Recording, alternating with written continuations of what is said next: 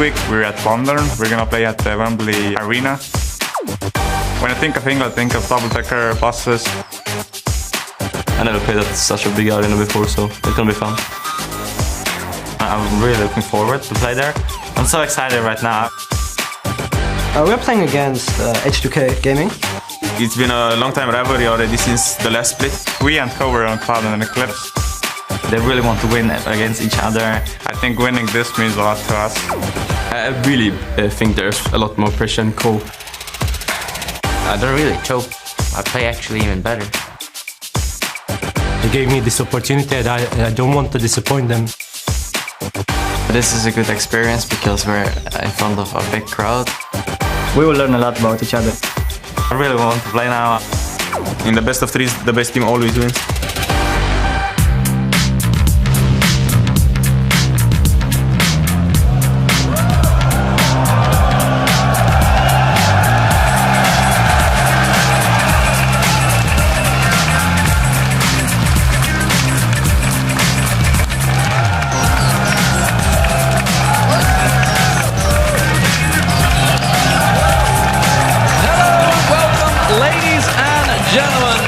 See, we are broken out of the studio in Cologne, Germany, and we are broadcasting to you live from London, England. I am Lee D-Man Smith, and I'm joined by Trevor Quickshot at me. That's a Vuvuzela! That was a Vuvuzela. It is going to be a very special weekend, ladies and gentlemen, of League of Legends action. Yeah, and it is great to be here at the historic SSE Arena at Wembley. And what better way to start off our day than with the European Challenger Series finals. I think they like you, my friend. It's good to be casting at home. It is, and we do need to give thanks to everyone here and our friends at Coca-Cola. This is a best of 3 for the Summer 1 title between Ninjas in Pajamas and H2K Gaming. Yeah, and immediately after the final, of course, we'll be kicking off week 5 of the European LCS with a top-of-the-table clash between SK Gaming and Alliance. That's going to be followed by the super hot crew. They're going to be facing the Copenhagen Wolves. Millennium will then do battle with Rocket, and Gambit Gaming will go up against Fnatic. But first, here is a look at the path that the Ninjas in Pajamas took, and H2K, of course, took to make it to the finals. As the #1 seed to lead off the tournament, NIP went 4-1 overall. The only loss was against Ocelot's Gamers 2 in the semi-finals. Yeah, now the second seed, H2K Gaming, also went 4-1, only dropping a single game to Lublin Shore, but they still secured the victory in the last round. So yesterday, Gamers 2 did actually win that battle for 3rd place, meaning that they will automatically be entered into the Series 2 quarterfinals. Meanwhile, their opponents, Lublin Shore, and the rest of the Challenger teams must now re-qualify and play 2 elimination games to return to the bracket for the Summer 2. And of course, in the Challenger Series, victories mean points. The teams with the most points at the end of the Summer Series 2 will get a chance to compete for an LCS spot, so their scores are very important. Yes, they really are. H2K Gaming and Ninjas in Pajamas are both sitting pretty at the top with at least 7 points. Whoever wins here today will earn 2 more for a total of 9. Never do math on stream. That will close out the first series here in the Challenger. Yeah, Gamers 2 is in 3rd place with 5 points for their victory yesterday. Lublin Shore is now 4th place with 4 points. Denial Esports, SMW, and SK Gaming Prime, and of course, Unicorns of Love, all ended the tournament with 1 point. For more information about the schedule, the teams, and the players, head over to lolesports.com, where you can find all the information and much more. Yeah, you can track how all the teams are performing both in the Challenger Series and the LCS on the road to the Summoners Cup. You can even vote on today's matchups. Just give a thumbs up to the team that you think will win on the schedule, and we will be checking in before each game to see how everyone voted. Yeah, and to find out more information about the upcoming shows back home in Cologne, Germany, click on the tickets for all of the details. And now let's head on to today's final. It is Ninjas in Pajamas against H2K Gaming. Ninjas in Pajamas, they've gone through a number of changes since you may have seen them last. So let's guide you through the team as they are right now. NOP's starting top laner used to be ex-Gambit's mid laner, Alex Ich. But sadly for this event, Mozilla will be stepping in due to visa issues. I know, guys, it's not good. He has, of course, played alongside Reckless when playing for Fnatic Beta, and has also played with Exile in the mid lane, of course. While Mozilla definitely has some Challenger Series credentials, he will have some big shoes to fill, as Alex Ich, of course, has been dominant for NIP in recent weeks. Yeah, I couldn't agree with you more, G-Man. Alexic destroyed in several games last week at DreamHack Summer and in the semi-finals for the Challenger Series. So Mozilla will need to channel that same level of control if he wants to have a positive impact, especially against Oduwamne, who's a very strong top laner. He plays standard meta tanks and bruisers that we're used to seeing, Jax, Shyvana, Trundle, so we'll see if he's going to stick to that or pull something fun out for this final. Well, Ko is the jungler, and he is the phenom that everybody was talking about last spring when he played for Cloud9 Eclipse. Unfortunately, he was too young to compete in the promotion series, but he's tipped to be a future star, that's for sure. Yeah, many viewers are going to be familiar with this guy. He's an incredibly talented jungler, he's hyper-aggressive, he's gank-heavy, and he looks to impact lanes and counter jungle with ruthless efficiency. Let's see if he can do it. Well, Exile came in to replace Nukeduck in the semi-finals, had to go toe-to-toe with Ocelot.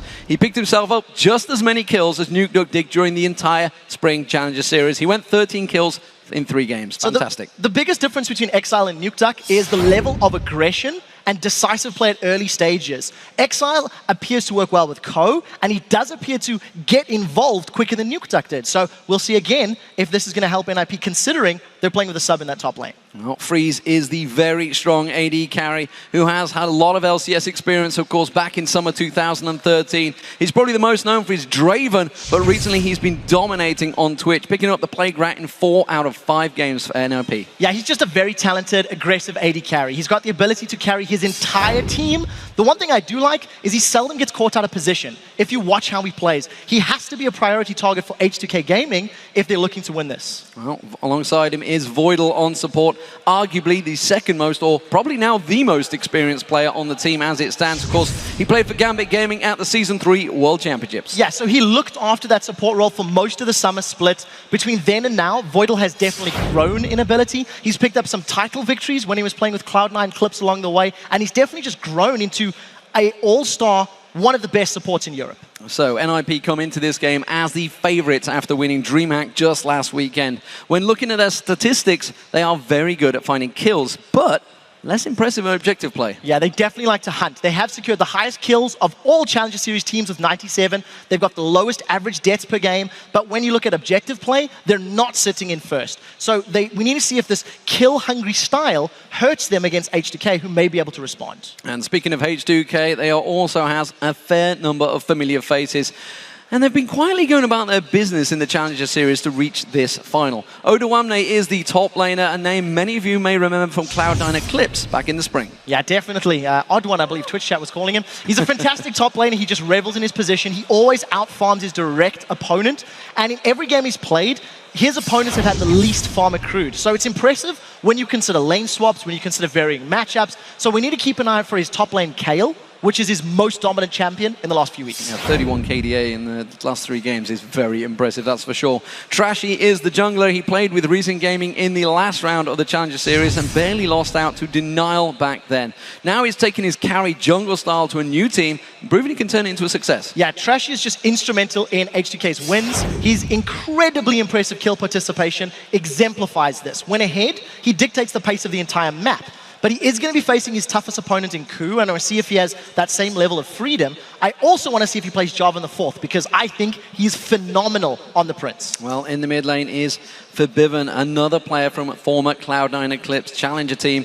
He was also known for his Riven play, but has transitioned very well to the likes of Orianna and Nidalee with much success. Yeah, so Fibin's just an all-round solid player. He plays assassins, he plays bruisers, mages, poke, anything his team requires, and I do feel his highest impact is when he's on those assassin champions, but when you look at the team's picks and bans, it's very clear that Forbiven plays what his team needs, not necessarily what he always wants to play. Well, alongside him is the 4th former member of Cloud9 Eclipse.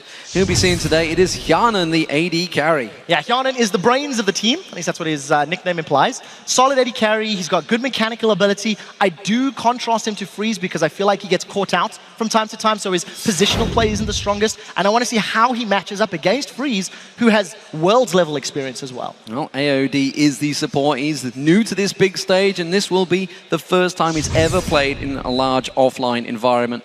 That's a hell of a lot of pressure when you sit on that stage and look out at this crowd right now, because let's see if the synergy with Hjanen continues to work as it has online. Yeah, so the thing about AOD is the passive support. He tends towards those reactive support champions like Morgana, like Karma. And in the games I've seen, he's definitely, again, more reactive than proactive in terms of making plays. But it was his engages against Lublin Shaw in the semifinals that kept H2K's hopes alive. If he wasn't on point with those soul shackles, I think they would have lost. I don't think they would have made the finals. So all props to him for turning things around on a reactive champion like Morgana.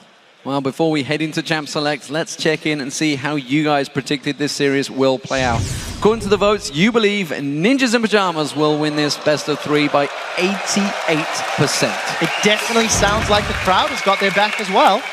But it only matters in-game, it only matters in the field, and we'll have to see. Very interestingly, just before we get to picks and bans, all 6 members of the Cloud9 Eclipse roster are playing this weekend. And the reason I say 6, you've got all 5 of the core team playing in this game, and Santorin, who was their substitute, is playing for Coast, and he's playing in the NA final tomorrow. So Cloud9 Eclipse definitely proving they had very good sourcing in European Challenger players. I like the irony that he switches to NA and then still plays the final in Europe. Gotta be happy about that one. Anyway, picks and bans going to be getting underway in just a second. What are we expecting to see from these teams? Twitch has been a big, big figure for Freeze, and I'm guessing Hjarnan's going to be after it as well. So I asked Freeze earlier if he was going to get his hands on Twitch, and he looked at me and he said, they let me play it in the semifinals, and I got to play at DreamHack. So I don't know if the teams are going to prioritize it, but I definitely think it is a consideration. The only thing is, Freeze can have that same impact on Lucian, on Draven, on other champions. So it's very difficult to measure it. I want to see how the junglers play out, because I think Ko and Trashy are both very key components of their teams when they're winning. And considering them 4.9, you know, Lee, Elise, and Eve being the priority tier picks, we've been seeing in North America when junglers get banned out, we've seen Jarvan, maybe Vi, maybe Nocturne. So that's where I think my focus will be. Well, here we go. Picks and bans about to get underway for the first of this best of 3 series. Ninjas in Pajamas, of course, starting out as the blue team with the first ban will go towards them. So it is going to be Morgana there. You talked about AOD's Dark Bindings landing straight away, targeting that support player. Yeah, but we have seen AOD playing Karma in the past. Thresh is still available as well. Voidal was a very big Thresh player. We know he plays Sona because Gambit made him play it last year. And in all of the semi-final series against Gamers 2, he also got his hands on Braum. There was a lot of very early pickups on the Mustached Menace, so we need to see who will get his hands on that later. Kassadin banned out by the red side, no surprises there. There's the Lulu ban, so taking that away from potentially for Bivin or Odoamne. We've seen it in the top lane a fair few times, and of course originally he was a support player, so a number of bans still targeted towards him. Lee Sin will be the next ban that's about to come on your screens. Now this does surprise me a little bit, because it's H2K that have banned it out rather than NIP. Trashy has, what, 1,500 solo queue games on Lee Sin. It's like the equivalent of Anivia for Froggen, I guess. Trashy is a very good Lee Sin player, but I don't think it's too surprising. In the previous Challenger Series in the first split, Ko on Lee was absolutely dominant, and he would get in everybody's faces, and he's a very good early aggressive jungler. But considering that Elise is still up, if H2K don't ban Elise or Evelyn, I think it is a consideration for first pick. Alternatively, if they want to play it safe, they can lock in that Braum, because again, it doesn't reveal anything. Braum will fit in a lot of compositions, and he synergizes with a multitude of champions. Kale also banned out by NIP, a champion actually I'm expecting to see pretty much 100% ban this weekend, actually. Evelyn, the final ban, so another jungle ban. That surely means that Elise has to be the first pick. No, they've left it open. They've basically baited them, said, you can take the route, we're going to take Elise. Yeah, so this is one of those situations where there's a lot of strong champions up and available. Ooh, you can see Freeze with all of the, you know, his notes, looking through picks and bans. By locking in Twitch, Freeze is going to the champion that he's played, as you highlighted, 5 out of his last 6 games. But it does allow a multitude of others through. Ooh. A lot of focus on Thresh from AOD. We need to see how he plays, because I don't know if he's got that playmaking ability in him. So this is what surprised me, because generally it's considered there is the holy trinity of junglers right now. 2 of them were banned out, which meant Elise had to be picked up by one of these teams. That's generally the 3rd one in there. But Jax is almost a poison chalice lately, because every team that seems to pick him up tends to lose, despite the fact he's a very strong champion. He takes a long time to get going. Yeah, that's the problem. He needs 2, 3, 4 items minimum before he's a completely terrifying threat. Most teams can run Shyvana into him quite effectively, and you can counter him in that regard. But what we also need to remember is, with 2 junglers being banned away and Elise locked in, we seen last week Jax was played in the jungle by the Copenhagen Wolves. Yeah. It's not necessarily the strongest in my mind because he takes even longer to power up, but it is something to consider, is something to keep in mind when we, look at this pick and ban phase. This is actually, with Yasuo in the mid lane, Riven's not a bad option. No, you do have shields. You can, melee v melee. It's going to be difficult, but the mobility of Yasuo might make Riven's life difficult. I don't think we're going to see this Riven, purely because Febiven hasn't run it recently. He has been playing the likes of Orianna, Nidalee, which is still up and available, but you won't run Nidalee into Yasuo as Yasuo is considered a counter. Jarvan in the jungle. This is something we've seen in the semi-final to great effect by Trashy. Trashy destroyed Lublin Shaw with his Jarvan. He had incredible tower dives, and I was blown away by watching his presence and his ability to avoid wards. That was one of the most impressive things about Trashy. He could get behind enemy lines because he knew the most common ward places and just use his flag and drag combo to mitigate that and reduce the threat. I do like Trashy on this champion, but again, it is all in. If Jarvan falls behind and he doesn't have the tankiness to stay alive in fights in the mid game, he's just going to get squashed. There's so much damage on the side of NIP. Trashy early, and he's all in. And of course, Braum being picked in there. Just like against Gamers 2, Voidal's managed to get his hands on this. He was the first man to play it on 4.9, so it has worked out very well for him. And of course, Shyvana in the top lane for Mozilla. I'm almost expecting an Orianna because it's the safe pick. It gives you late game. The only thing about H2K's comp is the Jax will need some time to scale. This is actually very smart.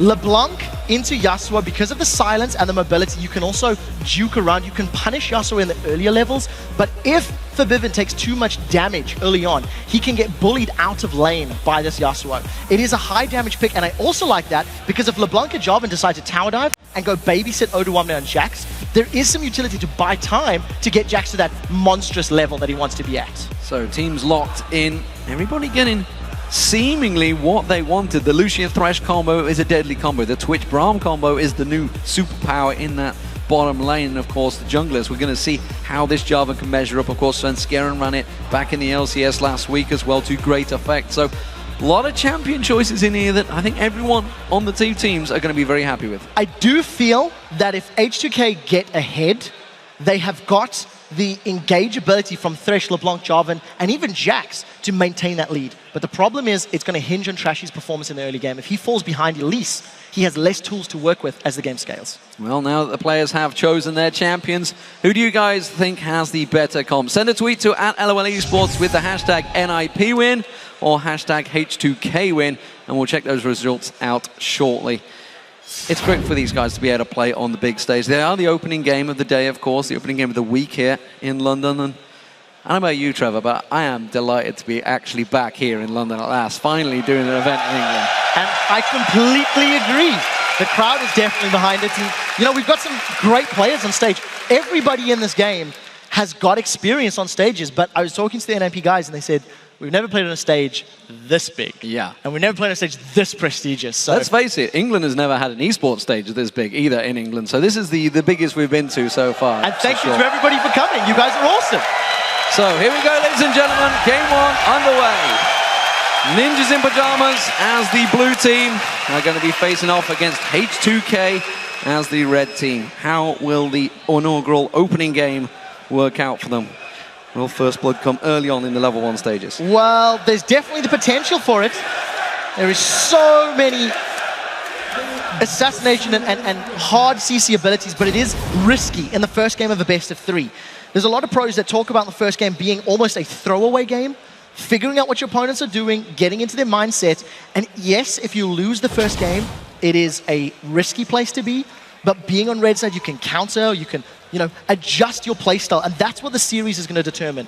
Who can adjust to their opponents better under the lights in this setting.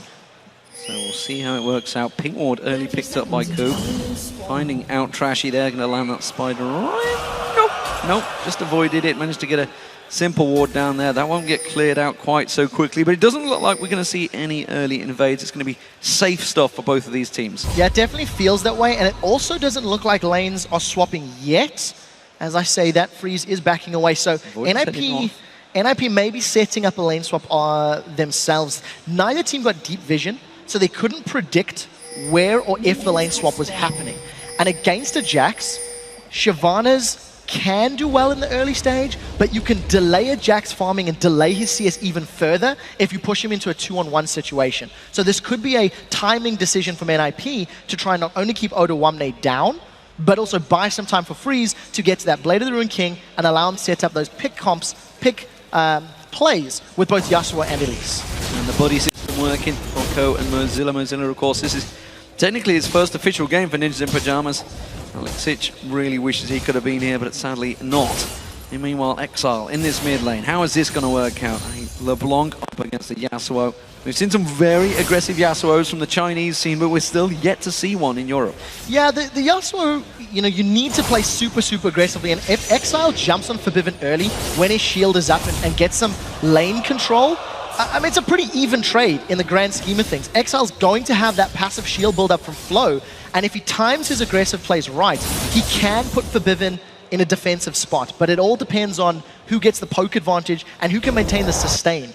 You'll notice that both champions have still got their pots. We've seen Yasuo's going the likes of Vampiric Scepters early just to survive in lane. So check this bottom lane out. We can see Brahm's heading down there, so it's going to be, looks like Mozilla and Brahm heading down towards this bottom lane. Mozilla, of course, still using that buddy system, still alongside Ko in the jungle, which is leaving Freeze all on his own in that top lane. And this is what we talked about. Trashy on Jarvan, avoiding the wards. He's snuck around from the NIP thanks to the flag and drag. Odo1 should have Counter-Strike. They're going to go all in on Exile. Here they come from the side. See if Forbidden can silence him out quick enough. Trashy coming in with a double buff. Odo1, he's got that Counter-Strike ready. Instead, we see him jumping away. He's going to get caught out, stunned out. That's Zilla going to go down. Flashes away. The Ignite's still running. Trashy has to follow through. One more hit is there.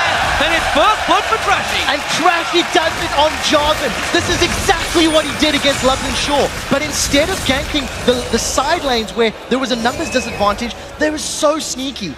Very intelligent play. Avoiding the wards, pulling in the support of Odo1 on Jax, and they get first blood. And actually, Mozilla using the teleport to get to the mid lane, make sure that doesn't get pressured down. Of course, there was 4 members of H2K there. They're both in the jungle, actually, just below Mozilla.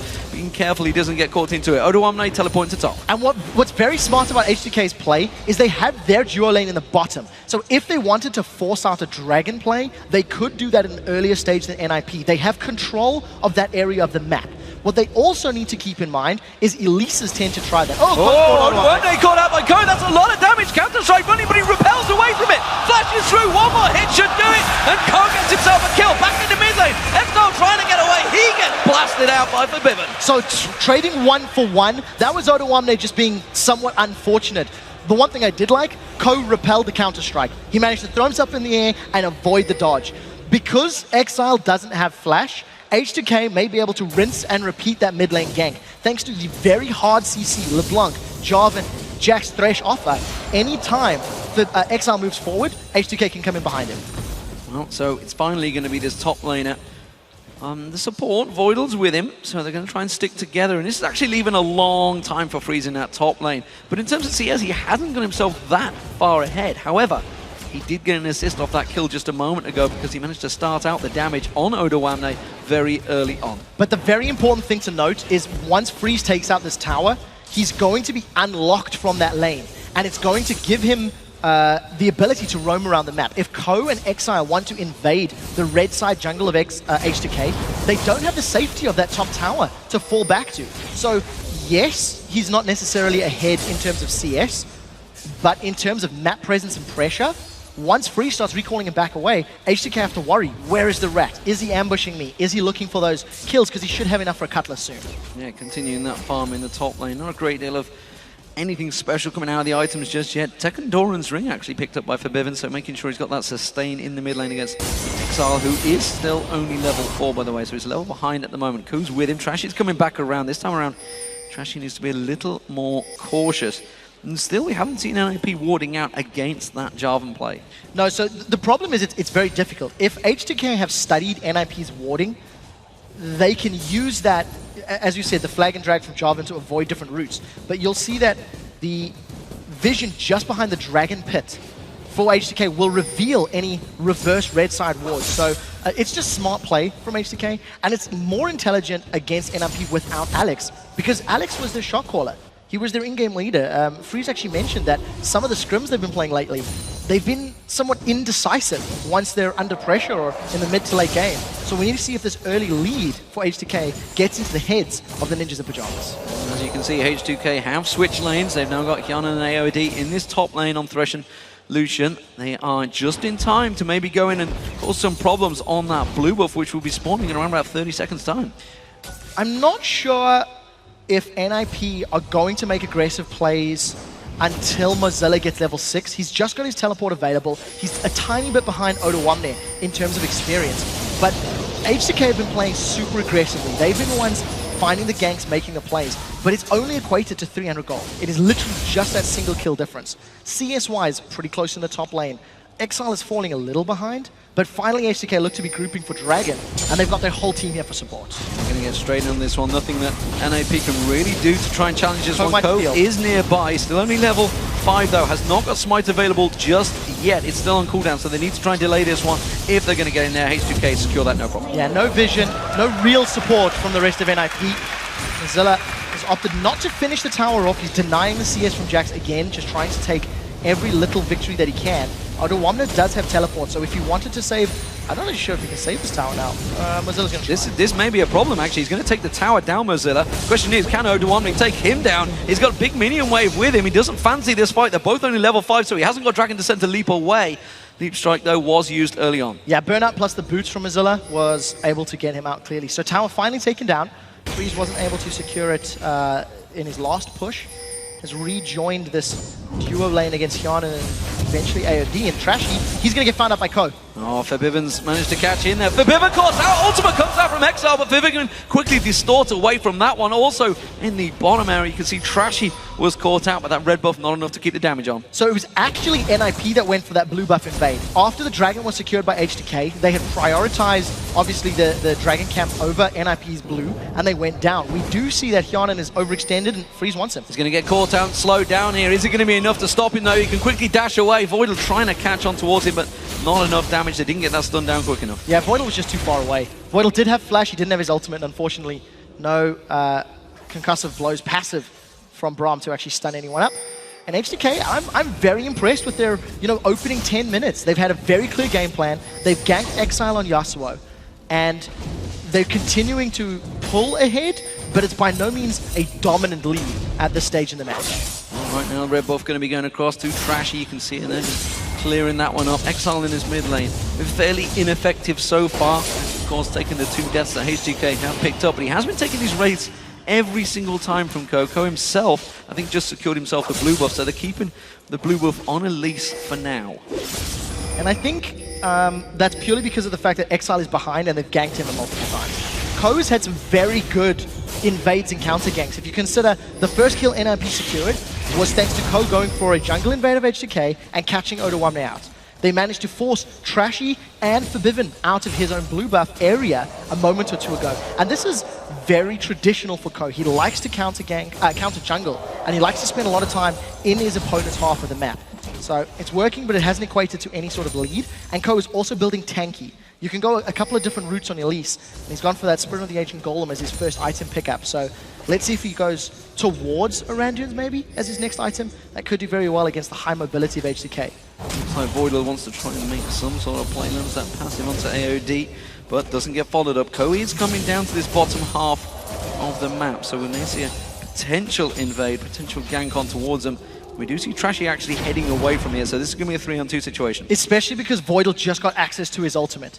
Because there's so much CC from both Braum and the Cocoon of Elise, if Hyanan and AOD overextend, we could see Voidal going in. But again, it needs to be very well executed because they have to lock one of them down for a prolonged period of time. Red ward placed out there by Mozilla behind the H2K jungle. Voidal still looking to try and create something. Fabiven though, look at this, they're closing in towards the top lane. And Mozilla, he's got to be starting backtracking quickly. He's going to get 2-on-1 here. Trashy's not getting close enough. Quick check, and you can see that the golems have already gone, but look at the bottom half of the map. We'll see how effectively Ko can come in from behind. The minion wave's not pushing against H2K, and you can see they feel something's up. Voidal... You walk past the ping ward. Yeah, Voidal and Freeze have gone very aggressive multiple times. There's a ton of pings from H2K, and they respond well. Good defensive warding. allows them to back off. I do want to highlight as well, NIP's composition can actually do well against the Jarvan Cataclysm because Shyvana, Elise, Yasuo, and Braum can all get out of the Cataclysm with their natural abilities if they time them correctly. So Twitch is the only one that can really get locked in, and for H2K they're going to be looking to try assassinate him quickly and then deal with the rest of NIP, primarily using Cataclysm as a disruptive ultimate as opposed to an entrapping ultimate.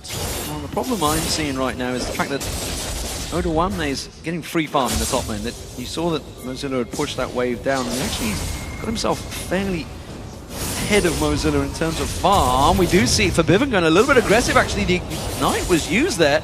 Wasn't really completely committed to the attack. They just keeping Exile away. Yeah, and the one thing you do see is Exile's managed to farm himself back up to relevance.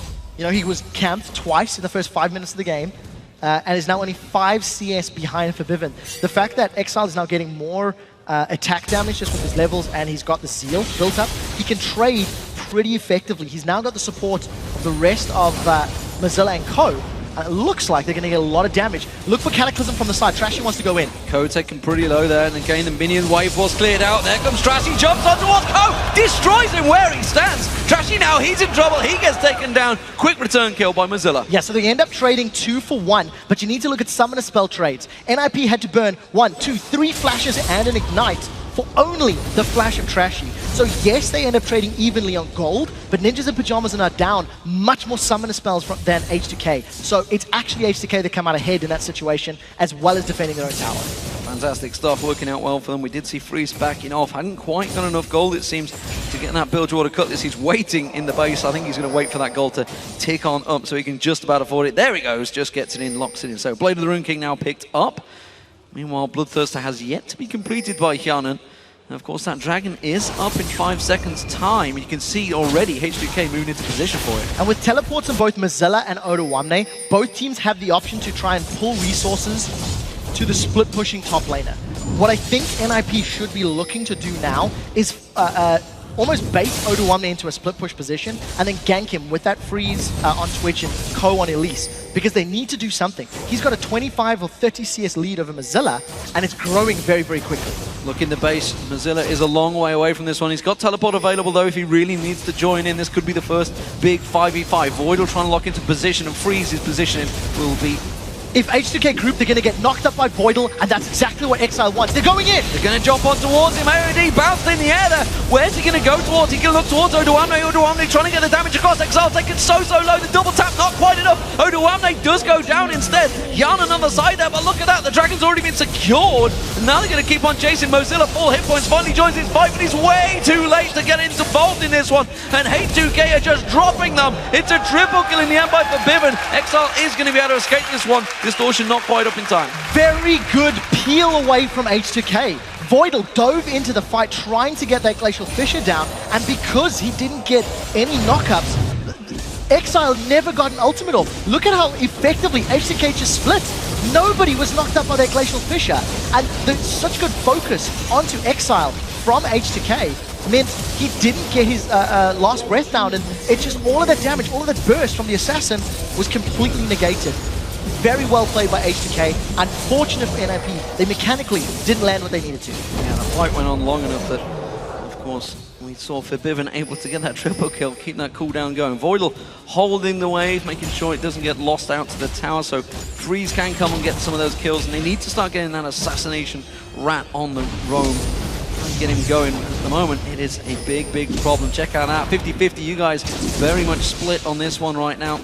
And warrantly so, because H2K has started off very well. They're going to dive on towards Odoamne caught out there. Good counter-strike goes down, but he gets locked up by the cocoon. Odoamne will go down, but he got the kill on Mozilla, so it's a good trade in the end. Yeah, they also got a kill on Exile in the mid lane. Now, what I do like about NIP is they did identify, if you can get Odoamne split pushing, they have the champions to actually gank him and punish him. Unfortunately, they took too long to start doing it, and that was why Odoamne got a kill in that top lane. So this just looks like a fairly simple 2v1, and Exile just gets shut down and locked down. Yeah, caught out completely, no way out of that one. So H2K starting off very well here, 9-4. And I talked about Jarvan earlier on. I know Shyvana takes a while to get going, but he's now 30 CS behind. That's a big differential when you're up against the Jarvan. Jax rather, sorry. It really is. He can't really win these trades. Odo1's got a good place. He's working towards this Trinity Force. And because he's got so many threats from Trashy and Forbiven, if NIP opt to focus one of them, one of those sort of solo laners down, the others can finish off. Forbiven is looking to pop Code. He needs to make sure he gets that silence before the hell goes up. He's 4-0-3. He's already got the Morellonomicon and the Rabadon's Death Cap almost completed. He is going to be a beast. All we're seeing right now from Exile is the static shift. He cannot compete right now in this mid lane. No, he really can't. And the problem is, because Exile is so far behind, once Odo1 continues to split push, there's no one from NIP that can truly contain him. Mozilla may be able to delay him, may be able to kill those minion waves and hold him off towers for a limited period of time, but eventually Odo1 is just going to start ignoring him and going for towers. And maybe a tower dive here from H2K. Well, he puts the ward down, it's going to give him vision, but I'm not sure he's going to be able to get out of this one. Even in a 2-on-2 situation, there's a lot of damage from H2K here. We got play to the Rune King already on Jax, who pounces on Counter-Strike, lands quickly, locking him up. He goes down in seconds, and now Code's got to be careful. He's trying to get on towards Forbiven. He has found the right Mimic to get towards, but you can see it. Odoamne's there, he gets him! Gets the shutdown bonus. Can he turn it around on towards Odoamne? Odoamne putting some big damage back on towards Code. Odoamne is just chunking absolutely everybody. Exile should be able to get this tower. He does. He's looking for a fight with Trashy as well. Does he fancy this one? He has got a level advantage, but in terms of item-wise, they are pretty even, because still, as we mentioned, Exile yet to get that big damage item. That's the top tower for Odoamne. So they end up trading kill for kill as well as tower for tower. But I do think this is a little more important for NIP, because with both the middle and top towers down, it allows NIP to try get into the blue buff area of H2K and just focus all of their resources on this bottom lane to regain control of the Dragon Pit. They're down 2 dragons, they're down 4,000 gold, and if NIP do not stop the rots right now, H2K will be too far ahead for them to come back in this game. Well, Dragon just over 2 minutes away. Freeze needs to get rocking in this game. He's barely been seen, honestly. He's just been farming up, but you can see he's actually behind on Hyanan in the farm as well. Hyanan, the brains of the team, it's what it means in Swedish, or so we're told, at least. Anyway, we're either being trolled quite badly, or that's the actual case. But Freeze, he's really not been unlocked. We saw him obviously in the top lane. We thought if he takes his tower down quick enough, he's going to be able to get out. But look in the top lane again. They're looking to gank up on Mozilla. This time around, there's no tower to save him. Forbiven's closing. H2K are doing what NIP should be doing. NIP should have been focusing this Jax, trying to shut him down, get Mozilla into a lead so that Mozilla can 1v1 Jax. Because they do scale effectively, but obviously they go in different directions. Mozilla's going to be building and itemizing and working towards a big team fight presence. And if Mozilla was able to get, the CS that Odoamne currently has, NIP could force team fights. NIP could let Mozilla dive in with Dragon's Descent and then be backed up with Exile. That is not available to them because Mozilla will just get popped. He hasn't even built any magic resistance, so Forbiven can continue to punish him until Mozilla gets some of that MR. Yeah, Mozilla trying to get as tanky as he can, and that's rightly so when you're up against the Jax, who's 50 CS ahead of you. But frankly, you can't compete with him anymore. I mean, he does get a little bit of magic resist off the Dragon's Descent, effectively the same as a Negatron Cloak, but that's not enough when you're looking at LeBlanc, who has that Rabadon's Death Cap already completed along with the Necronomicon. Morellonomicon. It's the technical correct name, but Morellonomicon is what we called it in this game. Yeah, so at this point, it's all about H2K. I just think they've had fantastic ganks, which has then led them to Dragons. Now, the previous team fight, NIP initiated it, and it was a poorly executed Glacial Fissure from Voidal, which meant Exile couldn't get damage down. So Dragon spawned, Mozilla once again is late to the party. Dragon's well, that's gone, that's gone. They're not even getting close to that. That's so much damage now coming out of H2K. NIP way too slow to react to this one. And now they're in a tricky situation because there's a lot of members of H2K moving in towards this mid lane. They're not going to follow through. They could have pushed that mid turret. Yeah, they could have. And I hate to call Mozilla out. He is struggling, he is behind already. But he was again late to the fight. In the previous Dragon Engage, Mozilla had back to finish his Sunfire Cape. He did have teleport available, and maybe if that fight had worked a little differently, he could have got there in time. But again, he's just not on 100% the same page as the rest of the Ninjas in Pajamas. And keep in mind, he was only subbed in this last week and a half. So there is an adjustment period, and he seems to be struggling. Yeah, H2K currently 5,000 gold in the lead. Looking good. Let's see what they can do now that those outer turrets are starting to crumble. Just the bottom one remaining for them to keep on pushing. You can see Freeze back down here, keeping that farm going, keeping ahead just about against Hyanan.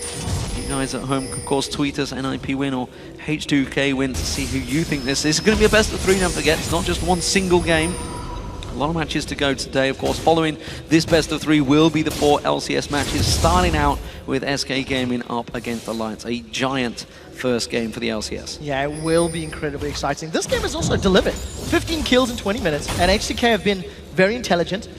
They don't know they stood on top of a ward, so looking to jump on anybody moving to red buff. But look at this, NIP's come up. Freeze is ambushed in.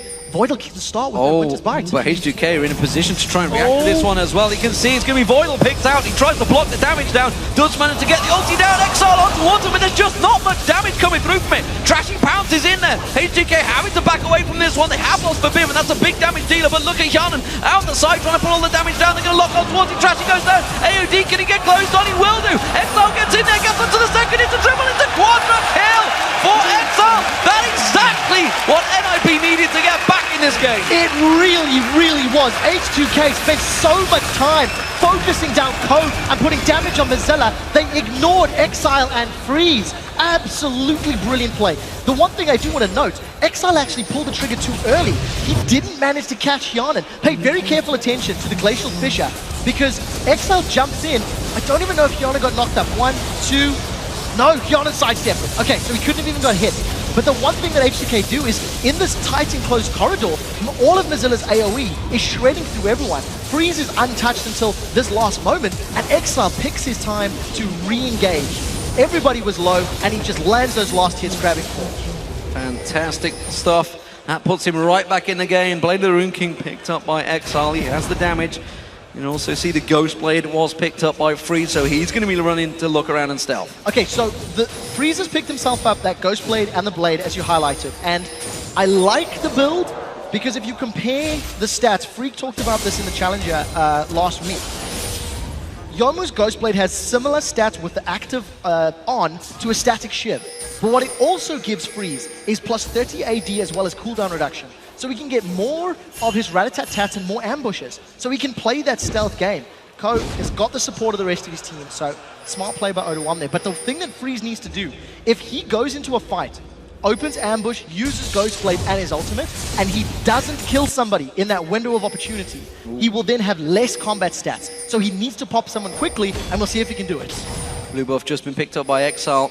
H2K in good position around this jungle area. Ko's going to come around the back, but instead it's going to be H2K collapsing in towards Mozilla. Hooked in there, they're going to dive on towards Exilla. He's trying to take all the damage, taking it around. Meanwhile, Trashy's pinned out down the bottom here. Trashy will get away there, just slides on through. Voidal comes around the side, one more hit should do it. Freeze manages to get the poison tick on towards him. AOD now going to be the target. Exile chases on towards him. Does manage to put a good wind wall up. That's AOD going down. He's locked up, and that's a 2-for-1 exchange. This time NIP once again in favor. It's 12-12. They can go to Baron. This is going to be very, very risky for NIP. O2 there has a lot of chain CC if he can get multiple targets, and Forbidden can pop somebody. But it's a 3v4. Whoever lands the first crowd control is going to be in the advantageous position here. Baron's being melted. Smite is available for Ko. Here comes H2K. The Cocoon lands on O2 there. They do not lock on towards Hyanan quite close enough. They've kept the Baron alive. He's managed to tick down. He will be going down very quickly. They're looking to peel. You can see O2 once again. This time forced out. There's no ultimate available for Exile just yet. They're taking a lot of Baron damage. This time O2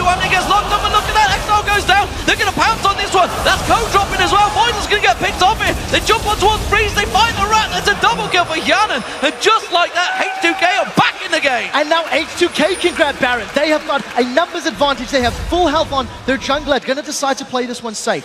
The problem for NIP, they needed to have backed the moment Freeze took all that burst. The delay in that call is what cost them. Forbidden can always re-engage because with the Morel and Nomicon, with LeBlanc's low cooldowns, he's just going to get a multitude of spells off over and over and over. And NIP, unfortunately, just didn't have what they needed to get through that Jack's frontline. And look at that, Forbidden's got 4, that's probably the 5th spell he's got off during the course of this fight, and he even gets away with his life. 2 Trinity Forces were picked up after that fight. 1 for Jax and 1 for Lucian.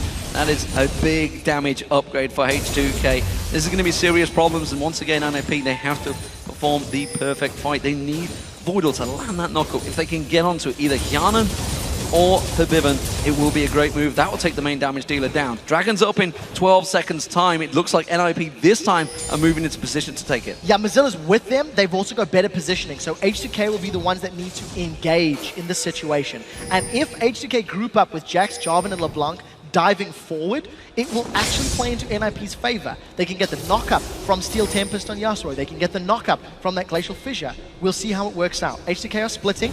They don't want to get a multi-man, and Freezer started. Freezer started. Ratatat is running, but he's going to get caught out. A lot of damage go down on towards him. Hjanen's going to get focused. He's been caught out the back, coming around the backside, though. You can see Jax Odoamne jumping straight in towards it. Odoamne, he's tanking every single member of the team. And now you can see H2K turning this back around. Just to the side, there's Hjanen, still untouched. They've moved to the tower. They hook Mozilla in towards the tower. Ko gets focused on. He repels away. He's got nowhere to go. He's going to drop straight down. H2K all very, very low. But Mozilla's going to get picked up around the side. Odoamne once again. Hjanen comes inside them. Gets the ace on NIP. H2K take them down once again. A 4-for-1. 5-for-1. NIP needed to get every member of H2K. They committed on 3 and they didn't get the kill onto Hjanen. They did not manage to blow him up.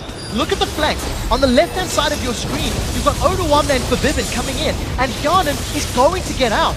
Exile and Mozilla are too far away. So when those dive buddies of Jackson LeBlanc lock up multiple NIP members, there was just not enough tools for them to get away cleanly. Lose your damage dealers of Yasuo on Twitch, and that's it. You're done. Baron picked up by H2K. That's a big, big issue now. What are NIP going to do about this one? You can see this is the end closing up. The cleanup crew comes through for H2K. And no doubt about it. Quick sidestep here from Hjanen. Nicely done. Very nicely done as well. Hjanen is just doing, he's playing his role correctly. He hasn't been required to win the early game. His teammates did that for him. And now when he's under pressure from NIP diving onto him, he has actually avoided a lot of the damage that he needs to. H2K with an 8,000 gold lead with all of the stats that Baron gives them, as long as they keep playing the team fights the way that they are, they should close this game out. But keep in mind, we're only 3 towers to 3. Neither of these teams have made inroads into their opponent's half of the base, and that's what it's all about. H2K will clear out this dragon. I don't think NAP want anything to do with it. They stepped away from the fight here. Where are H2K going to go towards? Can they push through that mid lane? I think in the last fight, I think they just really didn't count how much damage H2K had built up after that failed Baron attempt. I don't think they realized how many items were just completed from the back of that fight. Also, Freeze was the one that initiated in the alleyway. He popped the Ghost Blade, he popped the Blade of the Rune King, and he didn't assassinate anybody. The moment that Ghost Blade runs out, he loses a lot of the combat stats. And if you contrast a Bloodthirster Last Whisper Trinity Force against a Ghost Blade Blade of the Rune King, he's actually behind in outright combat stats. So Freeze, again, he's all-inning on this assassination playstyle. If he doesn't assassinate somebody, he's going to fall behind. Blue buff continues to go to Ko, and then NIP now have to play defensive duties here. H2K, where are they going to go? It's their turn to push. They've had this Baron buff for a good solid minute already. They've not really made a great deal with it other than taking that single dragon, which they could have done without anyway. So this is the problem for H2K. If they group up in the narrower corridors towards towers, they do run the risk of those multi-man ultimates, and that's the only thing that can pull NIP back in there. Finding a pick-off on H2K when they're on the sides, or getting those big multi-man last breaths, which is what Exile needs to do. Mozilla's got teleport, so he's going to arrive at this defense maybe a little late, but the minion wave has already been dealt with. Next one is Kong lining its way down there. Trash is going to try and sneak around the side, but they have good ward coverage still at the moment. NIP have their own jungle. As you can see, Trash is clearing out. Minion wave comes in, but they have good clearance. They can quickly blast it down, but that's a lot of damage on the tower. Mozilla takes a big burst, and that tower goes down very quickly. H2K, will they keep pushing? I'm not sure they will. They want to rotate around and take some more outers. Yes, that's definitely what they should be doing. What H2K are not doing necessarily well is letting the side lanes push for them. Had H2K planned a little further ahead and got those minion waves pushing faster, they could have rotated immediately from middle tower to bottom or middle tower to top. Unfortunately, now they have to split up. Odoamne's going bottom lane, Diana's going top. And I don't know if they're going to recommit to going that deep into enemy territory. So, small misplays by H2K. But again, they're far enough ahead that it's not game-changing by any means of the imagination. And if you look at Mozilla, you know, down 3,000 gold, and item-wise, he's got a Negatron Cloak is his only MR. That's the only MR item he's built up against Febiven with Death Cap, Needless Large Rod, Void Staff, and Marina Knock. There's a full 30 seconds left on this Baron buff. It's enough time to take this tower down if they commit to it. NIP have wisely gone wide around the jungle area. You can see HDK was setting up to try and create something. Mozilla hooked in. That's not really the target they wanted. Well blocked off by Voidal as well, mitigating all of that damage. Or that NIP could have gone in. Yawnin was caught by a cocoon, and because NIP are so far behind, they didn't want to run the risk of throwing everything at the AD carry. HDK now, they're going to focus the tower. They've started the fight. The focus on AOD, I'm not sure that's the right target. Voidal just gets destroyed where he stands. Straight locking in there. Good ultimate from Exile, but just not enough damage to follow on through. This time the Rat is just going to get taking all of that damage from the Cullen. He's having to back away. That's another tower, and 3 kills for 1 to HDK. Yawnin completely untouched that team fight. Exile threw himself in with the last breath, only managing to take out AOD. And Febiven, while he went low, he's in no threat of going down. HDK going to tank up the inhibitor turret and may even decide to push further. It's a 4-on-2. Here comes Freeze. Ghostblade's not available, keep that in mind. Oh, big burst damage there coming out from Febiven. Catching on towards Freeze. That just shows how dangerous now Freeze's position is. In fact, there's so much damage built up. This is a replay. So, you know, Ku and the rest of the team, they're split on the left and the right-hand side. Last breath, it only hits AOD and Trashy, and Febiven, other than an auto attack in a tower, he actually wasn't under champion threat. I think NIP were not on the same page in that team fight. You know, HDK, they were split up themselves, and NIP was looking at different threats on different sides of the lane, and they didn't combo all of their abilities together. And they haven't actually been doing that all game long. So H2K stepping up in this game. Remember, it's a best of 3 series, but they have big advantages in this matchup. Next time is the top lane they're going to push down towards. They've still got that inner turret to go to in there, but 1 inhibitor down. It's going to cause problems for NIP. Of course, they're going to have to fight those super minions in the bot lane. Yeah, and I think the way H2K have played, they may just let the super minions do the work until Baron spawns. Oh, trying to set up a gank. And let's see if they can kill him They're quickly getting down towards Odoamne. The lockup's there. There's the stun. They've managed to stun him out. He's got nowhere to leap to. Counter-strike. They'll go straight to Freeze. Look at that damage. He can just turn around. Tanks up 3 members, no problem. And turns it back around. Cataclysm leaps in. Coco's out. Press R, goddammit. Get him out of that Cataclysm. Coco's down. Febiven is the one that gets the kill. And I think that just really shows how strong H2K are right now. 3 members on Odoamne couldn't take him down. No, they couldn't. They have not invested enough into controlling or containing Jax. So he is now so far ahead that he 1v3s for 6 or 7 seconds and comes out ahead. H2K with the numbers advantage can now seize the top inhibitor turret. Mozilla's trying to split push, but all this is going to do is give away another turret to NIP. Finally, Mozilla's recalling, but it's too little too late. Yeah, it's way too late for this party. That's the tower going down. The inhibitor will follow, and NIP are now faced with the challenge. Do they want to fight them in the open? Will they hold them out in the Nexus turrets? H2K wisely take their objective and step away. Yeah, H2K can completely disregard Baron and finish just with the lanes, but because Baron's 20 seconds away, they may just secure it anyway. With Super Minions top and bottom lane, the map is completely theirs. If anyone from NIP moves forward, they will be jumped on. Just off to the left-hand side is Mozilla taking that minion wave. He's in full vision of H2K. They're not going to go for it, though. They have got ward coverage here at NIP, so they're going to see that H2K have now grouped. That ward is timed out just at the right time, but they know... Gotta play Baron baits. It is a there. European game after all. I don't think that H2K really want to fight for it. They're all walking past the ward, so they're in full vision. 2 members.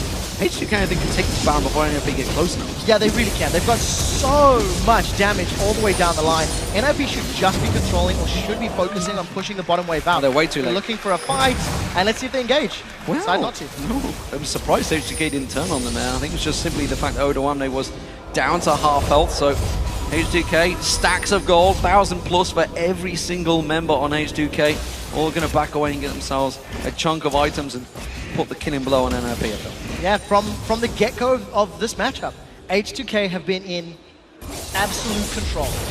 Their ganks on Exile with Trashy and Odoamne was just so good. We don't see a lot of Jarvan in the LCS, you know, and with the changes to junglers, why not see more of it?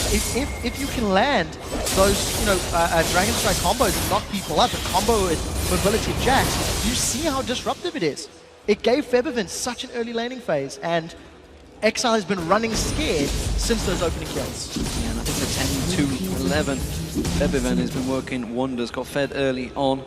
Has never really looked back. Exile has got that Infinity Edge completed, so if they can still land one of those perfect AoE combos, it may be enough, but I'm not sure. We saw it earlier on. It's very hard to take them down, especially with the health regen they now got. It is, and I don't think we've seen an excellent ultimate from Exile yet.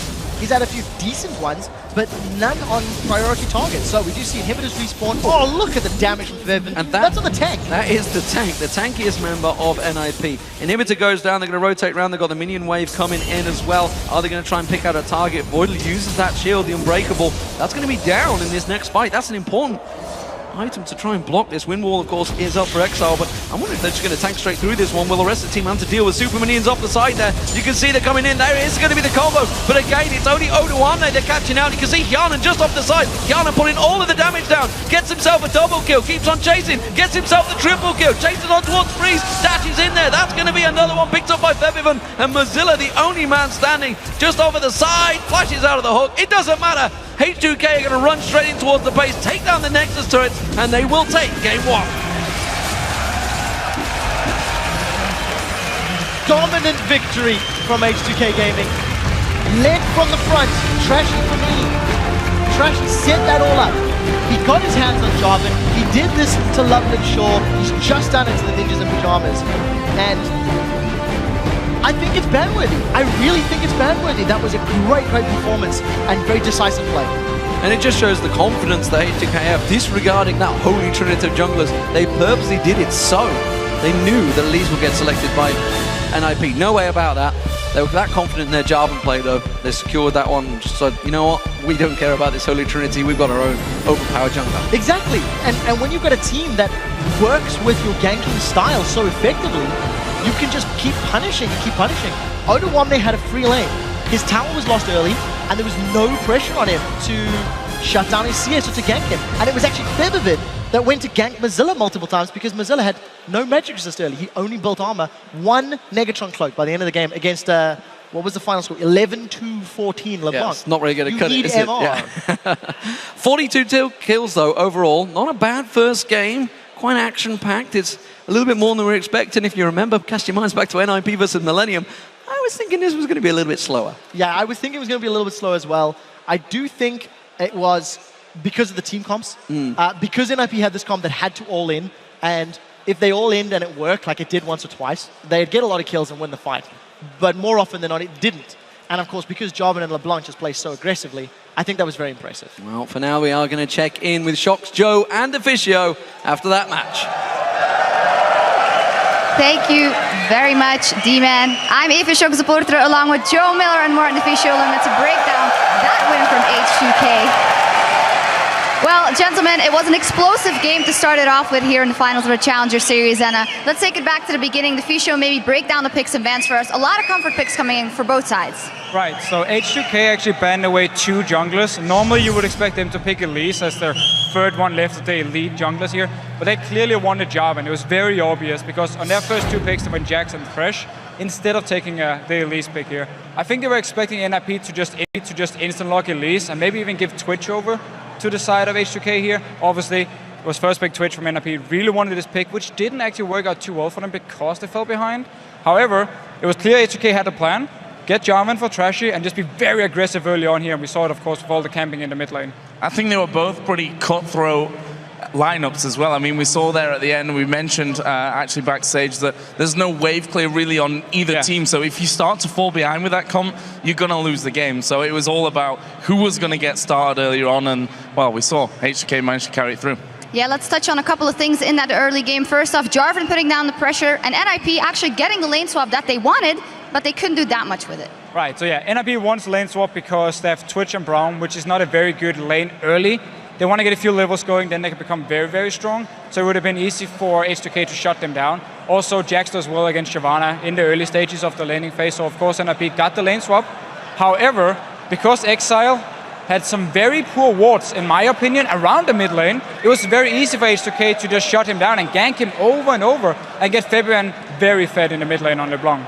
Also hard, though, I think, to ward out against this kind of team. True. We saw it for the saw first him blood, dodge around it, that Jarvan just comes straight through the back of the Dragon Pit. Jax jumps over onto his head, and you can't really ward every possible scenario for that. True. So absolutely, very sneaky Jarvan there, surpassing the wards. Now, whatever happens in the early game, you're only as strong as your team fight. So we're going to take a look at a couple of those team fights. We're going to get the first one up on the screen, actually, where the teams fight for Dragon, and it is H2K that chooses to, NIP that chooses to engage here. Right, so yeah, H2K already started the Dragon. It was an issue for NIP throughout the entire game, actually. H2K was always one step ahead when it got to start the objectives here. They're starting up the Dragon, and now the key thing for NIP in this fight is Voidal needs to land his ulti, knock up 1 or 2 members so Exile can use his ulti and just instantly blow someone up. So if you roll the clip here, we see the exact opposite happen here. Exile misses his ulti, Voidal misses the ulti here, so Exile is actually useless in this fight here. He didn't use it, he took all the damage, had to jump out of the fight. This was basically 4 versus 5 in favor of H2K. Therefore, even though they get 1 kill on the side of NIP, there's nothing they can do, and February just picks up more and more kills and becomes also strong on this LeBlanc. And doing really well, I think, in terms of rotating people in and out of that fight. They're making sure that no one went too low. Yeah. We saw LeBlanc coming in and out, in and out. Also, Odo Amne pulled off a brilliant strike at the start of that fight. Yeah. Just walked around the corner, I think stunned up 3 of them. Really, really good fight for H2K. Absolutely, and we touched on the Febiven build when we were backstage. He's going full aggression, has the Rabbit on Zedcat, Morellonomicon in there. No early armor actually for him. It did pay off. Would you say that's the way he played it or the way his team played it, and was it a good choice? Well, obviously it worked for him because you wanted to just try and snowball the game with as much damage as possible. However, when you're against Twitch and Yasuo, normally you really want to either just get some early armor or go full on for the Hourglass so you can actually protect yourself. And we actually do see here in the next replay we have, if you just pull it up on the screen, which is the team fight where NIP turns things around. If there had been an Hourglass onto February, he would have been in a lot better situation. So if you just roll the clip here, this time it's actually H2K invading onto NIP. But the great thing for NIP is Voidal takes all the damage. He's the target first. He gets a great ulti this time around, so we see the difference here. Exile gets onto February. Again, remember, no Hourglass, so he has no way to protect himself once February is onto him. So it's an easy kill, and therefore, with all the burst damage now gone from this LeBlanc here, NIP can clean up the fight, pick up the quarter kill, and get back in the game. Really, really well done. And I actually thought that that may just be a turn of it, but fact is that LeBlanc was pretty damn fed already. Okay, if you manage to target her out right at the start of the fight like we saw there, it can go your way, but we saw time and time again that he just came in the fight, did his damage, left so that he didn't take too much damage in the meantime, and then just came back in once the cooldowns were up as well. He was, in my opinion, far too far ahead. Agree, and it's one thing we really have to give H2K credit for. The targeting in team fights were pretty much perfect. I mean, the late game team fights was, okay, where's Freeze?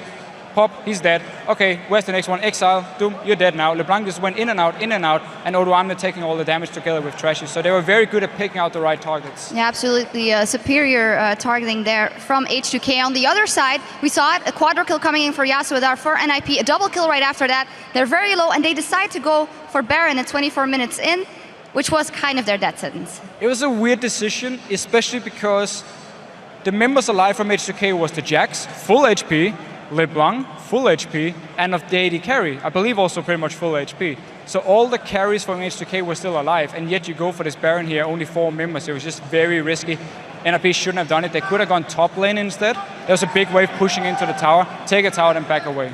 Another thing was, they saw them coming, they had vision of the backside, they saw them loop around, they had time to actually stop doing the Baron and completely disengage from that one and walk away from it completely. Chose not to, and well, we saw what happened. Luckily for them, I think, at least at that point, that H2K went decently low themselves and didn't do Baron straight after. And luckily for them as well, they can come back in the next game, of course. So guys, shortly, what do you think NIP can do to go into this second game more confidently? So I basically think pick and ban phase went okay for both teams here. I don't think they have to change up too many things. Obviously the LeBlanc was an issue, but that's because Exile didn't expect all their ganks on him early on. That's where the early kills came in, started the whole snowball. I basically think NIP, if they want to play this comp, have to be more decisive and have to play the team fights better, because there were some bad team fights and that's why they fell behind. And also, of course, to the early pressure from Trashy. I don't think they have to ban away Jarvan or anything. I think the great thing is it's a best of 3, right? So this is kind of always how it goes in a best of 3, that you feel your opponent out a little bit in the first game. You've got that 5, 10, 15 minutes in between games to maybe you can't correct everything, but at least you've got the time to talk about what went wrong. And I think you hit the nail on the head there when he said there were some team fights that just either were started off wrong or they shouldn't have just got into in the first place. Yeah, absolutely. We'll see what happens. But for now, we have to take a quick break. But when we return, it is Game 2 between the Ninjas in Pajamas and H2K Gaming. We'll be right back.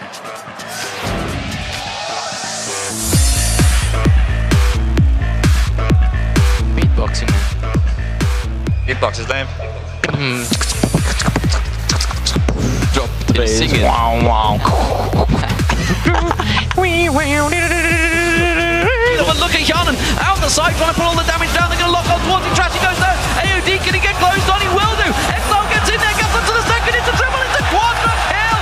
They're taking a lot of bound damage. This time O2 gets locked up, and look at that. Exile goes down. They're going to pounce on this one. That's Code dropping as well. Voidal's going to get picked off here. They jump on towards Freeze. They find the rat. That's a double kill for Janen. Bo gets focused on. He repels away. He's got nowhere to go. He's going to drop straight down. H2K all very, very low. Mozilla's going to get picked off around the side. O2 once again. Janen comes inside step. Gets the ace on NIP. Janen putting all of the damage down. Gets himself a double kill. Keeps on chasing. Gets himself the triple kill. Chases on towards Freeze. Dashes in there. That's going to be another one picked up by Flevivum.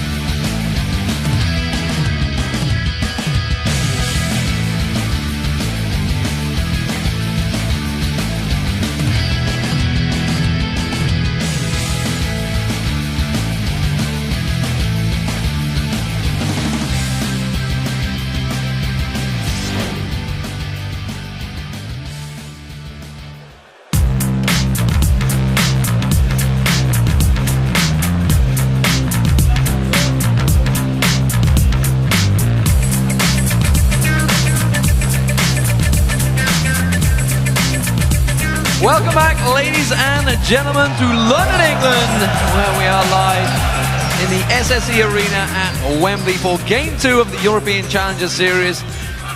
It is currently 1-0 to H2K Gaming. A great start for them, for sure. 42 kills overall in that game, and we've got to talk about Trashy, man. Fantastic pick. We talked about it. We were thinking, should they have gone for Elise? Clearly, he had another card in his pack. I absolutely love Trashy on Jarvan. He performed exquisitely against Lublin Shaw. He dominated this previous game against Ninjas in Pajamas, and I feel it is a ban-worthy champion against this man because I haven't seen him have the same level of impact on the likes of Lee Sin or the likes of Elise. So we need to see if NIP agree because we're about to jump into Game 2.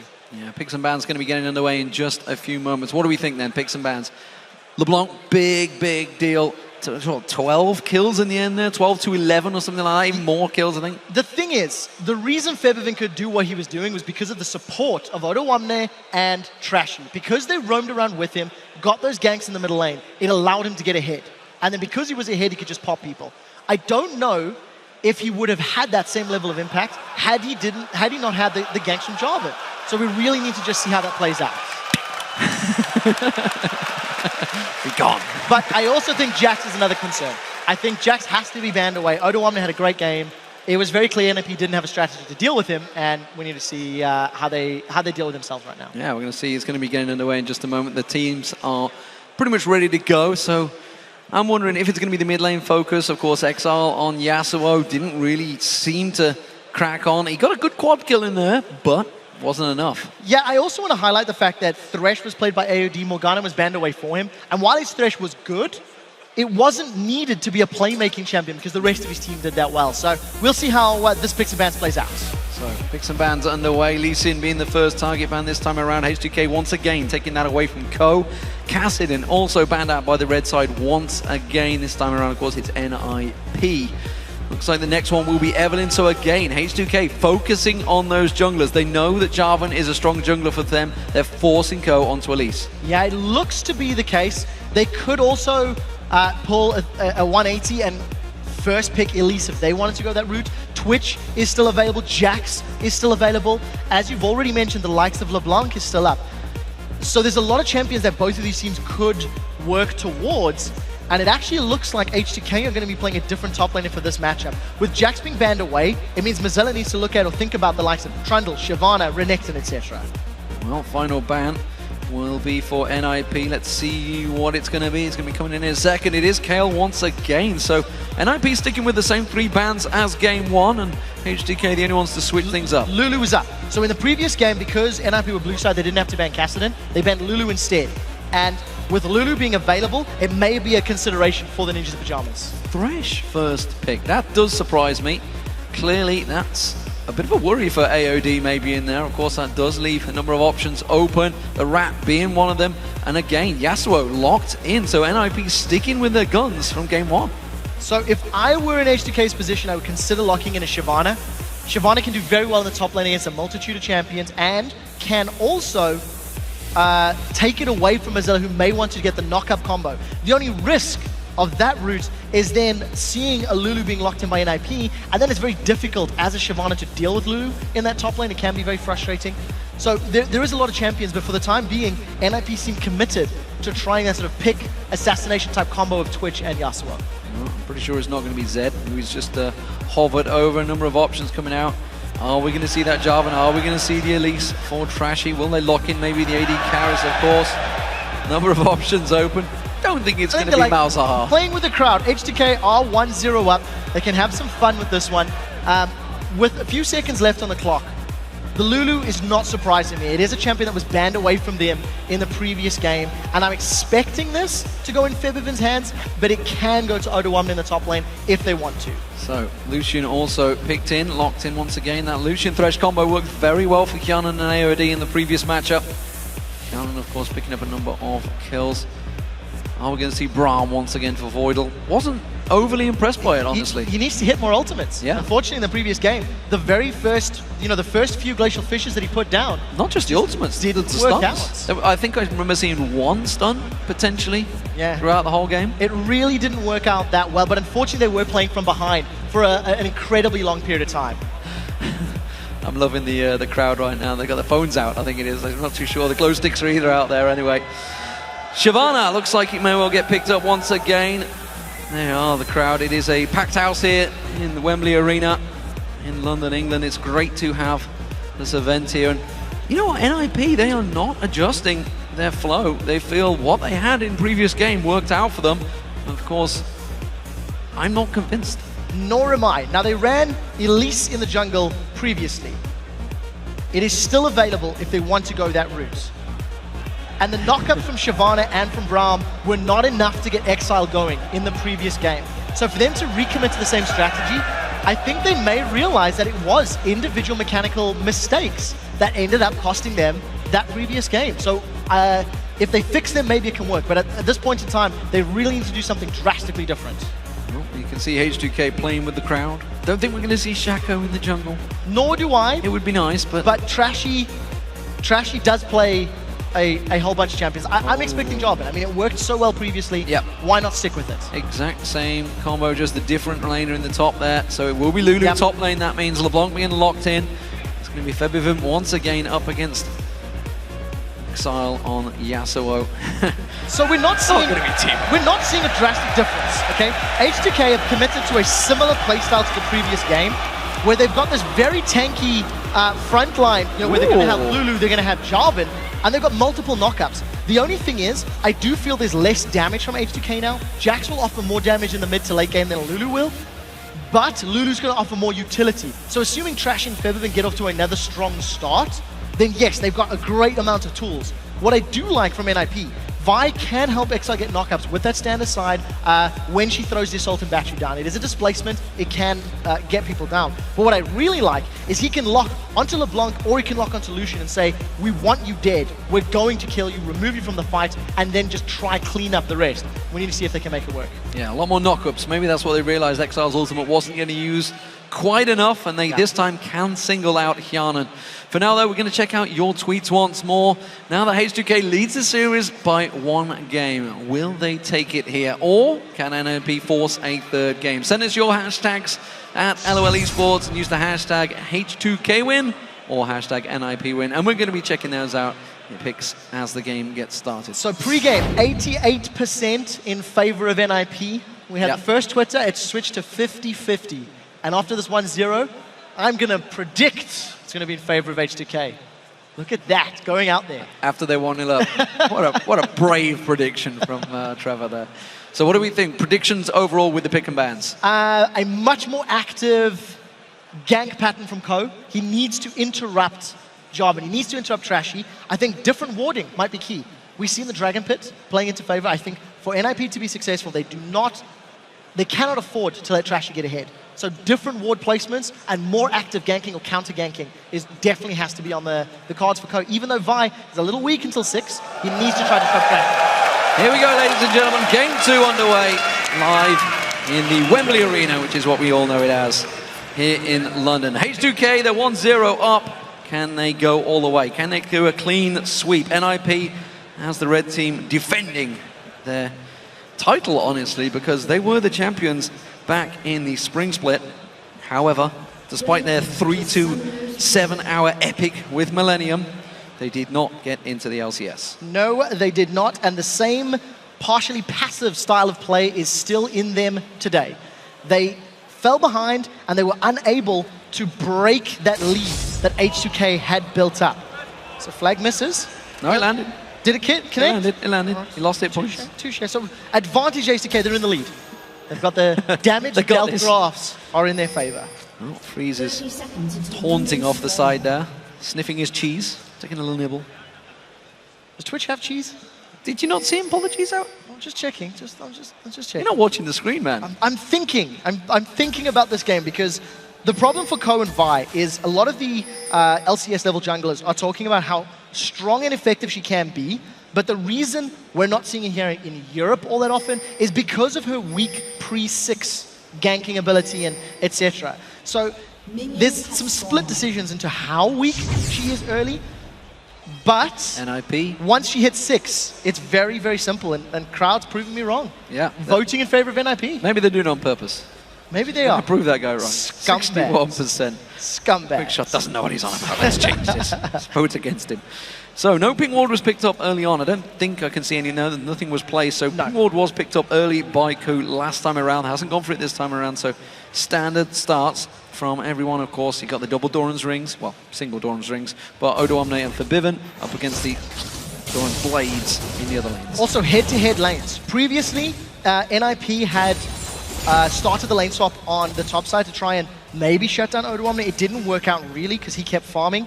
And also, Void'll spend most of his time babysitting Mozilla, if you remember.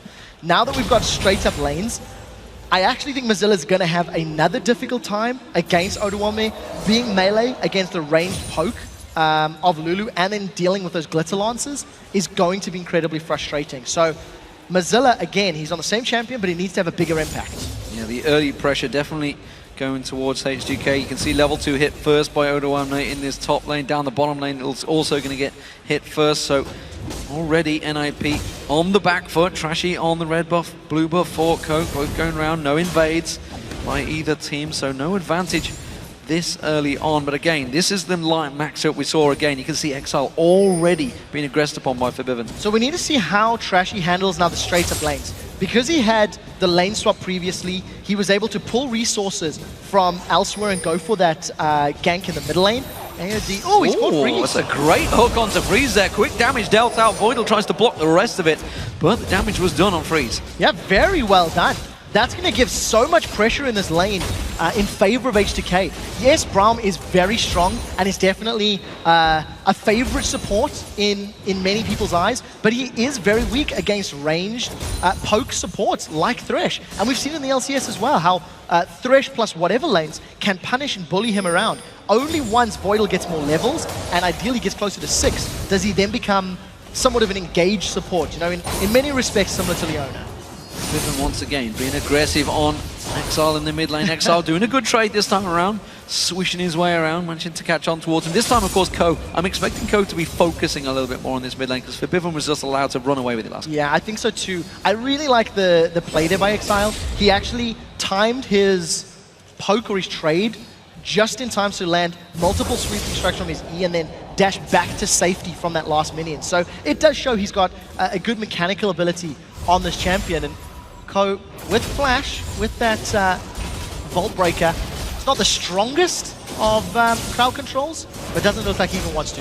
No, he's just in down as a precautionary measure, but they already saw that the ward was placed. Of course, being on, Vi can manage to dash across, just as Trashy can do, of course. There's that single Vault Breaker to dash across in towards those bushes, so maybe trying to get into some sneaky position. He could go middle. Trashy last time. Exile's in trouble. Exile's very deep on this one. Oh, he's caught up, locked up, the stun's there. He's gonna have to try and get away from this one. The flag attack comes in. It doesn't quite catch, doesn't knock him up, but Exile's still very low from this one. Trying to dash away from the minions. Any more hits will do. You can see one more last hit. There it is. It's gonna be Forbidden once again with first blood. Exile taking them on a walk around. Unfortunately, with Flash not getting him far away. AOD continues to punish Freeze and Voidal. That's an ignite. That's an ignite. Use Voidal with Unbreakable, stopping the majority of the damage there, but Freeze once again taken very low on health. Yeah, and he's behind on CS. Yana and AOD just continuing to punish this lane out. Relic Shield starts for both AOD and Voidal, and it's all about H2K again. The first aggressive play that Exile made in that middle lane, and he gets punished for it. Trashy just happens to be going past, and little unfortunate, but very well played by H2K. They responded well. Yeah, Trashy coming across to defend out this mid lane. That bottom lane duo is working very well. Hyun and AOD very much on the same page. You know, we were questioning AOD at the start to see whether he's going to be as effective alongside Hyun on this big stage, where it doesn't seem to be affecting him so far. This top lane though, Ko coming in, and he's going to get around the backside of Odo Omne. Odo Omne has used that speed already to try and get away. Good flash away from that Vault Break. Successful gank from Ko. He's on level 5, so he's getting close to having that Assault and Battery unlocked. And once he has that, he needs to rinse and repeat that gank. He needs to come top lane, shut down Odo Omne, alternatively go middle lane, because both Febiven and Odo Omne are flashless.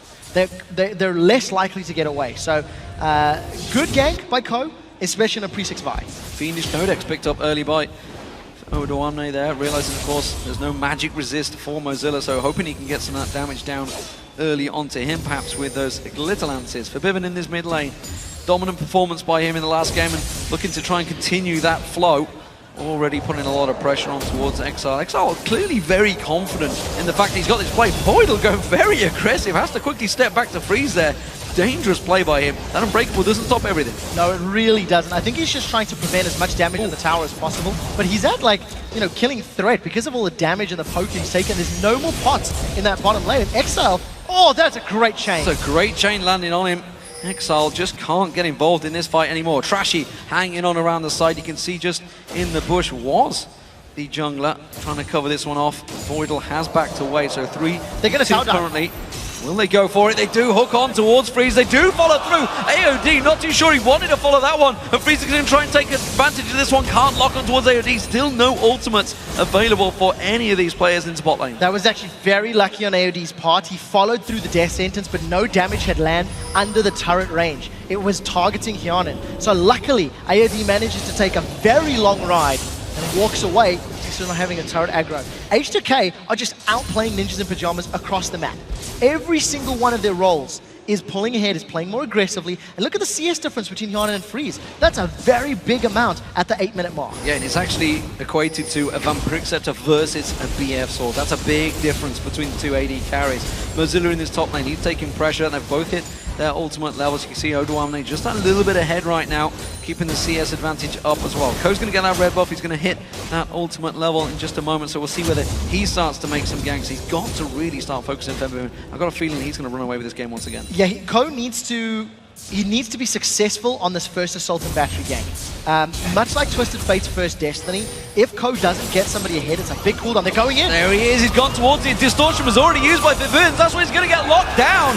Very well played there. Flash and Assault and Battery working brilliantly for Ko. Yeah, very nicely done. It was actually just the Vault Breaker. Didn't even need the Summoner spell.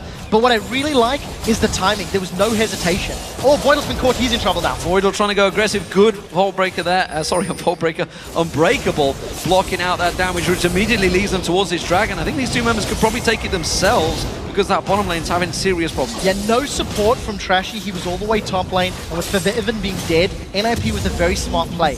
What I do like about the gank middle, the moment Febiven used that distortion from his W, Ko just threw in instantly because he realized the number of options was not there. And of course, Ko no longer, Febiven doesn't have flash. They've caught Voidal again. Another hook on towards him, but again, Unbreakable up just in time. Vault Breaker goes down. Freeze needs to get some damage down on this one because Voidal's in all sorts of trouble. That's not going to quite be enough with the Cullen. And this NIP bottom lane is in all sorts of problems. It's a 40 CS gap currently between Freeze and Hyanin. That's a difference of 2 kills worth of CS at this stage in the game. And Freeze was able to tank up some of those culling shots, which did allow him, oh, very close, did allow him to save Voidal's life. But because Freeze and Voidal have not been able to recall, it means there's all of that pressure on the tower, which will be secured after the CS has been denied. And it opens up the blue buff for deep wards from H2K. Look at the vision they've got. So they're going to make a play on this next spawn in a few minutes' time. Hyanin making sure that tower takes down every last minion until he clears them out there. So, big differential in his bottom lane. The mid lane is still very much even this time around, of course, with that gank on Forbidden from Ko. Maybe coming again here, charging up this time, yeah, like you say, without the ulti and distortion wasn't used. So Ko not able to pull the trigger, though Forbidden senses something's up. He hasn't spotted Ko, though. So Assault and Battery still a little while away, 20 seconds on the clock. And if Exile can get his own knock-up and then chain the damage, maybe they can, but this is going to be very risky. They're waiting for Ko's Assault and Battery. Trashy's nowhere near, so it's just a patience game. Ko's either going to make a successful tower dive here, or he's going to have wasted 20 seconds of time. I think they're waiting for Distortion to be used by Forbidden as well. To maybe try and go from Exile, clearly trying to bait this one out. We can see just in the bottom there, Voidal's going to come up. He's going to spot out that pink ward. Assault and Battery's available. Let's see where the Forbidden They're going to go in. Goes aggressive. I'm not sure. Oh. Charged it up, didn't go for it. Pink ward cleared. Maybe Ko's just having a cup of tea. Well, maybe. We are in London after all. Maybe he is. There is no English people. There's only a few people that enjoy tea, apparently. There's only a few, yeah. I think the whole of China may argue with her on that one. There's a few people that live there as well. NIP, though, they keep pushing this bottom lane. 96 CS to 51. Big, big differential. Hyanin with a huge advantage. Hasn't quite got that Bloodthirster completed yet, though. H2K reacting, 3 members coming down here. There is a ward there, so Trash is spotted out. He's going to have to dive and commit to this one. There's no tower, remember, for NIP to fall back on. So Trash is well within his rights to dive on this one. Cataclysm still available, hasn't used it yet. Gets knocked up by Voidal. There's the Cataclysm catching him out there. Voidal's going to get locked up there. He's in all sorts of trouble. Hyanan, easy kill for H2K. Yeah, the NIP do look to set something up in the top lane, but Odoamne is able to get away. Here comes Exile. Oh, he goes straight on towards him. Face check from Odoamne there. Flashes across to the white on the left-hand side. Exile just dash across towards him. Has got flash available, but not going to follow because they didn't really have vision of Febiven in that mid lane. H2K are pushing the bottom lane. They've got the numbers advantage. They've got a lot of HP to work with, and a minion wave is just backed up as well. So NIP, they didn't commit resources to attacking the top lane tower. Instead, Mozilla has backed away to defend. Oh, they've caught Exile. Febiven once again going in towards him, gets the chains down. Trashy comes around, flag and drag, forces the flash away from Exile. And NIP on the back foot once again in this match. And look how smart H2K are. After the presence in the middle lane, they just rotate their members from bottom to mid, and they're going to secure another tower here. Very smart play and positional from the players. So H2K, big advantage, 2-0 in towers, good win wall there from Exile to block out that death sentence, which would have landed. However, H2K stacking that gold up with those 2 towers going down. They're going to go off and purchase a bunch of items. Bloodthirst are now completed. Morellonomicon, of course, on Odoamne in this top lane as well. Morellonomicon by Febiven in their mid lane as well. Everybody's starting to stack out in time for this next dragon. So something that I didn't highlight in Picks and Bans that is a threat from Ninjas in Pajamas is all of their damage is physical. You have this tiny bit of magic coming out of Mozilla and Shyvana, yes, but it's not what you would consider a threat.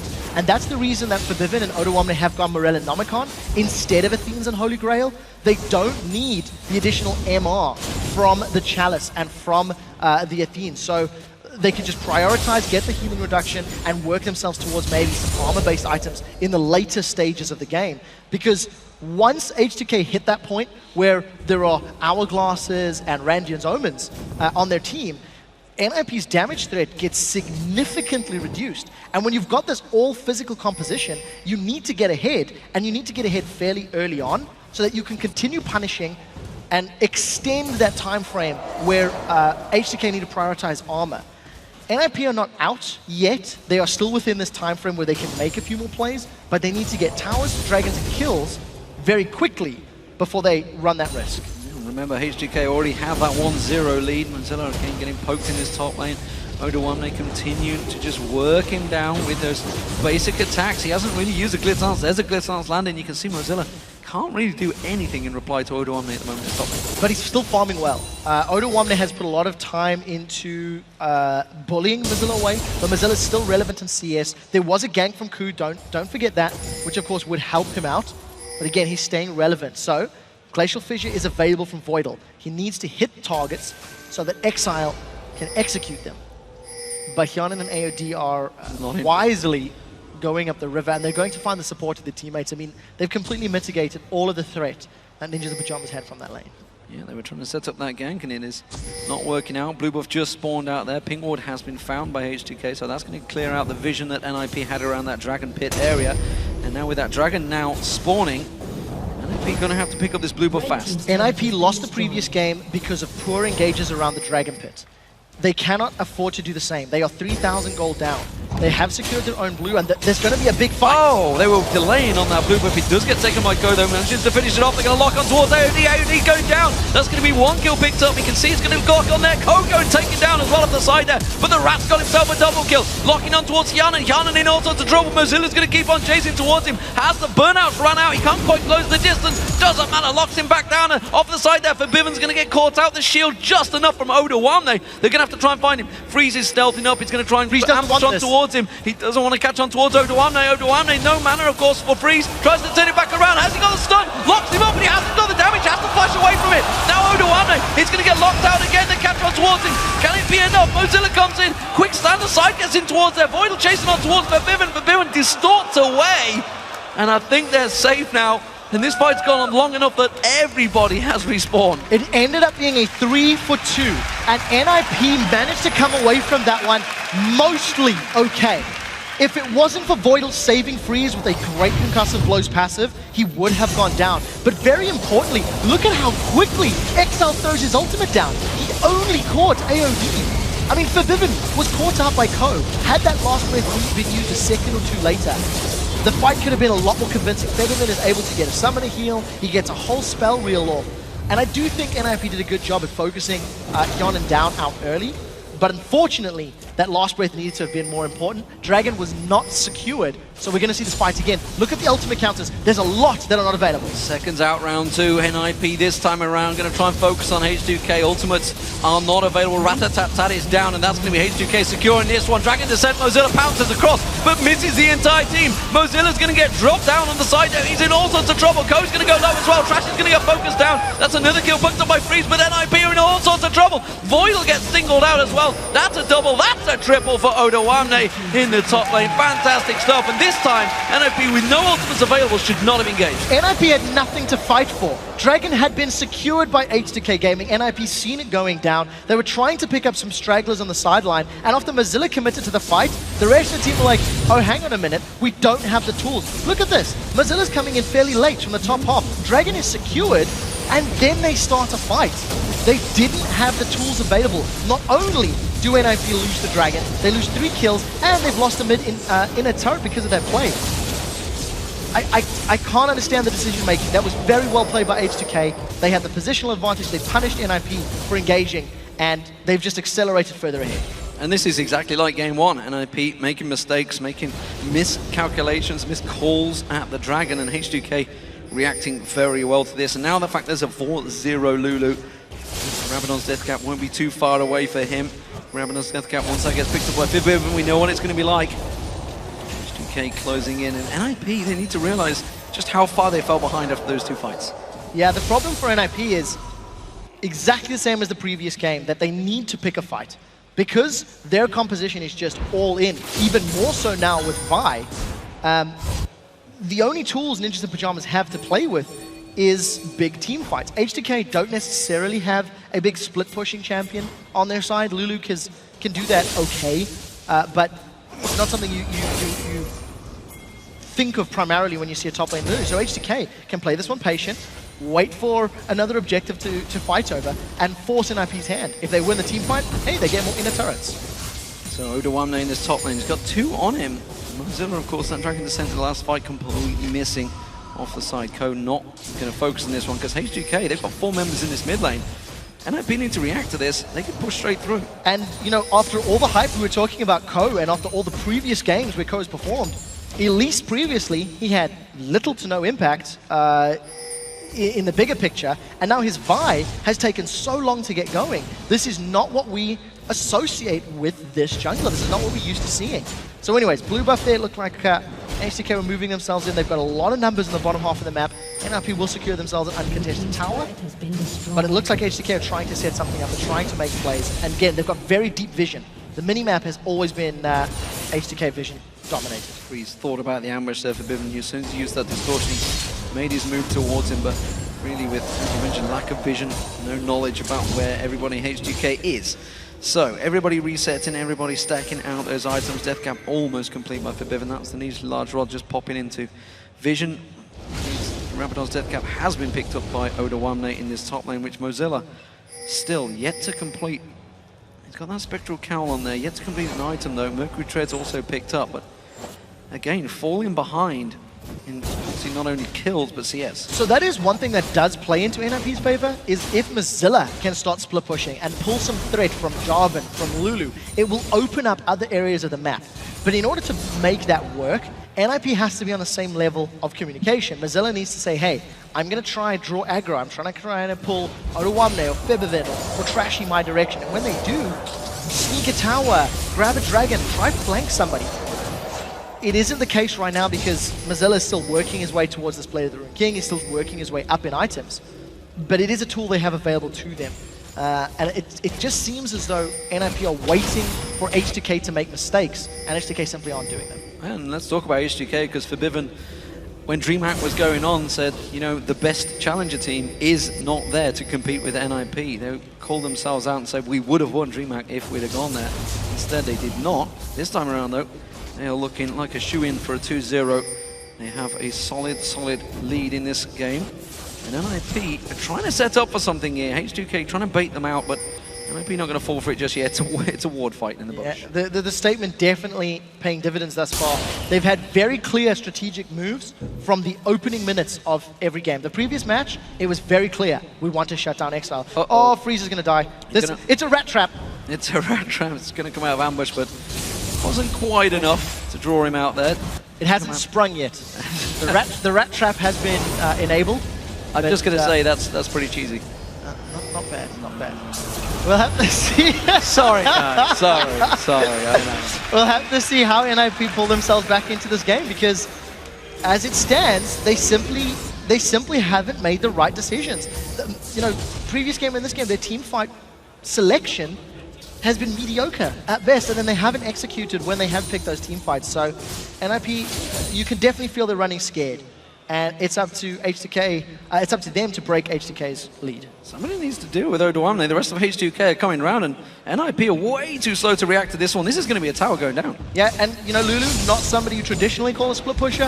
Odoamne's done it. He's 4-0. He's now pulled ahead of CS. He's got a good item lead. And it looks like NIP want to fight. Look at Ko, he's going to come from the sidelines. A multi-man knockup has to happen in order for NIP to win, and actually they backed off. Yeah, they don't even want the fight. They got no vision, that's the problem. They could not go in there. Dragon's going to be up in 5 seconds time, and NIP once again, absolutely no vision whatsoever of this river. H2K could pull the trigger. You can see NIP going to try and create and force some pressure on this mid lane turret. H2K coming across the side in correct force, and Ko is going to have to get away. It's going to go on towards Odoamne. You saw the damage on towards Freezer. Freezer's already running. The NIP do not want this fight. Freezer's already backing away. He's calling for everybody to back off, and they do eventually, but H2K, you can see, clearly much stronger now in this game. Yeah, completely bullying them away. Because Freeze was dropped to 50% HP, NIP were not willing to risk a team fight where he could get just assassinated. Ironically, you could put an argument forward that with H2K grouping, NIP had a great opportunity for a good combo of ultimates. Doesn't work out, so Dragon secured by H2K, and NIP just run away, tails between their legs. They're not interested in anything H2K wants from them. Yeah, NIP, they thought about forcing that mid lane. It was only AOD that was holding off, and again, it's still 5 wanted turrets now. What is Ko waiting for? Is it going to be the AD carry? I'm not sure he can take Hyanan, you know. I don't think that he can. He's got some armor, but he's going to try. He does have the support of both Exile and Freeze. He's going to time it.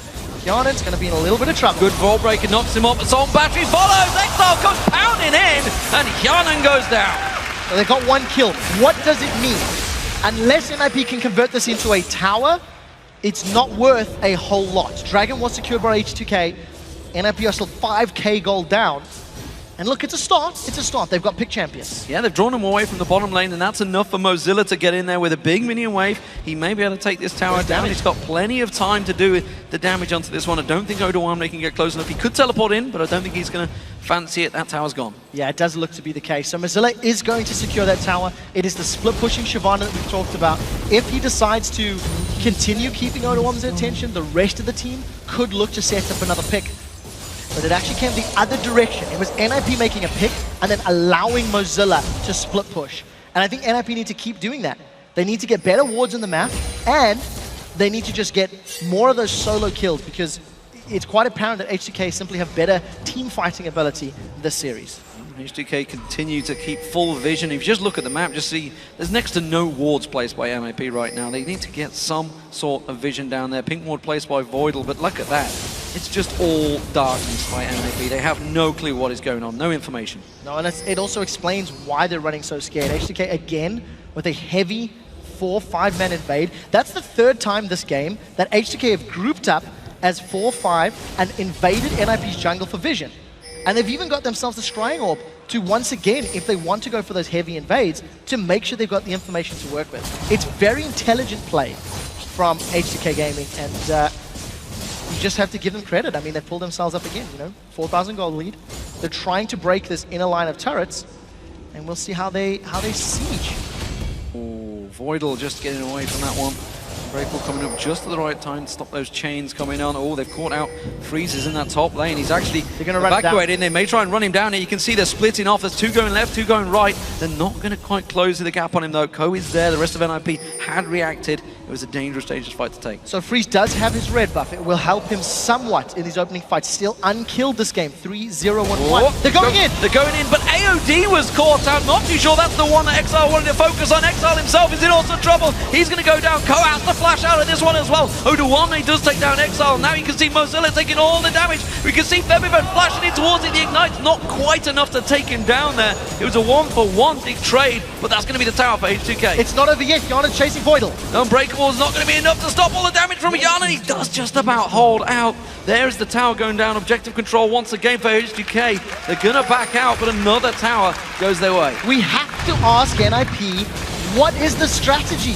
That was a last breath again on only the support, while Lulu was still present. You always knew Wild Growth was coming down. You always knew that was going to be used.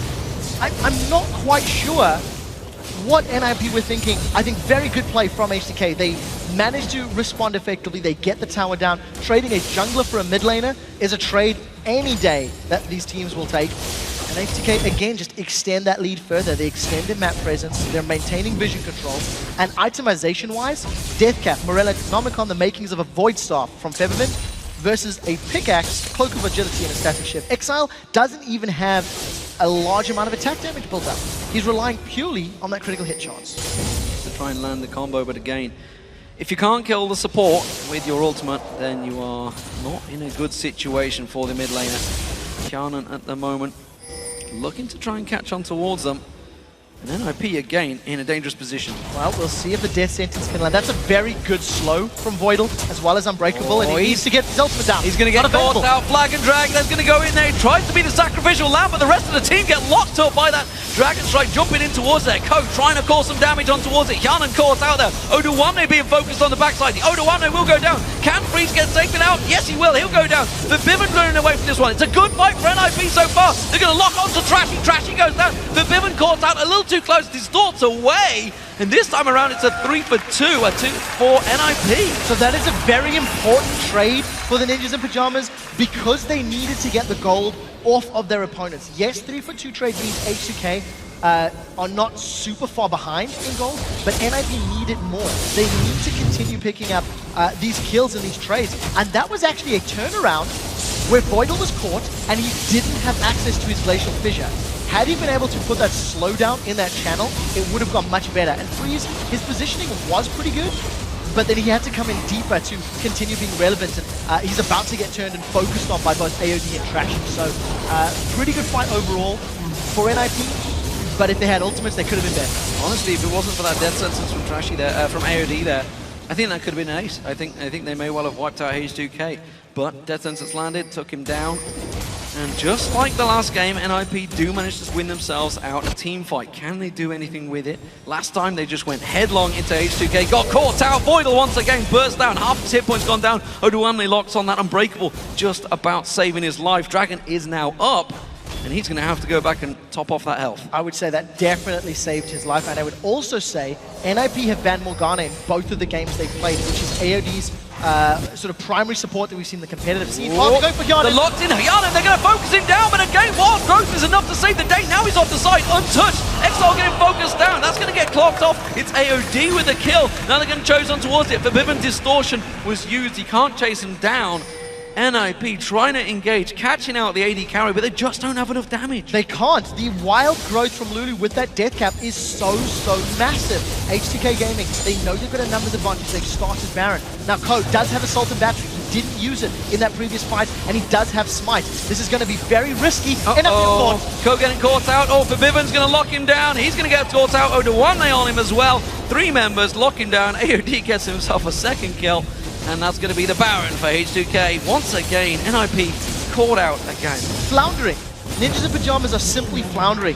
H2K are working as a unit, Ninjas are not. And, you know, you do have to call it out that AOD on Thresh has been very impactful this matchup. I think his death sentences have been good.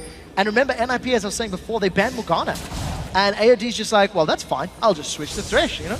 You've got to play at this level, and he's doing well. But the rest of the team, following Trashy's lead, supported by Febiven, and this time it's a much more team effort from everyone, but very, very well played, and they continue to grow this lead.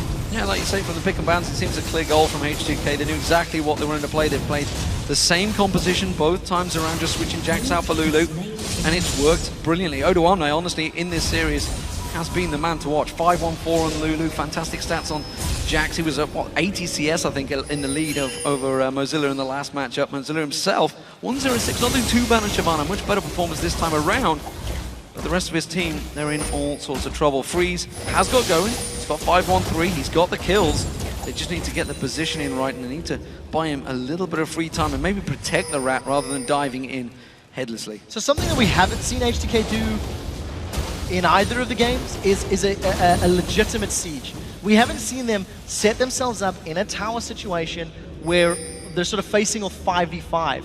And it ends up working quite nicely, because if they do put themselves in that siege, they do run the risk of getting caught out by those Yasuo Brown combo. This is the first time they're going to be trying. Look at the damage on Freeze. That's going to be Freeze having to back off. That's going to be an inhibitor turret going down. H2K all over this one. Meanwhile, you can see Mozilla trying his best to split push. He's going to teleport in. Where's he going to go, though? He has to go back to the base at the side there. Ko off the side. He's going to get spotted out. What's he going to do? He's going to have to run away from this one. He can't get involved. And that was a simple inhibitor taken by H2K. Positional mistake from Ninjas in Pajamas, punished perfectly by H2K. With super minions now pushing up the middle lane, they look to siege both the top and the bottom. There are minions pushing in their favor, so now they're going to have the map working for them as well. And I really like the decisiveness from H2K. They have not hesitated. The moment somebody's been presented, they have just gone all in. And they push Freeze away, got that objective. Now, please don't jump on AOD. If NIP want to win this fight, they need to not focus Thresh down. Oh, but I think they know they're in there. They're going to throw the Death Sensor straight out, quickly blocked out. This time Exiles get caught out as well. He's going to get locked up and taken down in seconds. The rest of the team try and jump on Trashy for some god-awful reason. He's just going to walk away from that one, happy to take it all up. Voidal taking very low, Mozilla taking low. Freeze gets picked off at the side there. Ko's going to be the last man standing. He goes down. A very easy 8 for H2K. They're going to run straight in the mid lane. They're going to take down the Nexus turrets. Odoamne can tank it out. And H2K will take this Challenger Series final very easily, 2-0. 2-0 uncontested. Last couple of hits on the Nexus turrets before they go down. AOD landing the death sentence through the needle, catching Freeze. A well-deserved victory.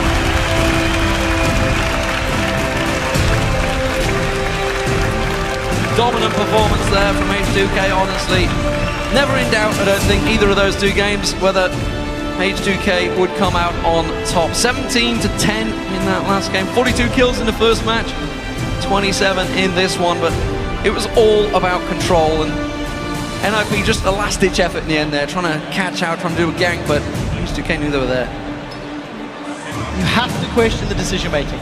You have to question why the focus on AOD. So many times did we see the potential for good engagements, and Exile maybe just a little too trigger-happy on that last breath, right? You know, all props to H2K. They had a solid game plan.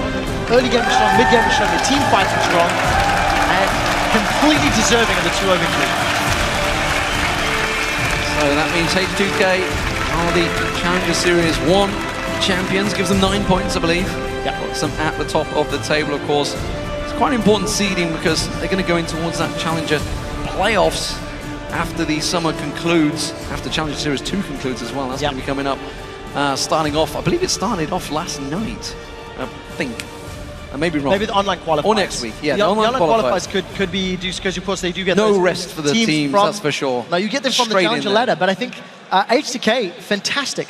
Absolutely fantastic performance. NIP were, of course, playing with a substitute, so you can't discount that. And Freeze was saying earlier that, you know, Alex was their shot caller.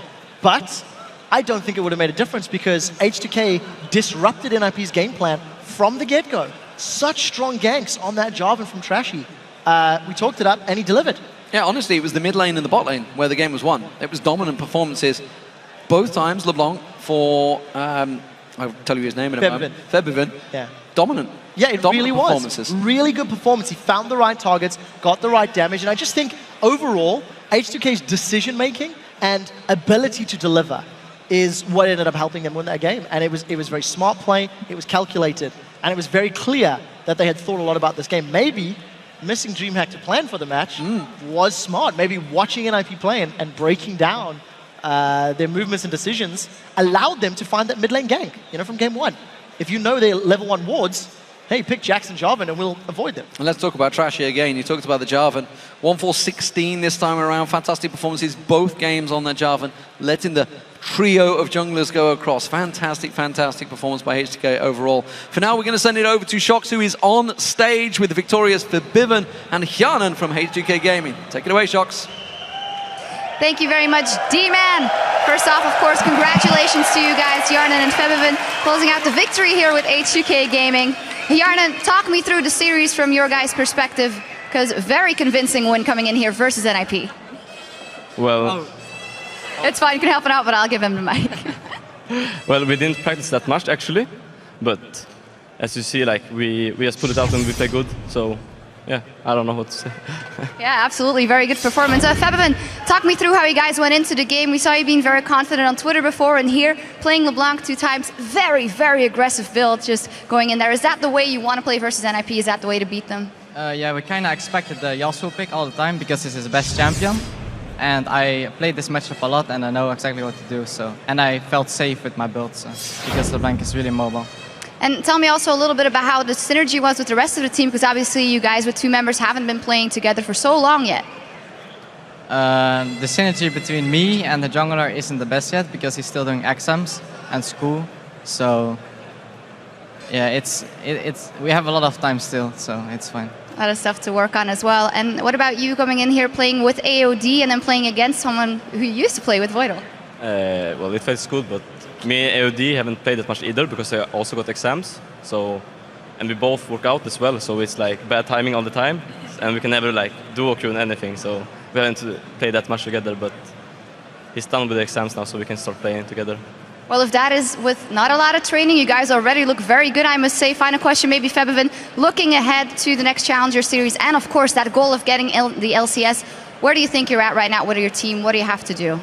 I think if everyone is done with school and exams, I think we're going to be #1 team in Challenger scene, and we will definitely get into LCS. All right, well, a great start here. Congratulations once again, Verbiven and Hjanen. Now we're going to go over to Joe and the Fish Show to break down the game. I showed the first question. For H2K, sewing it up in 2 games. Let's go all the way back to the beginning again because we talked about team comps. Not a lot changed actually for game 2. Yeah, very few picks actually were different here. This time NIP went for the Vi pick instead of Elise, so they wanted more knockups for the Yasuo this time around. Really trying to set Exile up here and go straight for the team fights. However, once again, they have a comp which can fall behind. You talked about it after last game. You have no wave clear on the side of NIP here. You have Twitch, you have Yasuo. I mean, it's very risky wave clear, at least if you want to do something. So once you fall behind, it was easy for H2K to just take control of the whole thing. We saw in game #1 that they elected for that lane swap. There was no lane swap this time around, and specifically that bottom lane, there was a huge CS disparity. Right, so we had the Twitch and Braum once again for NIP, and it's not a good lane in the early stages unless you can surprise people at level 1, but it's very hard to do here in competitive play, of course, because people expect it to happen.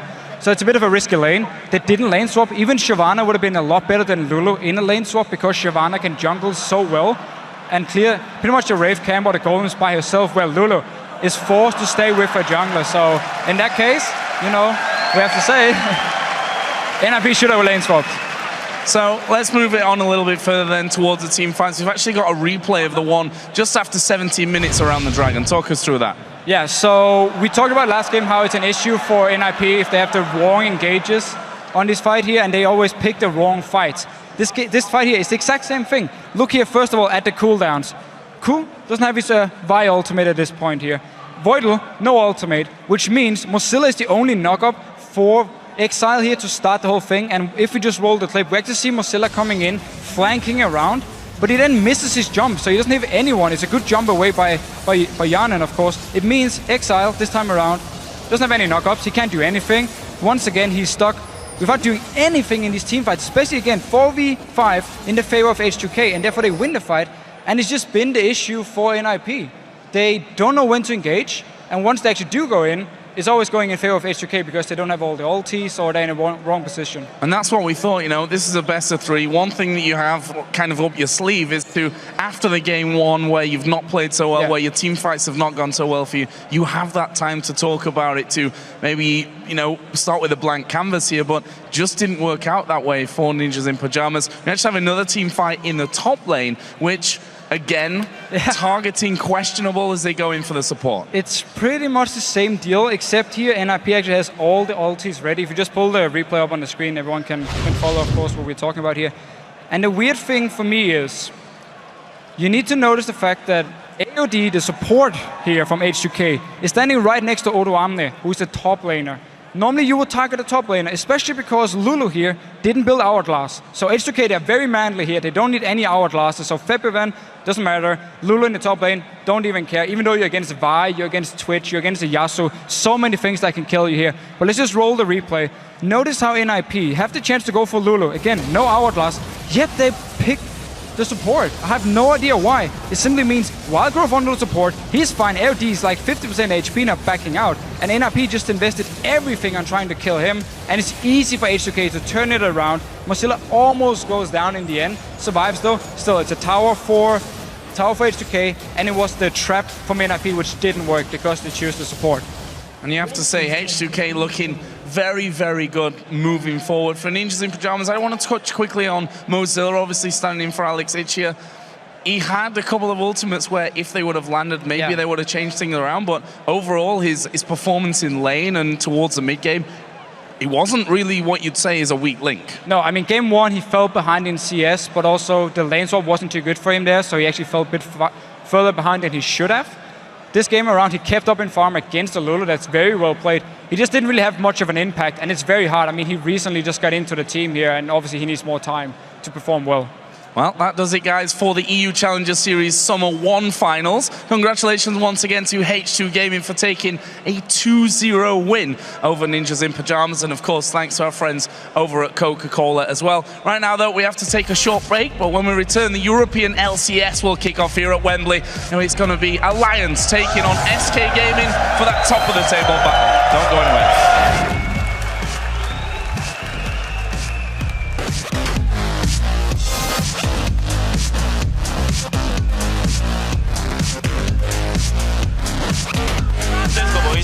Hello guys, it's not 1 yet, so please try hard.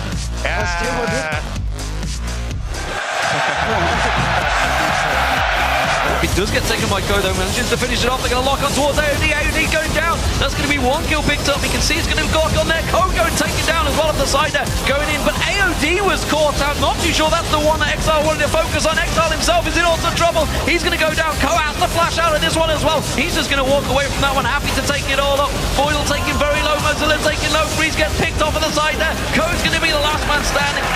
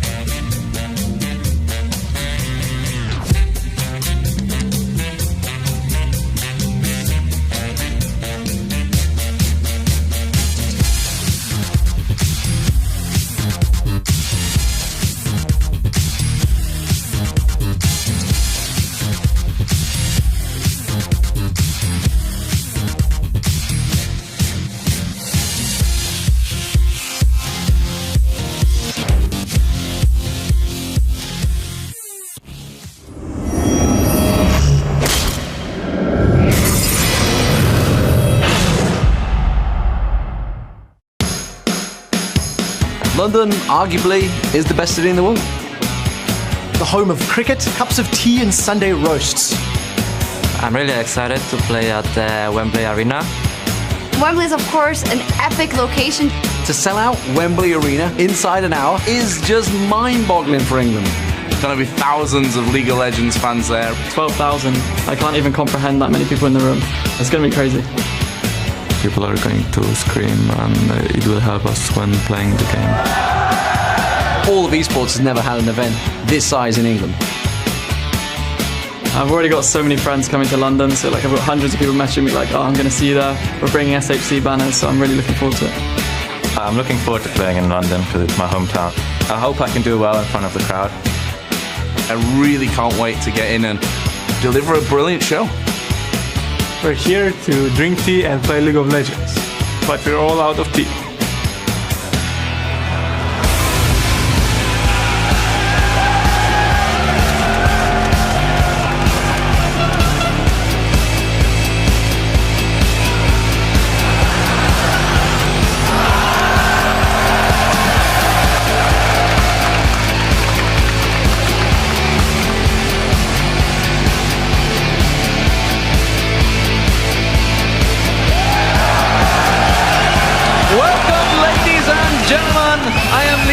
Smith, and alongside me is my fellow caster countryman and very good friend Joe Miller, and we are here at the historic SSE Arena at Wembley. This venue has hosted performers like the Beatles, the Rolling Stones and the Who, but today it will host some of the best League of Legends players in Europe as Week 5 of the European Challenger Series Championship Series will begin and take place here in England. And it's absolutely great to finally have a massive event here at home in England. Fantastic crowd that we've got in here today. And I can't wait to get the games underway. Yeah, fantastic, fantastic, you guys. Of course, you know, everybody was loving All-Stars. The crowd there was pretty big, so you guys have got a lot to live up to, that's for sure. We are, of course, ready. We want some quick updates for the European LCS. First off, of course, the big news, everybody knows it. Due to an issue with Gambit's visas, the team will have 4 substitutes coming into play with their sole starter. I know, guys. Nick will be playing, of course, but coming into this one alongside the team will be Cabashard, Lolex, Fury, and Heaver. And the Super Hot crew will also have a substitute since We Will Failure will be out for exams in Belgium. So a fellow Britishman, Yero, will be coming in as support. And Week 5 of the North American LCS concluded yesterday, and every single team went 1-1 for the week. So their table, it didn't change at all. Up in the top, it is LMQ, Counter Logic Gaming, and Team Dignitas. They all have 8 wins and 4 losses. And they are, of course, followed closely by Cloud9 and Team Solo Mid at 7 and 5, with the rest of the teams in the bottom of the table. And here is a quick look at the standings over here in Europe. Before we head into today's matches, the top 3 spots in the table are clear right now. Alliance are sitting at the top of the table with 8 wins and 2 losses, and then chasing them is SK Gaming and Millennium. In fact, the only tie that we currently have is in the middle of the pack, where the Super Hot crew and Fnatic are both 5 and 5 and having a tough time this season, sitting in last place with the Copenhagen Wolves at 2 for 8. We'll begin today's LCS matches with a face-off for control of first place between SK Gaming and Alliance. After that, Super Hot crew will take on the Copenhagen Wolves. Yeah, then Millennium will face off against Roccat, and we'll end the day here in England with Gambit Gaming versus Fnatic. A brilliant way to end the day. As those matches play out, these are the pros we'll be keeping a close eye on throughout the week. First up for me, it is Reckless. Well, he had some great stats last week when he got twitched twice. However, he was also the man that made the call to keep on pushing against Alliance, which lost them the game. That may well played heavily on his mind this week, so I'm interested to see just how exactly he's going to respond. Next up, it's the man in the middle, getting everybody fantasy points. It is Kerb. He was MVP last week, and for good reason, honestly. He performed exceptionally well on Twisted Fate and Fizz. This week, he's going to be facing Overpower and XPK, though, who both play very similar champions. So we're going to need to see if he can step up his game, and if Millennium can once again go 2-0. Next up, the AD carry, Tabs. He's been quietly going about his business to clean up those kills for Alliance. He holds the 3rd highest KDA in Europe, the 3rd most kills in Europe, and the highest gold per minute. And for me, the next player to watch is Yero. He's a former Dignitas UK and Steve Bake's Cookie support who will be filling in for We Will Failure. While it's only a temporary move, it's going to be interesting to see how the Brit does here on stage in one of the country's most prestigious venues. And finally, Gambit's Nick is obviously going to be pivotal in these matches this weekend as he's playing with 4 substitutes. You'll need to be in top form, to be honest, if the team are to pick up any points from week 5. And if you want more information about the players, the teams, the schedule, to watch the VODs of past matches and episodes of the LCS preview show, head over to lolesports.com where you can find all of that and much more. Yeah, and that's where you can vote on today's games and let us know who you think will win. Just visit the schedule link to submit your votes and we'll check in before each match to see exactly who you played. And you can also get seats and watch the LCS live in person. We'll return to our studio in Cologne, Germany next week, and you can check out the tickets link at the top of the page for all the information. And of course, we'd be thrilled to have you there. Absolutely. And in honor of the LCS coming to London, we are very excited to announce the debut of Primetime Draven. The original mustachioed menace in the bot lane has equipped his axes with microphones and is calling his own action on the Rift. Here's a look and listen at Primetime Draven in all his arrogant glory. Let's check out our featured matchup of the day. Draven versus some loser. Don't touch that browser. Draven will be right back. And Primetime Draven was, of course, inspired by all of you incredible LOL esports fans around the world. Hopefully a little bit by us shoutcasts as well, except only Quickshot's hair can actually come close to that of Draven's, apparently. He is available today. That's Draven, not Quickshot. And in honor of his debut, we are happy to announce that we'll be giving away Primetime Draven codes to lucky LCS viewers whose tweets get shown on today's broadcast. So let's get those tweets started, because you guys all want it. Jump on Twitter and tell us which European player will perform the best here in London this week and why. I wish we'd have said which English player is going to perform best here in London. I actually have a feeling that Freddie, not only is SK doing really, really well, but these guys in the audience might be making a little bit of noise for Freddie. Of course, guys, we want to hear what you say, so send those on to us at LOL Esports with the hashtag LCS. We'll check out your answers and read our favorite responses later on in the show. So, let's get the LCS action started with this game between the current top 2 teams in Europe, SK Gaming versus Alliance. Alliance had a shaky start back in the spring, but have been standing tall at the top of the table throughout the summer split. We went behind the scenes with the team to get a closer look at what makes them tick, both on and off the Rift.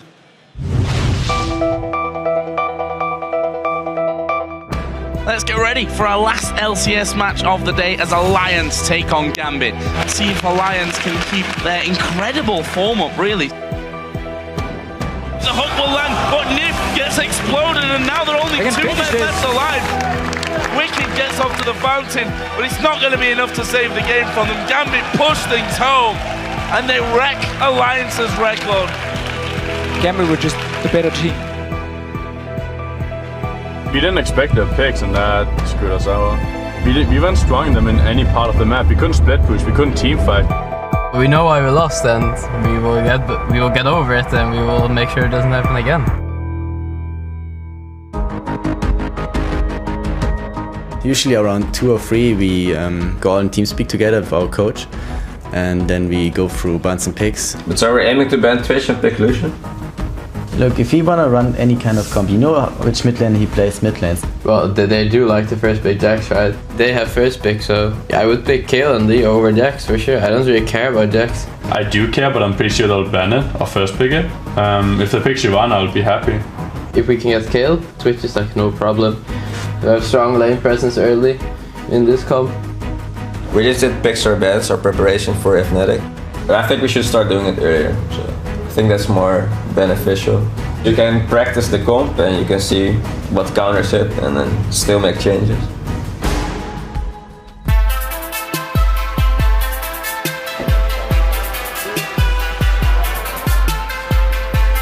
The big match of the day for me, this one, Fnatic and Alliance. Here we go, ladies and gentlemen. Picks and bans about to get underway. Both these teams looking to go for kills, it seems. This could be an explosive match. It's focus, guys. Yeah, focus, guys. There's the damage coming out. The stun will come through. Nif's in trouble. Cyanide flashing for it. I'm keeping here, I'm keeping over here. Here comes Wicked, teleporting into the fight. Can they turn this one around? Tabs is going to come back in towards it. Reckless gets away. Intervention being used by Wicked. Shook's going to have to flash away. Froggen will get away. It was only his mirror image. Shook just off the side. Oh, so has found him. He's in trouble. Shook's going to go down. Peke will take himself an easy kill there. And again, Fnatic come out on top. What are we going to do now? How are you guys bottom? Can you farm? Fine, I'll be fine. Go free dive him. But at the moment, it's Fnatic putting the pressure on, but Alliance dealing with it very well. They're going to take the Dragon. They're going to take Yellow Star. That's going to be a hook and kill. The Death Sentence doing its job. Look at this though, middle and bottom lane both being pushed. Fnatic have to back away, they can't push on towards it too long. We are faster than them, we are faster than them. Yeah, we're faster than them. Okay, go for him. Get still to bot. But Triple is still back. I'm gonna aim to base, TF ultis, he's bot. Finish again. Oh my god, man. Can he finish? Yeah, they can finish. Froggen catches them, Soas, they're gonna keep on shoving through. Just fucking go ham. Everything on the tower, everything on the tower. Shoot, don't die. Everything on the tower, they're basing. Focus the tower. I think so, TF. Finish.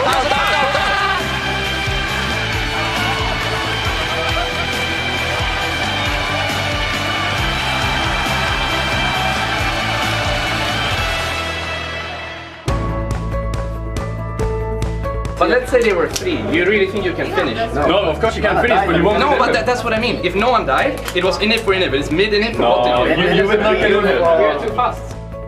We obviously know we are faster 5 versus 2, right? But like, just keep going onto the base. We misplayed the early game, which snowballed them into a lead. You actually lost control of the game, which is not something that should have happened. We played worse than them in the early game, and they got really far ahead of us, which they shouldn't have. We could have done better, and that's just it. It doesn't matter the opponent's performance. I think we played better. Next week will be better.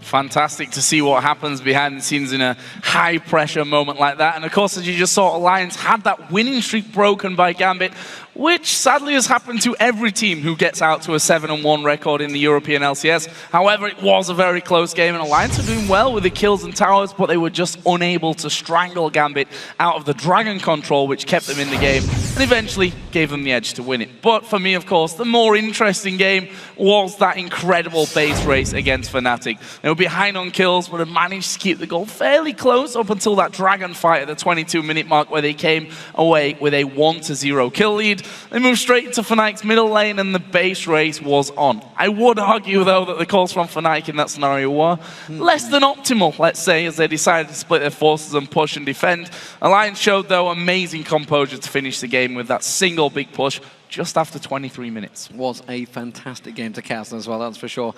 SK Gaming have been solid this season, as their record of 7 wins and 10 games shows. They often struggle to get ahead in the early game, but right now their late game is the best in Europe. If you look at the last game between these two teams, it was all Alliance dominating the start, but as ever, SK Gaming, they managed to hang on, defending their inhibitors, wiping out Alliance and taking the Baron. You could argue that the game came down to this key play. Let's call up that clip and check it out. This is the last time they faced each other, and it was all about Nif. Check out, he's just used the sweeping lens, so he's got the Oracle still showing. Just coming down, his Candy Panda on the rat. He gets spotted, he's stealth, but because that Oracle is on, he sees him, flays him out, catches on there, and the rest of Alliance sees on this opportunity. Keep your eyes on Shook, he's about to pounce straight across the Candy Panda, uses N-rated to follow on through, uses the Lee Sin, gets across, safeguards, kicks him back in, and everybody piles onto Candy Panda. Once the main damage dealer went down, Alliance knew they had it in the bag. Fail flash at the side there from Jesus, we don't want to keep our eye on that one, but a fantastic performance, honestly. Nif with that play really was the turning point, and you could argue that was the winning moment for Alliance. Yeah, definitely, and there's no doubt these two teams right now are probably the best that we've got in Europe. They're certainly doing very well, but let's move on to things and check out the lineups. Yeah, and with these starting lineups for the blue side, it is SK Gaming. That means the top lane is the Englishman in England, ladies and gentlemen. It's Freddy122. Svenskeren is the jungler alongside him. Jez is in that mid lane. Candy Panda is the AD carry, and then rated on support. And on the red side, it's Alliance with Wicked in the top lane, Shook in the jungle, Froggen in the mid lane, and the duo of Tabs and Nif. And our featured matchup for today takes place in the mid lane, where SK Gaming's Jezzes will be facing off against Alliance's Froggen.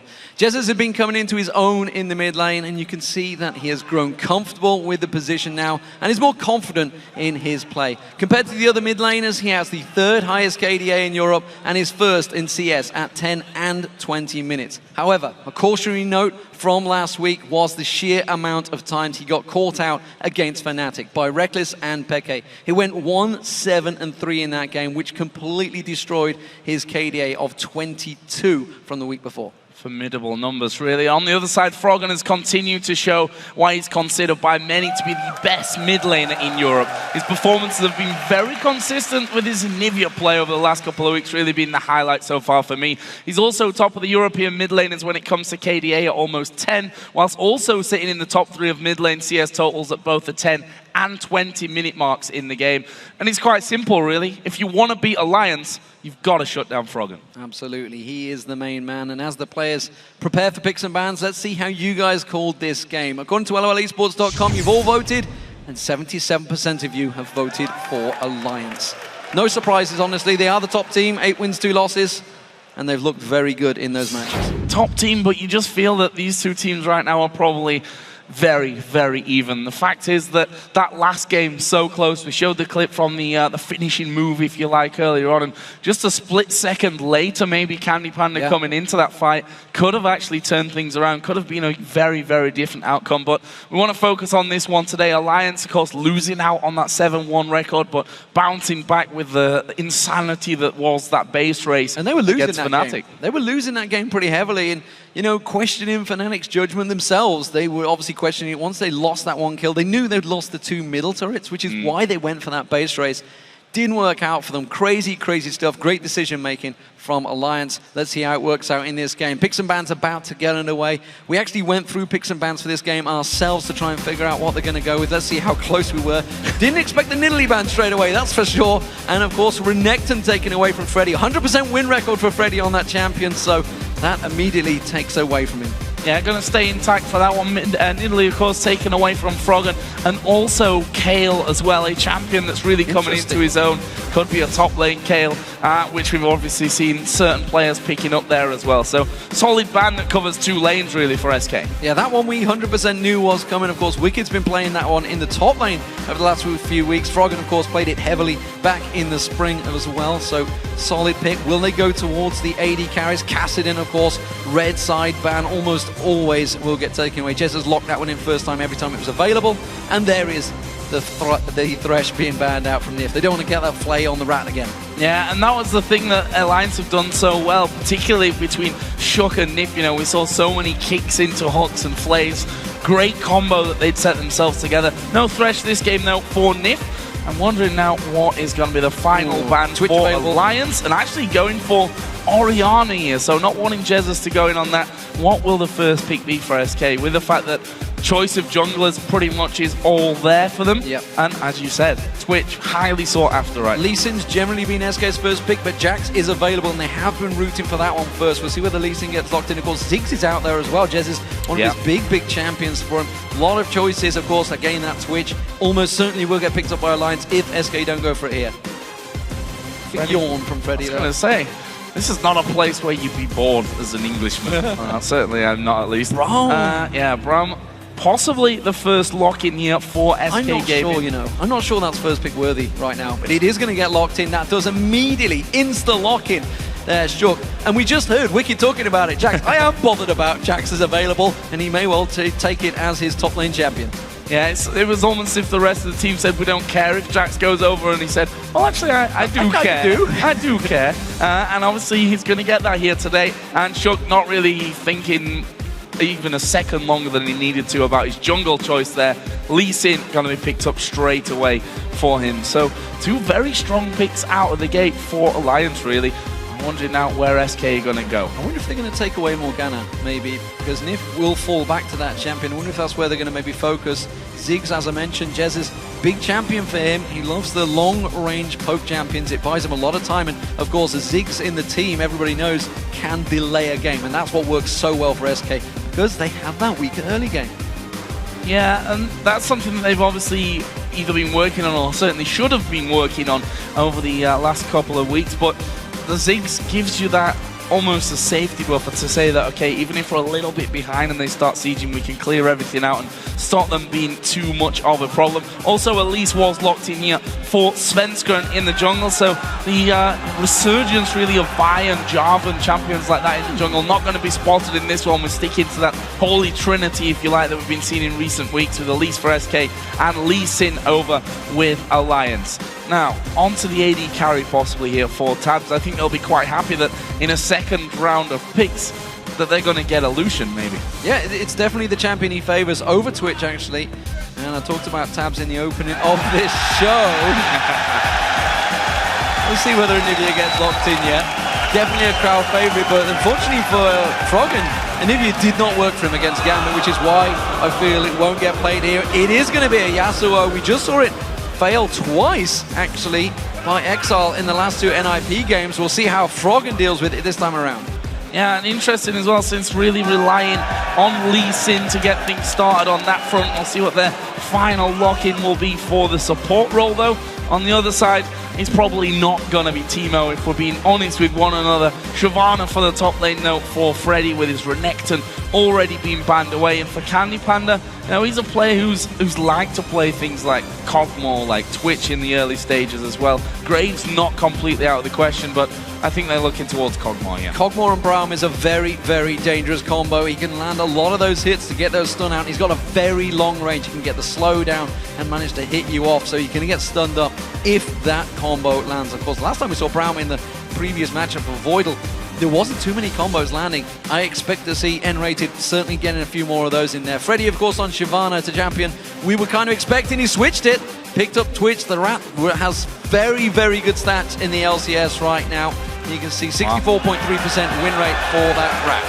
And the final pick here for Alliance, not messing around there. Nif going straight towards Gragas, a champion which Edward, of course, has played a lot in the European LCS so far. And that adds we were wondering about the knock-up scenario, you know, the kick from Lee Sin.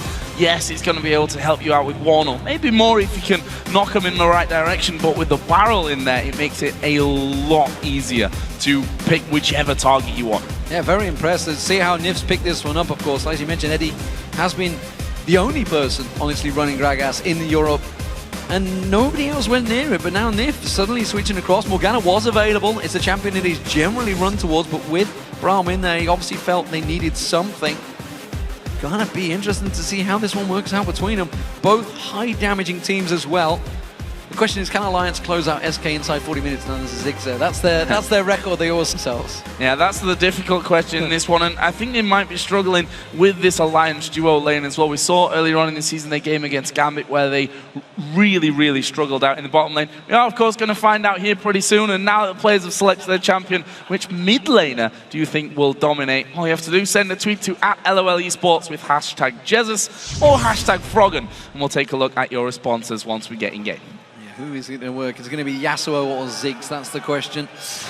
I'm not too sure. This is definitely an interesting setup, and more to the point, that Gragas that was selected for Alliance, he is really the only AP damage they've got, which is potentially a problem for Alliance if the game is to go late, and it always generally does against SK. And we saw in the last game that they weren't really focusing on making sure that there was armor in the team. I think that might change this time around, though. Yeah, here we go, ladies and gentlemen.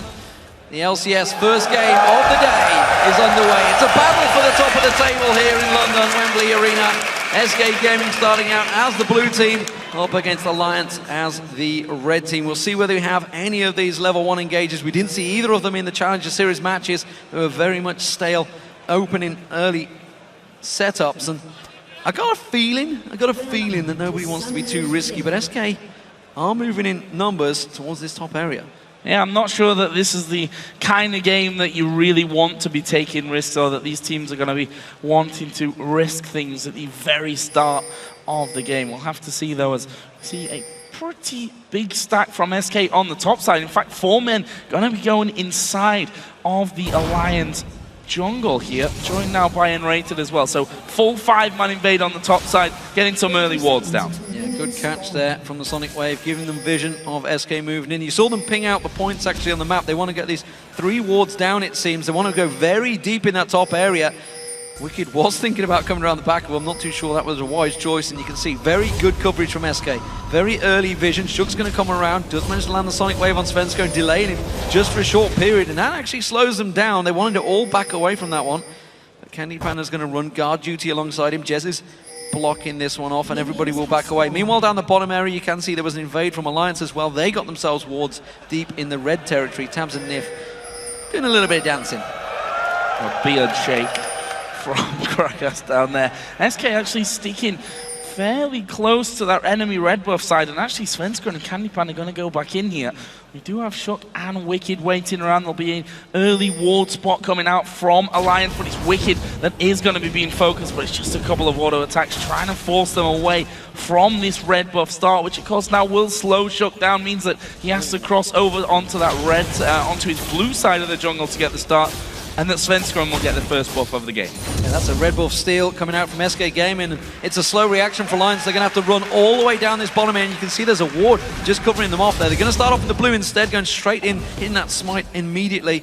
And then it's going to give a lot of time, free time in that top lane for Candy Panda and N-Rated to just continue free farm the lane. Nifs is going to ward out this red buff. You can see that Wicked's already making his way around here, so they absolutely want to focus this next. Yeah, Wicked moving down. Svensko will be, Shook will be there in just a moment as well. He's just finished off the Alliance blue buff. So as we see him move around, Svensko is already doing the blue buff of his own, and Wicked's going to be helping things out with Nif, offering a bit of zone control on the top side just to make sure that Jesus doesn't come down with a sneaky bouncing bomb to try and steal that one away. Meanwhile, Tabs having the time to farm down here in the bottom lane. Same, however, can be said up in the top side of the map where Candy Panda and N-Rated free farming as well. Dangerous time for Freddy in that bot lane. There is 4 members of Alliance. They could go for an early tower dive, and he knows it. Yeah, quickly wards that one out. Realizes the danger. Is actually going to get surrounded here. This minion wave will push in. They have the siege minion with them as well, and now Freddy's going to have to get the hell out of there. Wicked's going to have Counter-Strike available. It will lock up Freddy. Can they kick him towards it? Good flash straight away there. They're not going to get enough slowdown, and Freddy will escape this one. Good 4-man invade, but Freddy read it. Yeah, really holding on to his flash there until the moment where he felt, okay, this makes sense to get away from. He took the Counter-Strike like a real man and ended up surviving that one. However, it means now that he's got no flash available, could then be an easy target moving forward for Alliance, but pretty much mirror image here. Except there's, quite frankly, more men for SK Gaming up on the top side of the map. This mid lane also been fairly quiet up until now. Froggen got a slight lead on the experience and CS in that one, and they may now try and move around for Jesus as well. Yeah, there's 4 members here. Jesus, can they make him burn his flash or his ignite? They're going to power around. That's a very early Counter-Strike. They land it and just locked him straight up. Nothing he could do about that. Couldn't even react, couldn't flash. He was dead. That was an incredible move from Alliance, and maybe you'd expect that to happen after 4 men were down in the bottom. Then, of course, they all went missing after trying to lock down Freddy. But either way, they chained everything that they need to. No flash for Jesus means that he goes down for the first blood here in Alliance's favor. That kill actually went over to Shook, so we'll see how that all develops. Currently, Alliance moving in for a very, very early Dragon. Less than 5 minutes on the clock. Yeah, interesting. Without the elites, we've been seeing these obviously 3.5-minute Dragons over in North America and Korea. Sven's going well on top of this one. He has got the elites, of course. Freddy is level 3 as well. They're going to try and harass as much as they can. That Dragon will do a lot of damage at this level. Jesus comes around, bouncing bombs are surrounded here. He's going to go in. It is going to be smited out by Shook. Now can they pick up kills? They're going to go towards Freddy. No flash available for on towards Wicked. That's how he can flash across and get that Counter-Strike down. SK do harass, but it was a Dragon for Alliance. It's a great bit of starting for Alliance here. Yeah, and not quite the kills there for Alliance that they would have wanted, but again, they forced a flash out of Svensko, and he had to get out of the back of that Dragon Pit as Nifia going very aggressive towards Freddy and Rated. Gonna get a couple of knocks on. They should be able to stun him up. Nif going very low. Will flash, but there is Shook as well. Freddy down to less than half HP. The shield coming out from Enrated will block most of that damage through, and again, 2 very low players, but no kill.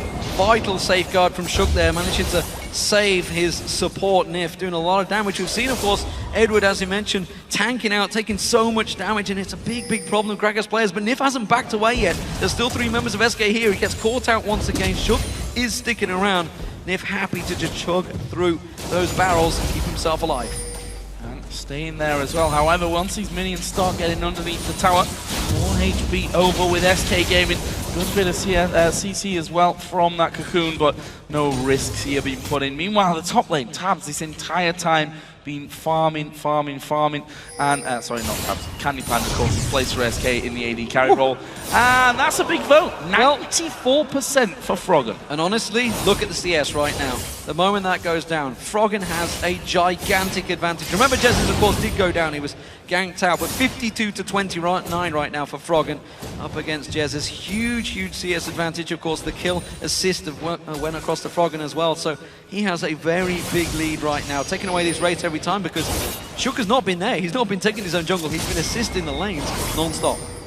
Well, that's working out brilliantly for Froggen as well. He'll have a good chunk of gold to go home and spend here momentarily. Meanwhile, that top lane still being pressured, and now Svenskeren gonna make an appearance up there. Wicked needs to back away from this 3 versus 1. Not something that he really wants to take. Actually saw Svenskeren coming up thanks to that Tribush ward, which will be scouted out by the pink ward of Enrated. But we'll see the control that SK have on this top side of the jungle, getting some good deep vision down. They're gonna steal away the red buff for a second time.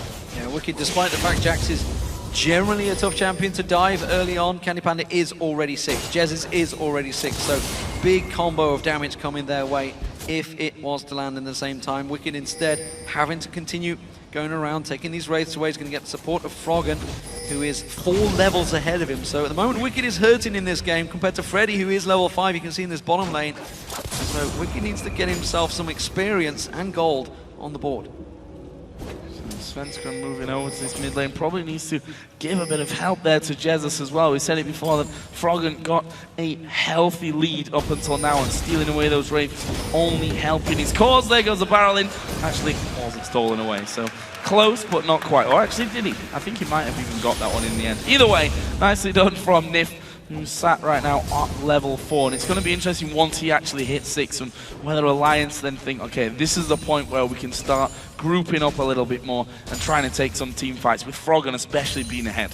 Yeah, Froggen taking his own raids once again. This bottom lane, Freddy is about to hit level 6, not too far away from that one. You can see Tam's already there. Candy Panda has been on his own in this top lane though, and up against Wicked, who has just hit level 4.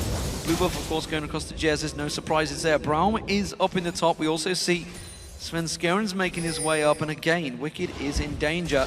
He may have to jump away from this one. He has got Leap Strike available. They may try and lock him up before he does it. He does jump away. Now Freddy caught the bottom. Yeah, this is dangerous for them now. Lots of damage coming out from Tabs. There's the ultimate used by Freddy, having to back away once his tower goes down. Did have his flash as well, so wouldn't have been in the most of trouble either way. Should have been safe and didn't have to use his flash in the end. However, Turret did go down at the top, so that leaves us at 1 apiece on that front.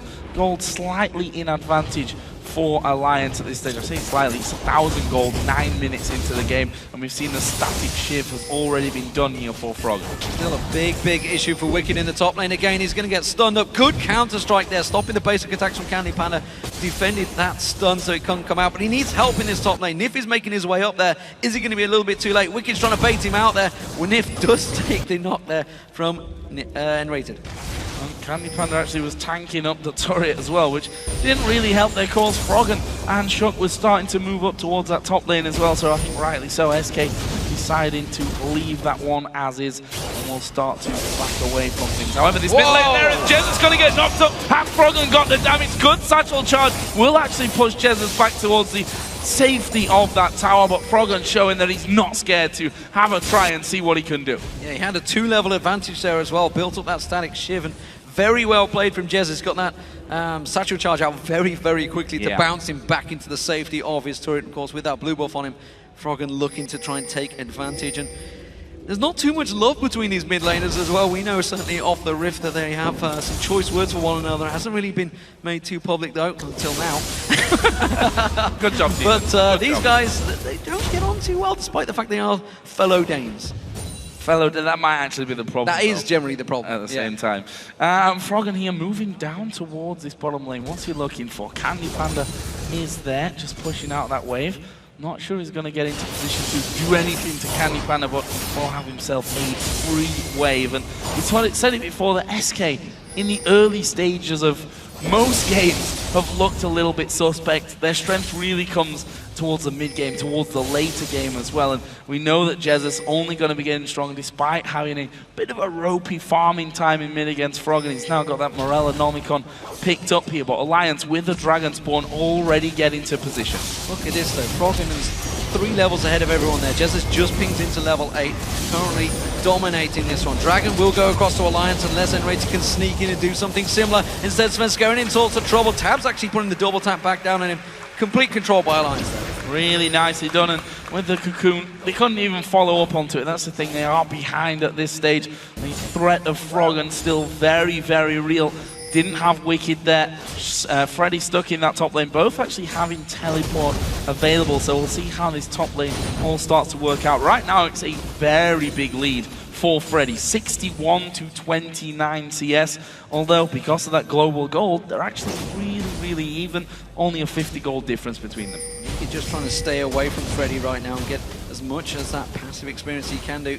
Trying to absorb it. He's not getting the last hits, but he's at least getting the experience. He is, of course, a level behind Freddy, which is why he doesn't want to get involved in this one.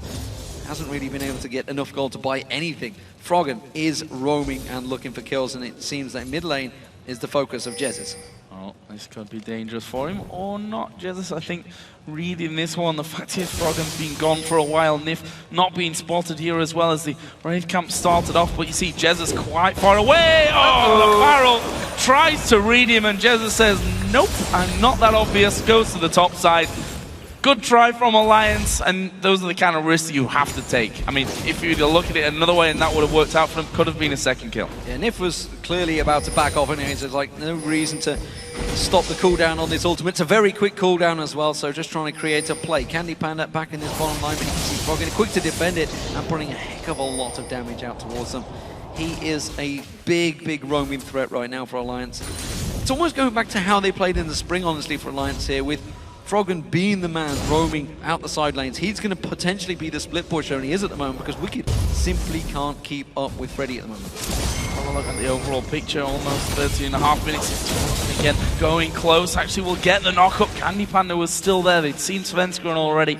Wise, I think, on the overall picture for Froggen not to go through onto that one and try and pick himself up another kill. But back to the fact that the gold is well and truly in favor of Alliance here. 2,000 gold. 13.5 minutes into the match. Speaking of gold, Froggen is sitting on 2,000 gold right now, yet to go back and make a purchase. Now he's about to go back. We'll see if he goes towards that BF sword, whether he goes towards the Infinity Edge, whether he decides to split across the blade of the Rune King, which we have seen a number of times. There it is. It's going to be Blade of the Rune King coming out for him first time around this time. Shook, well, he's just claiming out the blue buff because, simply put, Froggen doesn't need it, doesn't care for it, so he's getting his farm on as well. He's just slightly ahead of Svenskeren as well.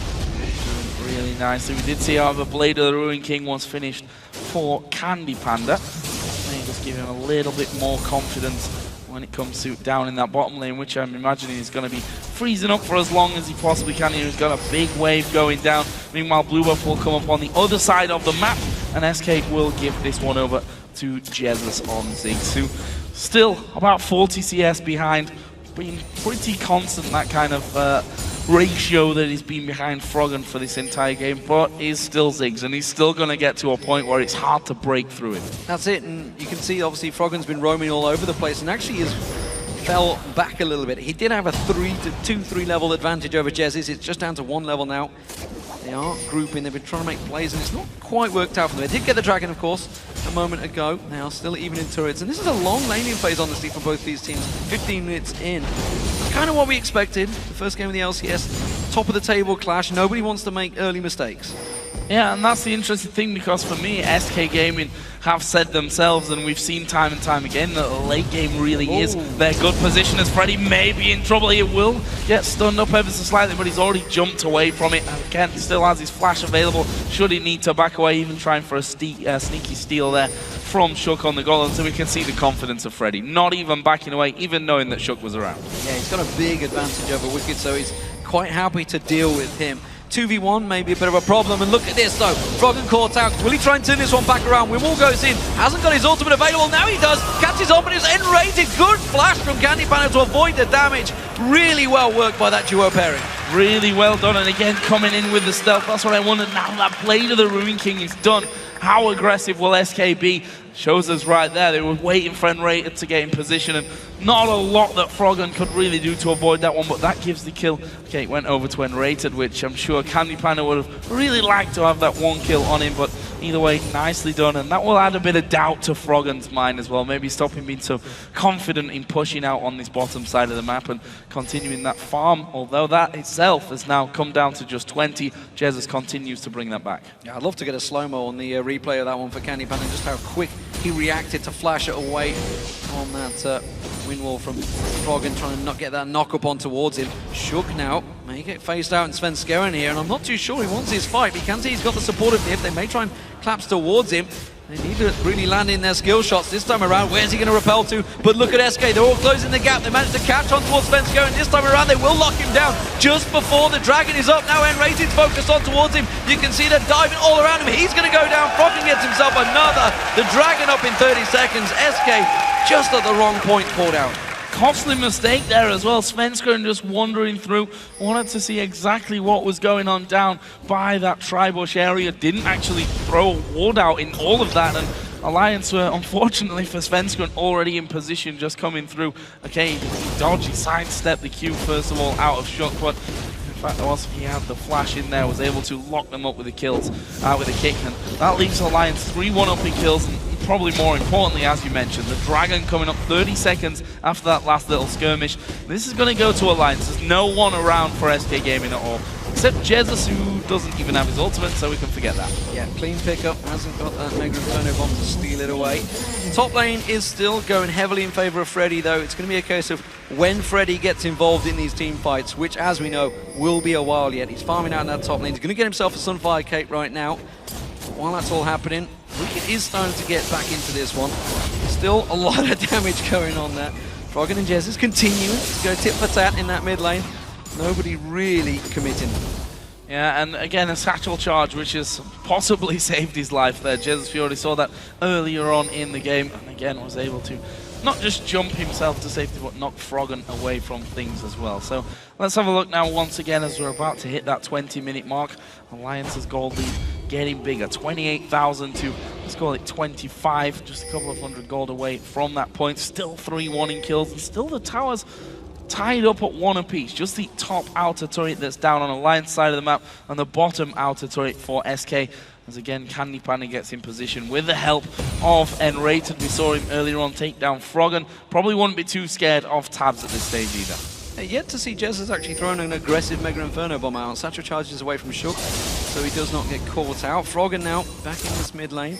Still yet to complete that Blade of the Rune King. He has got 1,700 gold on him, so he could do with buying here. Uh-oh, Svenskeren caught out once again. Good cocoon on towards him, but Nif has that explosive cast, going to knock him straight sideways. He's got nowhere to go this time around. Svenskeren caught out once again. It's another kill for Froggen. Yeah, and we may see Freddy even being in trouble now as well. Froggen going to move in on this one. There's the knock up. The ulti going to come through. Freddy tries to flash the ulti, but Wicked will follow him on. And that is Froggen picking up another kill, going 3-1-2. And yes, the barrel from Nif missed again, but it had the same effect. We saw Svenskeren stepping back towards the team to get the kill. The consolation here for SK, though, is that they're pushing up the mid lane. They've got 2 men. They've taken the outer turret. They may have a good chunk of damage to put on the inner one as well. Great reactions from SK, but also down the bottom lane is going to be Tabs pushing on towards that inner turret as well. Quickly, Svenskeren is going to respawn and react to that one. Top lane will go down for Alliance, but that's 2 mid turrets taken by SK Gaming. Fantastic reactions to get in and get those towers down.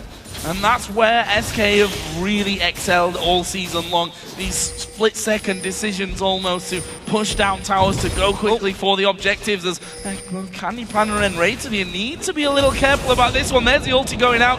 Not going to do all that much as a wind wall comes down. Candy Panda trying to escape through the team. Tab's actually going to chase him off on this one, and it's enough. The stealth lasting long enough to get Candy Panda right around the backside. Balls of solid steel from Candy Panda there, just strolls on past the entire team. Lucky that nobody checked that out there. Nobody went for the sweeping lenses. Blue buff steel is going to be started by Alliance, though. Of course, they just lost their own one, which is why they're going to come around. Shook is actually low on health, though. And SK are reacting very well to this. They're all moving across. They know that this is coming. We did just see Braum, of course, using that ultimate, so N-Rated won't have that available to him. Svenskeren is just off the side. They can smite it away. Candy Panda just ready to let loose with that rat-a-tat-tat. Nif's gone very deep. Mega Inferno Bomb lands on no one. And Alliance can turn his back around, and Rated goes aggressive. Gets kicked straight away. They're collapsing on towards Alliance. They're running for their lives right now. Sugar's going to get caught out. Safeguards away. Froggen looking to go back in, but he's going to catch the entire SK team. They're trying to collapse on towards him to get the stun lock up. Froggen goes down. It's Candy Panda with the kill. Wicked was way too late to that fight.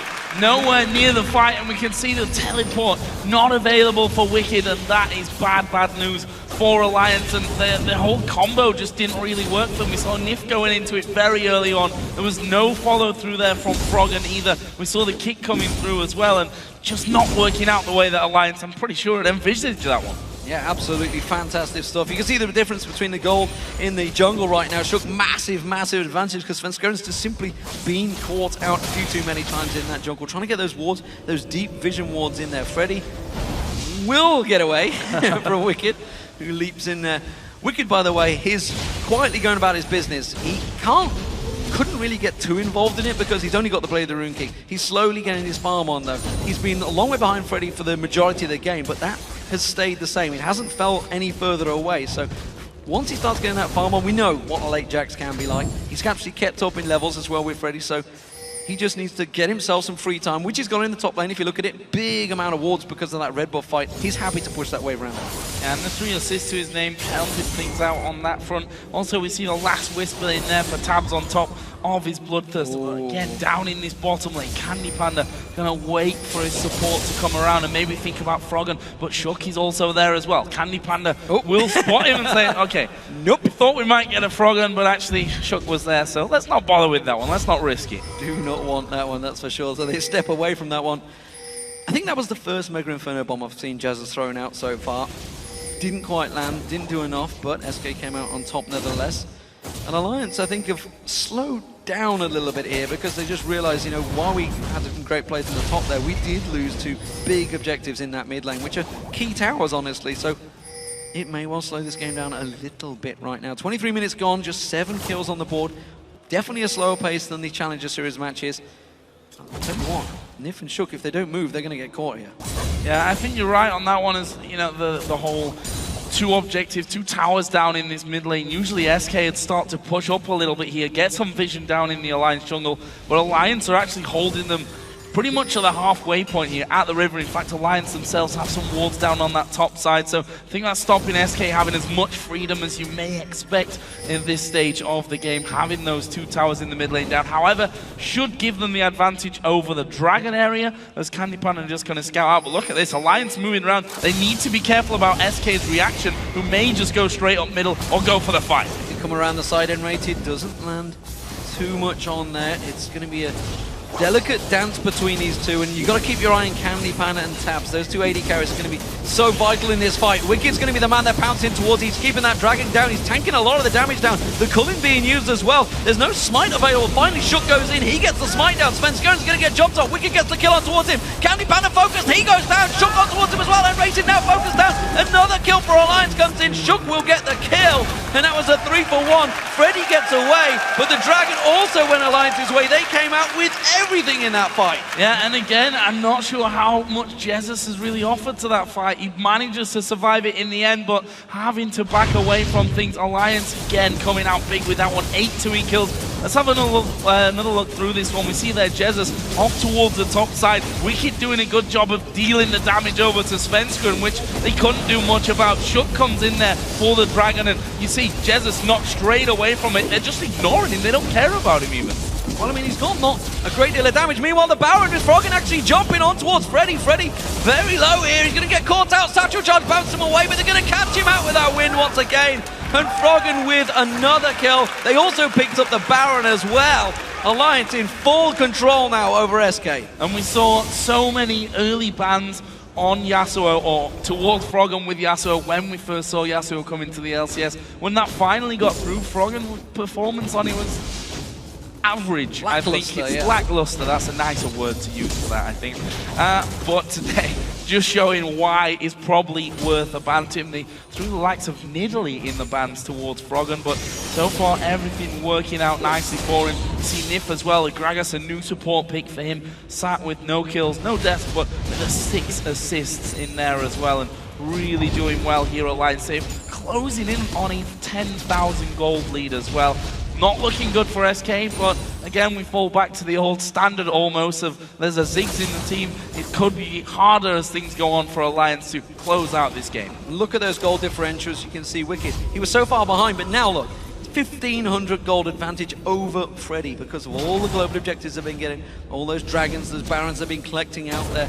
Shook trying to think about going towards N-rated. He just quickly puts that Unbreakable up, making sure he doesn't come pouncing in towards him. Alliance now, with this baron, they need to focus on this mid lane. They know that's where they're going to go.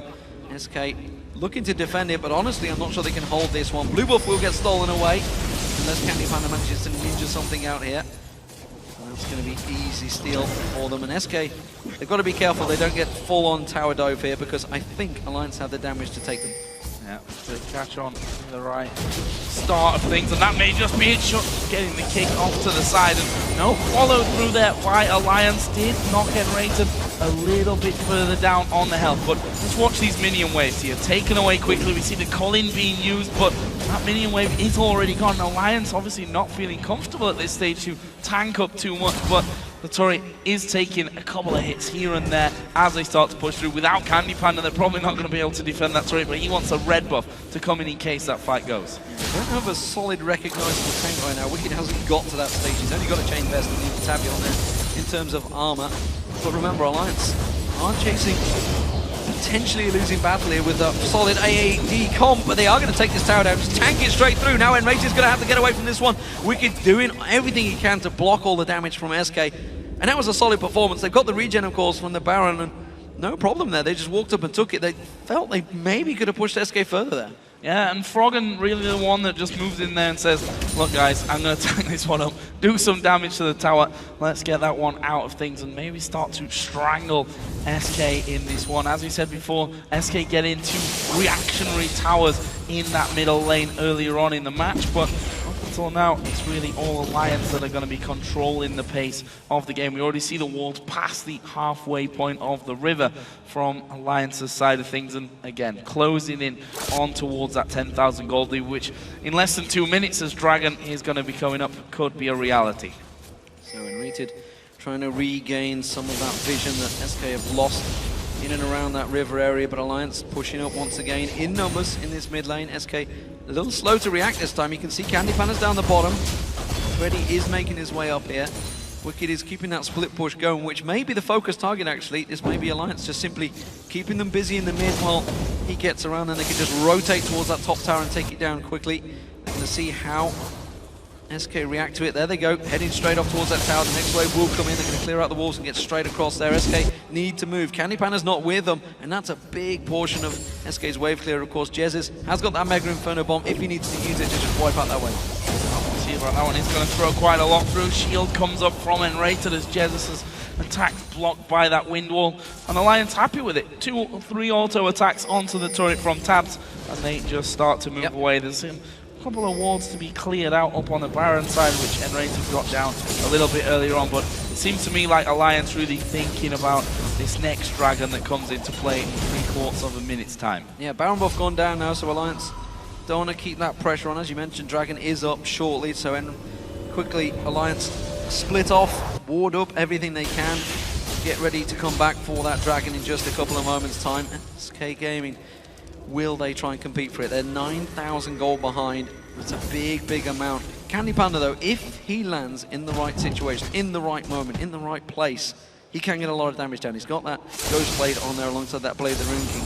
But, honestly, it's going to be a tough call because Wicked is going to pounce towards him, Froggen's going to go towards him, Shulk's going to go towards him, Nif almost certainly is going to throw his ultimate towards him, so everything is focused on Candy Panda. That's obviously why he's picked up that Banshee's Veil so early on. Yeah, and that's funnily enough how we saw the last game between these two teams end, with Candy Panda being spotted out in stealth and then going down for it. There's another Dragon, all 5 this game, going over to Alliance. And we pointed out in the pre-game, the problem that they had against Gambit last week was that there was just no control over Dragon whatsoever. Can't say the same this game though. 100% of the 5 going over to Alliance, and that means that they are in such great control. The 10,000 gold lead has now been broken out by Alliance, and that with just 1 minute to go until the next Baron comes into the game. all or nothing at this stage for SK, I think. Yeah, I think we're going to see Alliance actually play this one out for the next Baron as well. I don't think they're in any rush to take these towers down, it would seem. In true, I guess you could say CLG EU style, they are playing it by the numbers.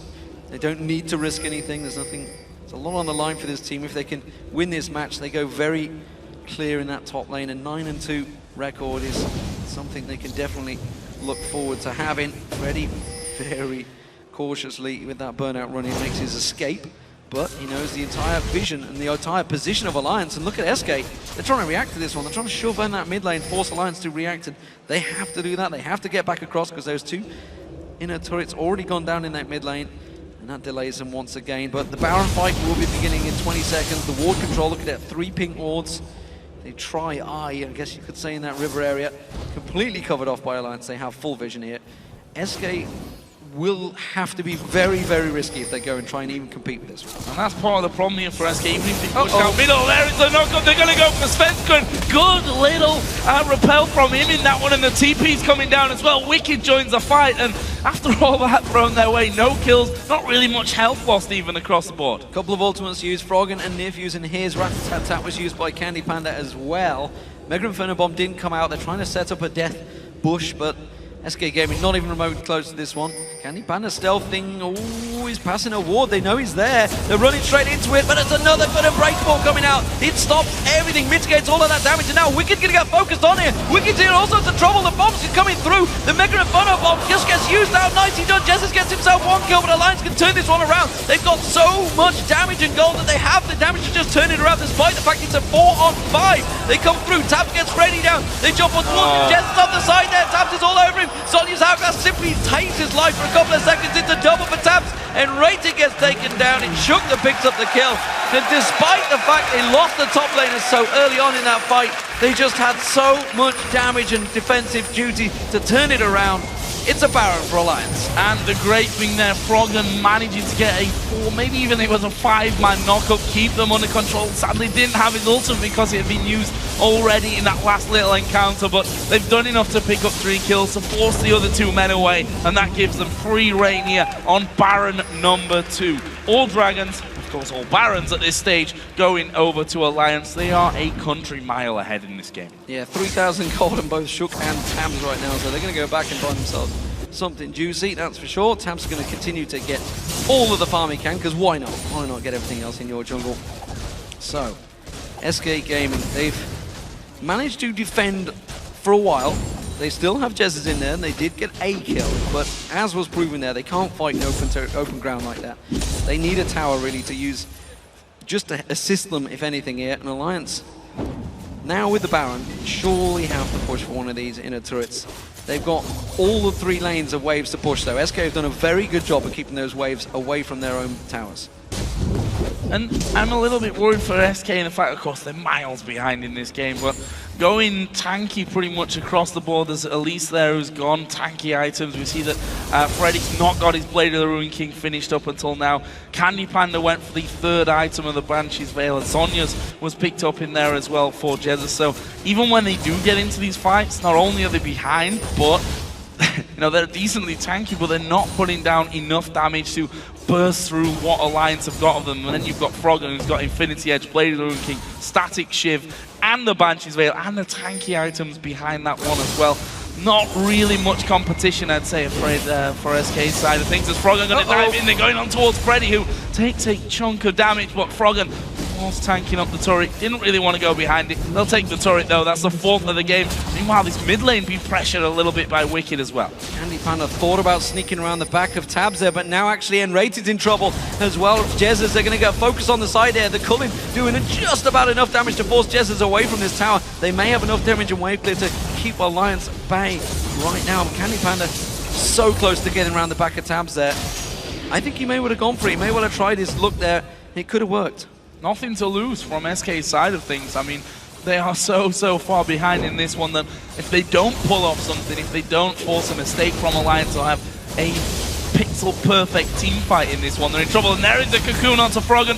No follow-up, though. And in the meantime, Tabs and Wicked just tanking up this turret. Slowly but surely, he's going to go down. Yeah, Wicked has that Randy and Zoman now, so he's just so strong. He can tank out the turret has the damage to back it up, and Tabs, of course, you just look at his items, he's stacked out. SK Gaming stepping away from this inner turret. That's the 5th one of the game for Alliance. Just that bottom inner turret remaining for them, and they may keep pushing. That Baron buff has still got around about 90 seconds left on it, so they've got plenty of time to keep playing with these minion waves. And gonna keep doing that as well. And the thing is, SK can't afford to lose Jesus here. They can't afford to have that wave clear taken away from them, because we've seen it already. Alliance will just step in there. Wicked not afraid to tank up that turret with his random into the Banshee's Veil in there as well. See, step forward, and the whole time Tab's just having to go on the turret. As soon as anyone gets close, he backs away.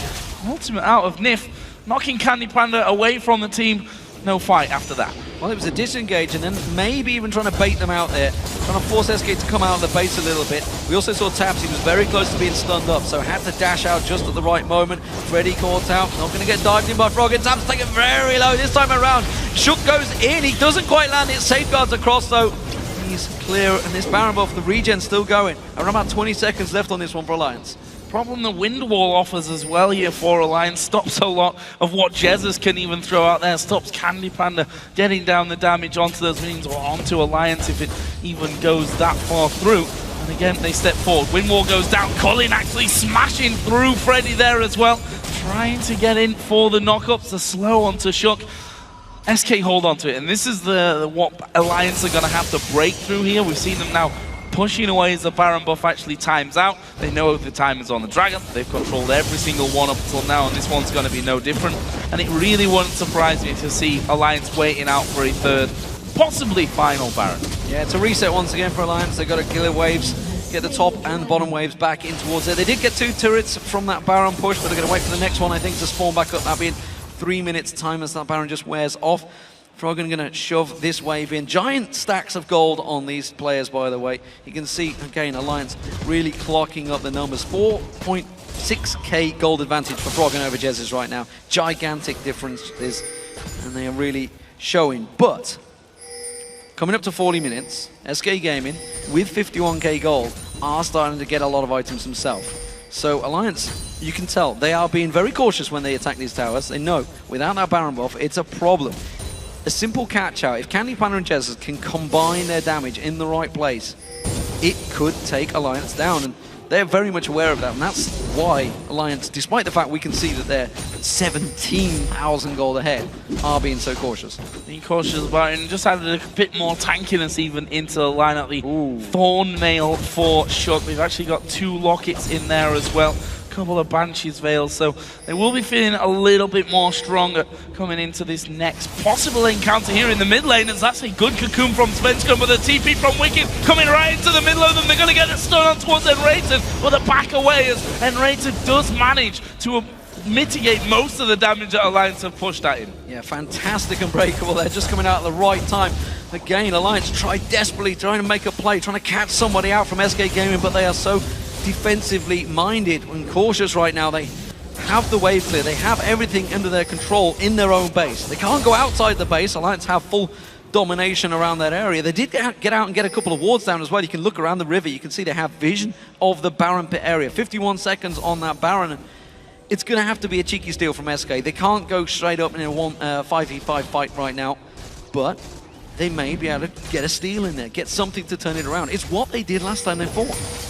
And you have to feel that it falls to Jesus really on that front. Throw his ultimate in there at perfect timing, which of course becomes very difficult to do once you lose the wards that are going down. Not going to have vision of that Baron when it comes up here in 25 seconds. SK starting a little bit to move out onto the top side of their own jungle, but just too dangerous. They've got no wards really further down. It's kind of sweep as you go for SK Gaming on that front. They will, however, push this middle wave out a little bit over that halfway point. That's actually forcing Alliance to move around and react to this somewhat rather than going straight towards the Baron. Trying desperately to get some vision, but Alliance are clearing it out just as quick as SK can place it.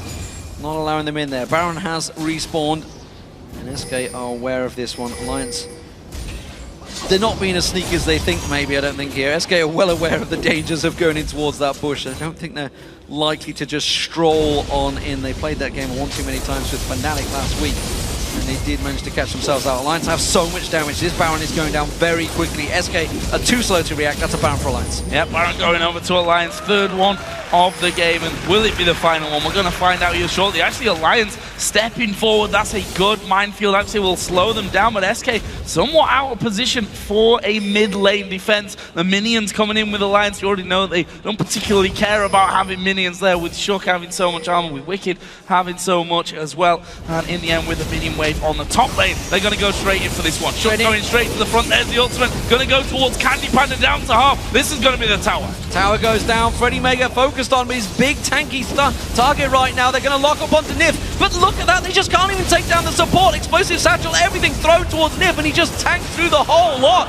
It's Svenskeren piling on towards him. He just strolls away. No problem there. Alliance are way ahead of SK, and they can't even take down with a focus target on that support. And they're going to keep trying to break through this one as well and just wait for a solid knock-up, and they could end up diving straight onto this one. And Rated going to go a little bit lower from that. Freddy still a half HP. Wicked not too scared of either of them. And look at Alliance, they're tanking up all the damage. Going to sit in there. Froggen did actually flash away from that one, but Freddy now going to be focused. The inhibitor is going to go down. Jesus off to the side. Last seconds on his hourglass, but the Culling already running. That will get them the first. The rest of SK here, though, going to be ripped to pieces. Candy Panda just about gets onto the fountain in the end, but that is a 3-0, and surely the game for Alliance. Absolutely fantastic performance, solid play from Alliance. They continue to hold top of the table. 9 wins and 2 losses now. Alliance take down SK game. Really solid performance out of Alliance, and there was a lot of faith from you guys at home. We saw the LoL Esports vote earlier on, 77%, I believe it was, and Alliance coming flying out the gate, starting with Frog and having such a solid early game. Jesus was dominated, to be frank, in that mid lane. Funnily enough, the CS by the end was around the same kind of totals that he was behind from that one before, but Alliance here showing that, alright, they lost out to Gambit last week, then they got that win, that base race win against Fnatic to kind of get them back on the horse and ensure that there was no mini slump to follow the disappointment of losing your 7-1 record, and they come back into today taking down what is their biggest competition in the LCS right now. Yeah, the start of a new win streak maybe. 2 wins now for Alliance. We'll see how far that can go, because overall, I mean, everybody played well. You know, Wicked was taken out of the game quite heavily. SK clearly targeted that focus to maybe put him on his back foot, but he held his ground, didn't get caught out, didn't get any sloppy plays. He escaped a couple of times. We saw Freddy doing the same thing as well. A lot of focus on the 2 top laners at the start, and clearly it was all about the mid lane in the end of the day, because solid performance by Froggen, way ahead of Jesus, 3 levels ahead of Jesus at sometimes in that game. Well, we picked the featured matchup for the mid lane for a reason on this one, and we talked about Froggen. If you want to beat Alliance, you're going to have to shut Froggen down. Fact is, he was starting to run Rampage and dominate Jesus in the early stages.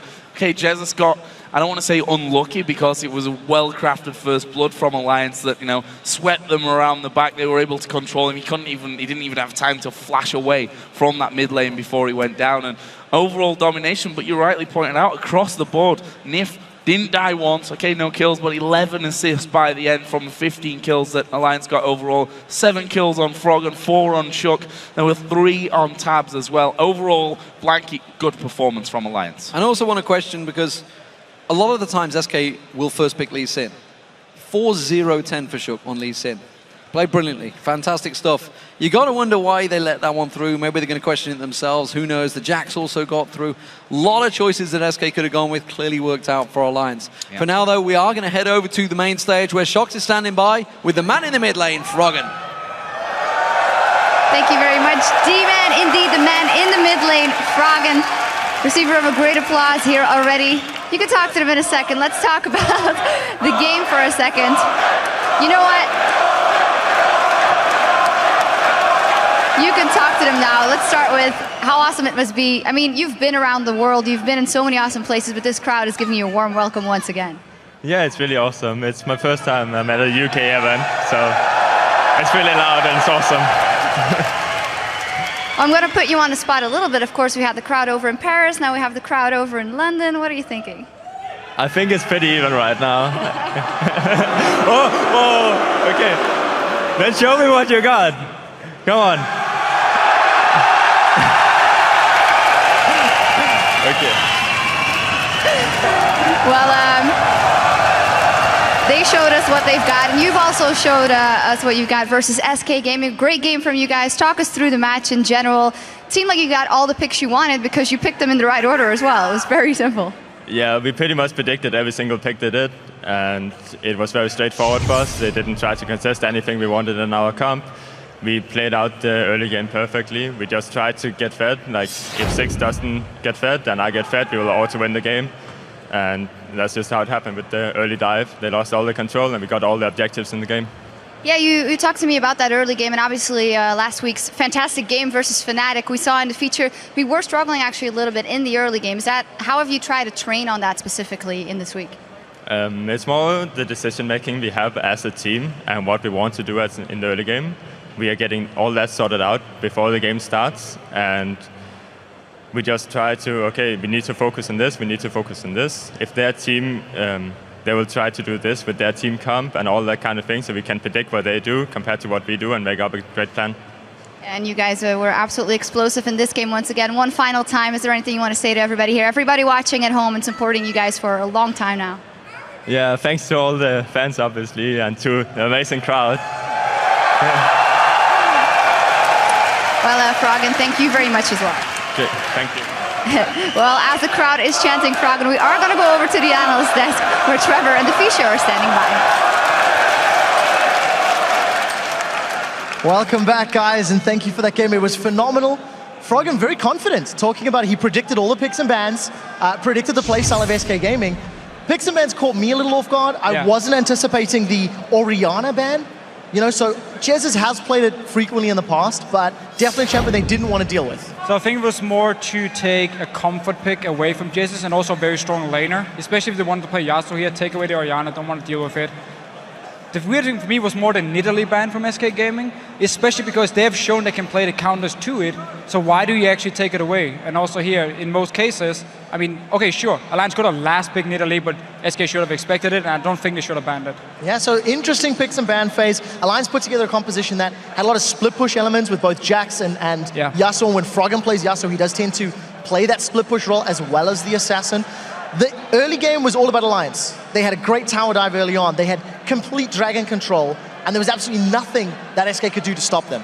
Also because SK Gaming, they've shown in the past, when they played against Fnatic, actually, where Fnatic had a pick comp, SK, they play very passive. They wait for the enemy team to make a move and try to then punish them for it and therefore win the game. This time around, Alliance didn't do too many mistakes in the early game, which meant all the picks they could actually get here got them ahead early on, and they got all the objectives. Of course, even our very first replay, we can just pull it up on the screen, is actually where Alliance managed to get a pick here and therefore use it to get objectives. Yeah, so this particular clip, we can just roll this one straight out.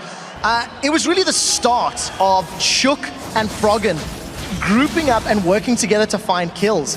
The thing that I like about Froggen is he doesn't hesitate to use this last breath, instantly throwing himself onto Svenskeren, and it was just well executed by Alliance. And even also the fact they predict Svenskeren actually to be here, because if you look down the bottom lane at the moment, there's a very big wave pushing up to the tower. So they expect the Svenskeren to be there to try and dive onto whoever from Alliance was going to take this wave, and therefore they just move in, multiple members, find him, pick up a kill, pick up a second one, and take a dragon. The thing that was interesting about Alliance in this game is they did play fairly slowly, but they were always in control. It felt like every move they made was very calculated. And you did say there's not many mistakes. It is very difficult to find faults in Alliance's gameplay.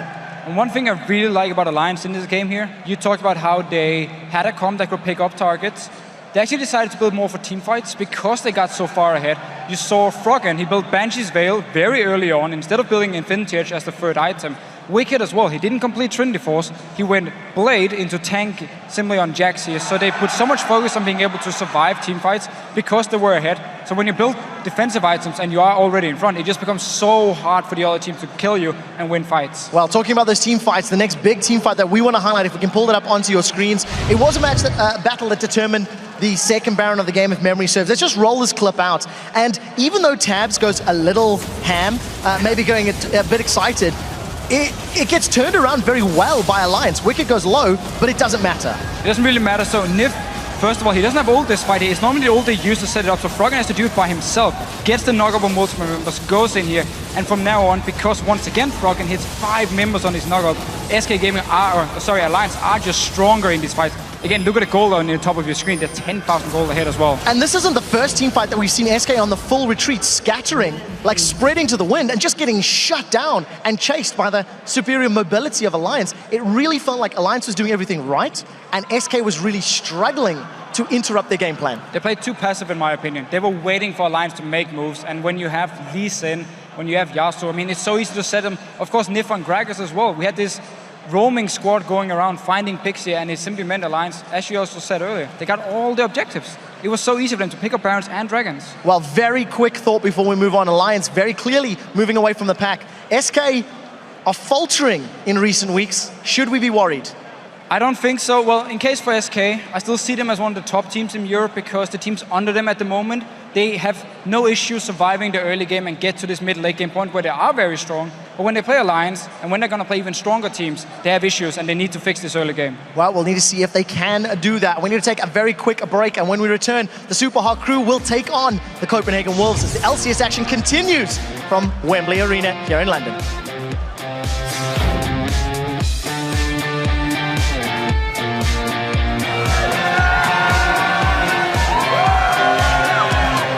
More Alliance fans here than there is SK fans. Why, Philly? Why would you say something like that? We have a Brit. Yeah, we have a Brit. Doesn't matter. Everyone knows he's British. Everyone thinks I'm French. The culling being used as well. There's no smite available. Finally, Shook goes in. He gets the smite down. Svenskern's going to get jobs off. Wicked gets the kill on towards him. County Banner focused. He goes down. Shook on towards him as well. And Racing now focused down. Another kill for Alliance comes in. I'm out. I will kick. I'm dead. Kite backwards. Kite all the time. We can turn soon. Yeah. I have to be careful. Just kill them all. I'm over here. Don't chase too much. We can go Nash as well. Let's go Nash after Prom. Go Nash. Gets this off to the side. Last seconds on his hourglass, but the culling already running. That will get him the first. The rest of SK, going to be ripped to pieces.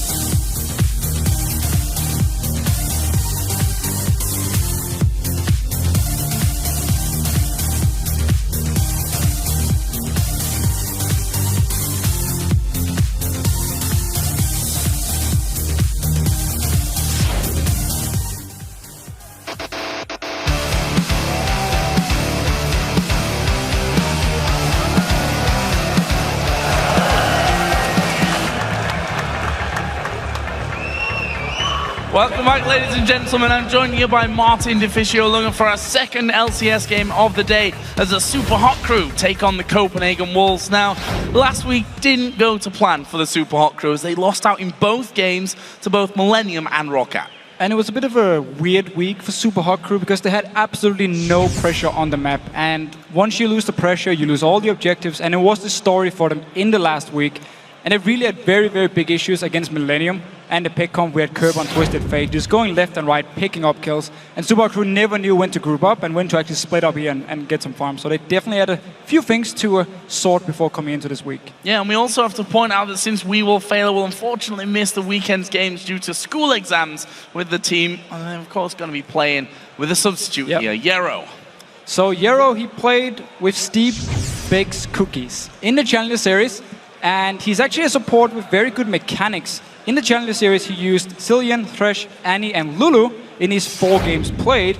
And of course, he also played with Impaler on Dignitas UK. So there's some synergy, and Impaler will know which kind of type he is and if he would fit with the team or not.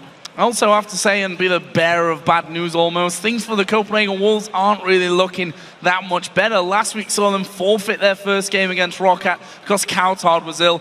They managed then to get Mazarine ready to take on SK Gaming on day 2, but they were unable to pick any points there as well. And it was a bit weird because Copenhagen Wolves, after the game against SK, went on Twitter. They said, you know what, we never really expected to win this game against SK because we played with a sub. And that's all right, I mean, but it was just too obvious in the game because they never really did anything. They just fell behind. It was easy for SK to close out the game as well. Definitely some issues. We have to say, though, Coutard is back now. He was, of course, out in the last week. Should help the team. Some good synergy with him. And, of course, Airwax, also Youngbuck up in his top lane here. And he definitely needs to come in and show that he can carry or help out carrying his team. And while we're on the topic of Airwax, he's now played 4 weeks of the LCS. So what do we think of his performance in these last 4 weeks? Well, if you look at just the stats, they are great for Airwax. I mean, he has 31 kills. That's the most for the junglers in Europe. He's also been part of 81.6% of the kills for Copenhagen Wolves, which is the second best in the entire EU LCS. His Evelyn has been great, picked up 20 kills on it, died 16 times though, a bit too much. However, still he's part of 85% of the kills on Evelyn here for the entire team. We have to of course say some of his kills, I mean he picked up 11 of the kills against Roccat in week 2 in what we could call a bit of a stomp for Copenhagen Wolves. And we just also have to say, he dies way too often. I mean, he's tied in the EULCS for most deaths with Darien, the Swag Lord. 45 deaths. That's a lot. That is a lot of deaths, something that they'll want to fix going forward. Mimer actually believes that the Copenhagen Wolves losing their playmakers will have a big impact on this game, although with a sub in for We Will Failure, it might affect his team as well. Meanwhile, Impaler feels the pride and pressure in playing for a hometown crowd. I think Copenhagen Wolves will be a fairly similar game to what it's always been. It's just going to be scrappy early, and then whoever comes out ahead should generally win. We need to start playing better in the early game because we keep falling behind, which shouldn't happen. We give up a lot of objectives for free, like dragons, so yeah, we have to work on that. Sometimes we're not very decisive towards the end game, so provided we can just shut out Baron control and then force them to come and fight us, then that's how you generally win the long games. They lost their playmakers when Forgiven and Amazing left, so I think now they have kind of issues making play. Like, they don't really do much. Amazing and Forgiven were the carries and playmakers, and right now they need to adjust to the old guys having to make a little bit more plays, and they have to carry a little bit more. They may have an advantage of the 6th man in the case of having a crowd behind them, but it shouldn't make a big difference. I don't know, it's a blessing and a curse to have so many people there for you because, yeah, sure, if we're going to do well, it'll be amazing, but if we do bad, I think I'm going to cry. No pressure Impaler whatsoever. Honestly, no pressure whatsoever. Don't cry, please. Don't cry. No crying allowed. Nothing will go that far. Guys, we're going to check out the starting lineups of this game, starting with the blue side and the Super Hot Crew. They're, of course, Mimer in the top lane, Impaler in the jungle, Selfie in the mid lane, Mr. Ralph the AD carry, and Yero, the substitute support here this weekend. And on the red side, we have Copenhagen Wolves. Youngbuck is in the top lane, Airwax in the jungle, Coutard as the mid laner, Woolite on AD carry, and of course Unlimited, his support. So teams are about to head into Champion Select, so let's check out your votes from LOLesports.com. According to those ballots, you've picked the Super Hot Crew by 79%. And Fact is, the Super Hot Crew on a bit of a downturn, I think we can safely say. Added pressure of not playing with their full lineup. And it's funny to hear the Super Hot Crew saying the Wolves lost their playmakers after the spring split here. Funnily enough, We Will Failure has been making a lot of plays for the Super Hot Crew so 100%. far. And Mixer did the same thing last bit. They really like to have the support on champions where they can engage, set up kills for Mr. Rales or Selfie when he roams down towards the bot lane. So of course there's going to be an issue for them. However, Yero, I actually think he's going to do well. As long as his nerves won't get in the way in front of the massive crowd, of course. I mean, probably his first time on stage in front of a crowd like this. And what a crowd it has been so far. Nice and loud. I think they could be a little bit louder though.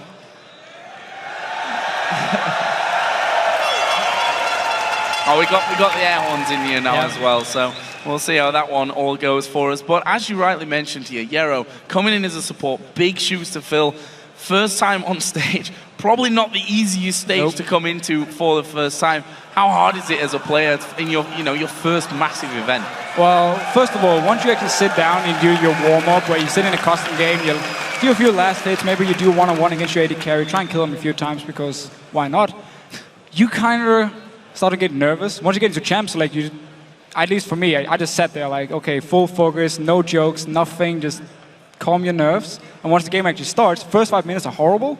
Once the 5 minutes are done, you just feel perfect and you just play out. Unless, of course, you die in the first 5 minutes. Which happened to Deficio. Never. Quite a few times, let's call it that one. Let's hope Yero has a more successful time here on stage than our good friend Deficio has had in the past. But we're moving towards Champion Select here, so enough of the Deficio abuse. Let's talk about what we can expect in this game. So Copenhagen Wolves keep talking about how picks and bans are an issue for them. We even have Unlimited last week mentioning how there's so many champions they don't know how to play against, they need to ban them away. Last week they banned Kassadin on blue side. Normally you never see Kassadin being banned on blue side, it's always purple side because you don't want to risk the other team first picking it. Yet they banned it away. So it seems to me, unless Copenhagen Wolves have fixed this picks and bans, they could just be in for trouble again and end up getting a worse comp compared to what a Subaru can pick up. Because we know Subaru play a lot of the strong champions. Well, we are going to be moving into Champion Select here. We'll figure out exactly what both teams are going to be banning out first of all, and then moving into their lineups for the picks. First two bans out the gate. Ziggs taken away from Kaltard, and a red side casting ban. Doesn't get much more standard than that. No, and I like their Ziggs ban here against Kaltard. Just came back, of course, was out last week. Want to target his most comfortable champion here, and of course the champion Copenhagen will love to play because you can extend the game and just play safe and farm for such a long time. So they're not messing around here, so obviously things going to plan, at least for the Super Hot Crew, as Evelyn taken away from Airwax. We talked about how well he's done so far and the massive kill participation that he's managed to pull in. First pick here. We'll see about that. I mean, Brown taken away as well. Jax obviously removed from the Copenhagen Wolves side, and seems like the Wolves with their last pick, their last ban, maybe having second thoughts, or would have expected maybe Brown to be left open. Could be it was actually one of their ideas to be banned away, or they wanted Subaru to first pick it and take two strong picks for themselves. It's something we see very often, especially if these picks considered OP, where some teams just tunnel so hard, you just instant first pick them, leaving a lot of stuff open for the red side team here. However, very standard bans, to be honest, especially from Copenhagen Wolves, hitting on many of the strong picks and actually Kill being just instantly locked in. Selfie, of course, has shown many times he can farm on this champion forever. He said there. Even the CS record actually against Fnatic for this summer split on Kale here, so definitely a very strong pick for Super Hot Crew. Yeah, that final ban was Yasuo as well. We've seen what happens when you let Selfie have the Yasuo. Alliance in particular experienced that earlier on in the season. We also should mention that Kale has been featuring more and more on the top side of the map, in the top lane, so we'll see if Mima goes for that, although we also have to say we've always preferred him on tanky bruiser champions. It's his style of play at least. And the thing here for Super Hot Crew, they ban away Evelyn. Normally when you see one jungle ban, multiple teams actually go just banning all the junglers away and then take from the second tie here. Of course you have Elise, Evelyn and Lee Sin as the top junglers. Super Crew just banned Evelyn, and because Copenhagen Wolves didn't respond with banning either Lee Sin or Elise, there was no pressure for Super Hot Crew to log in a jungler, could take the kill, and can now just take Elise if they wanted in one of the next rotations. Did see that the Thresh was the first choice for the Wolves as well, so Unlimited going to be returning into that one. It's left The AD carries up for basically whatever Mr. Rawls wants here, whether he wants to take the Lucian, whether he sits in there with that Twitch. We'll see if the Super Hot Crew actually decide to lock in their jungler here, or maybe even go for an early mid lane pickup with a decent amount of bans focused on that mid lane. So Lucian still open for AD carries. It's normally the go-to pick for pretty much every team because Lucian just overall is so strong. Copenhagen Wolves could pick it up here for Woolite if Twitch gets locked in for Mistral, which it looks like at the moment. And wow, Impaler surprising a little bit. Pulling out the Jarvan, we talked about this a little bit earlier on with the resurgence of the likes of Vi and Jarvan. We looked at Impaler and said, yeah, he's the kind of jungler that would probably bring those champions out. However, when we think back to the spring split, it wasn't until Pantheon started becoming popular that Impaler really, I'd say, made his breakthrough and started performing top level. He struggled on the likes of Vi up until that point. Interested to see, though, how he comes to the table with the Jarvan here today. So the thing about Jarvan is he works really well with both Kayle and Twitch because it's two champions you just want auto-attacking in the back line for as long as possible. So if Jarvan goes in, puts up his ulti, traps multiple members, just area damage from the Kayle, area of course from Rat-a-tat-tat from Twitch, and everyone just drops dead pretty much instantly here. So it's a very strong teamfight comp already being made here from Super Crew. However, we need to see how this Jarvan is going to do early game, because if he goes in for a gank and Airwax is down into counter gank, then Jarvan is very squishy and can die very easily. So the next two additions for the Wolves there were Irelia. Was hovering on Mordekaiser, but it's not Roccat we're watching here, so in the end switches over to the Lucian. So getting that Lucian thresh lane that so many teams do like to go for. And Rengar for Maimer. We know that he plays Rengar. We harp on about it all the time, but we're just not getting to see it. He was the king of Rengar in solo queue back in Season 3. He just played it all the time. He had multiple accounts in Challenger playing Rengar pretty much non-stop, and it's his champion, but he never played it in an official match. And nope. We're probably not going to get to see it here today, as well as switch to Twisted Fate would see that Kayle moving into the top lane. You touched earlier on Yero and his time in Steve Bakes Cookies, where we did see Zilean support actually coming out from him. That will actually be changed as well, although Zilean and Kayle would make it pretty much impossible to kill anyone on the map, but going instead for Nami and the Twisted Fate for Selfie in mid. So it will be Kayle top lane against Irelia here, which simply means if they get the one-on-one, Maimer should be able to put a lot of pressure on Irelia early on, see if maybe he can deny some CS. We have to see how the lane is going to go, of course. And Copenhagen Wolves side is just overall very standard picks, to be honest. We have the same bottom lane we have seen multiple times today. We know how strong it is in pretty much all stages of the game. So we need to see if Super Crew wants to swap this Twitch away from the Lucian, don't want to deal with this early game pressure. And also, of course, Kayle can then run with Jarvan and farm the jungle. So what will they add into this one? Looking for the mid lane for Coulthard was ill, unfortunately, last week for them. Resulted in that forfeit to Roccat and Mazarine. I mean, it was always going to be a hard game against SK without losing your mid laner anyway. What will he lock in? Fizz up against the Twisted Fate. We've seen multiple players going for that option when there's a TF on the other side. Very, very hard lane for Twisted Fate early on. There's so much kill pressure for Fizz here. If he gets onto him, he can do so much damage, and it's very hard for Twisted Fate to actually respond back, because you just jump with your E away from the gold card. You don't get stunned, and he does 0 damage to you. So very, very good pickup here for Copenhagen Wolves, but not a champion we have seen from Coulthard. And we simply need to see how can he handle the early game here. Can he get a few kills and then try and snowball? Because Copenhagen Wolves, of course, looking at the side of Copenhagen Wolves, their comp, it's not bad in the late game. It's actually strong in the late game here. But looking on the side of Super Crew, when you have Kayle, when you have Twitch, and when you have, of course, Twisted Fate, all three just become absolute monsters in the late game. So early the time to do it. You already touched on the fact that if counter ganks come down, Airwax with Lee Sin is going to have the strength in these early stages of it. So focus on the mid lane may be about to come down for both of these teams. And both of them, let's be honest here, really need a win today. Yeah, Super Crew, they want to make sure they can get up towards the top spots again. They keep talking about how they feel like they're strong enough to be a top team in Europe, but then they lose 2 games, and they're too inconsistent.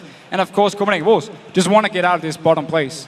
Well, now that the players have selected their lineups, do you think Super Hot Crew still holds the edge? Send a tweet to @LOL Esports with hashtag SHCwin or hashtag CWWin, and we'll check out the results shortly as we get into game. For you, Deficio, who do you think's come out stronger for this one? I can never look past the Kayle. It's always going to be a pain moving through into the later stages. I definitely love Subaru's comp going late game, and also, of course, with Twisted Fate. You can set up a lot of picks with Twisted Fate and the Twitch, just finding a target in a random place, still Finn, Twisted Fate comes in, you just kill the target instantly. So a lot of potential here for Subaru, even also to push towers, because you have Kale and Twisted Fate. Normally, Twitch is not a good AD carry at pushing towers, but the mid laners or solo laners are for them. So overall, very strong comp. However, there's a Fizz, he can always snowball out of control. And we've seen Twisted Fates who have just not used the Destiny as it needs to be used. We'll find out though, because we are getting into game here as the Super Hot Crew take on the Copenhagen Wolves in our second LCS game of today.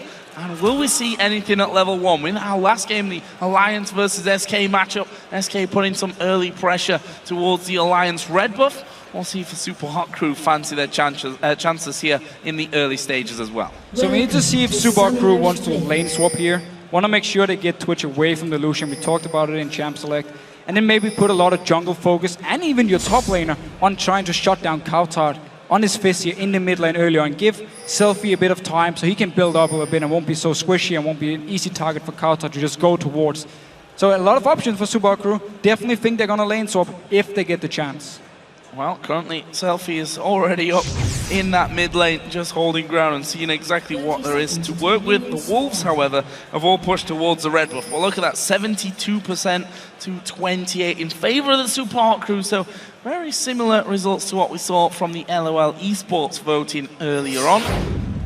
As Yarrow making his first appearance here on the big stage, substituting in for We Will Fail It. I'm going to be bringing Nami to the table for his first match in the LCS. And again, Copenhagen Wolves, it's not a bad comp they're running here. They have definitely a lot of early pressure with both Lucian and Fizz, and of course the Lee Sin. So they could potentially get a few early kills here and just go completely crazy and try and shut down Super Hot Crew early on, and don't even go to this late game point we're talking about and just win the game. Well, I have to be kind of a thorn in your side there and say that the Copenhagen Wolves have not been a team that we've seen closing out games quickly. Right. However, we know the ticking time bomb of the late game power of the Super Hot Crew may just be something that gets their move on, let's say it that way. So we see here the starts for both teams, very, very standard. Impaler going to be kicking things off with his blue. Airwax will take his red buff, and we're not even going to see the swaps in this one. The duo is going to go head-to-head down bottom, and the Aurelia-Kale matchup in the top lane. Yeah, so we need to see how Super Crew can handle this lane. Normally, Lucian should be able to beat Twitch fairly easily. We always see it. He does so much damage early on with this Lucian here. You can trade well. And Unlimited, taking a lot of damage early on. Mr. Alice, though, taking some damage as well. Kind of even out on that front. However, we also have to mention Nami, of course, going to have that heal in there to keep Mr. Roll sustained up. We'll see how that all works out for them and how well Yarrow is going to start off his, albeit temporary, LCS They do career. get level 2 early here and actually going fairly aggressive, poking down Unlimited once again. He's been the target for him just every time they had a chance. He moved forward, want to do an auto attack. Nope, just get hit by both Nami and Twitch on the way back here. So early level 2 for Super Hot Crew, picking up some very good farm as well. May set the bad precedent, although the Copenhagen Wolves now themselves hitting level 2. Meanwhile, this mid lane that we said Kautard, whilst in theory you should have a good bit of pressure onto Selfie in these early stages and even as things go on, we don't know what his performance is going to be like on this Fizz coming into the match. He used to actually play quite a lot of Assassins. Go over a year back, before Copenhagen Wolves got into the LCS where they were just dominating the challenger scene. It was Zed, it was Fizz, often for Kautard. So he definitely know how to play these Assassins here. So I'm very much looking forward to see what he can actually do on Fizz and what the junglers are going to do. Will they focus on this mid lane to make sure either they can counter gank or just try and shut down either the TF or the Fizz? Yeah, and I really like it as well because you've said of Kautard before in the past that he's a player that plays the safer champions and will often go even in a lane, but never really showed us that he can outright dominate a laning phase from that mid lane. We'll see if that changes today. It's Maima here caught trying to go home. Youngbuck just offer him a little bit of annoyance from that one. And there is Kautard going to dive in. Selfie actually doing it right and keeping the gold card until Kautard lands on the ground, and they trade about the same amount of damage. But Selfie is out of mana here, so he needs to actually go back to base while Kautar is freezing the lane. You see him moving to the side of his own lane to make sure the minions don't even go into the tower. Therefore now they will do some damage to his wave, and when the next one comes in from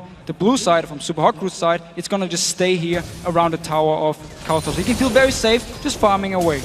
And again, down in this bottom lane, Unlimited pushed a little bit further up, will be forced back. There's a bubble landed on towards Woolite. That's going to be a lot of damage from the hook on towards Yero. That could be trouble for the Super Hot Crew. He has to flash away. Woolite trying to get in position to finish off. Doesn't work, and now Mr. Rals pushing them right back. There's no pressure from the jungle whatsoever. The TP of Mima was already used. Youngbuck could have come down there if they've got the ward down, for example, inside of that brush, but not going to be called into this one. And in the end, we see basically summoner spells being exchanged. Yeah, but both exhaust, heal, and also flash were actually used on the side of Subaru because Yero got hooked in between the minions as well, so he was taking all the damage of both Copenhagen Wolves and the minions. Sadly enough, if they've been fighting in the middle of the lane, Youngbuck could have teleported down, joined in, but they were so close to the tower, it's very hard to coordinate in time. It would have been very risky for Youngbuck to blow his teleport. He would fall very far behind in lane unless he managed to pick up the first blood. No first blood just yet, and you see that the Copenhagen Wolves sending their bottom lane back to spend 1,000 or so gold, and that will be a Vamp Scepter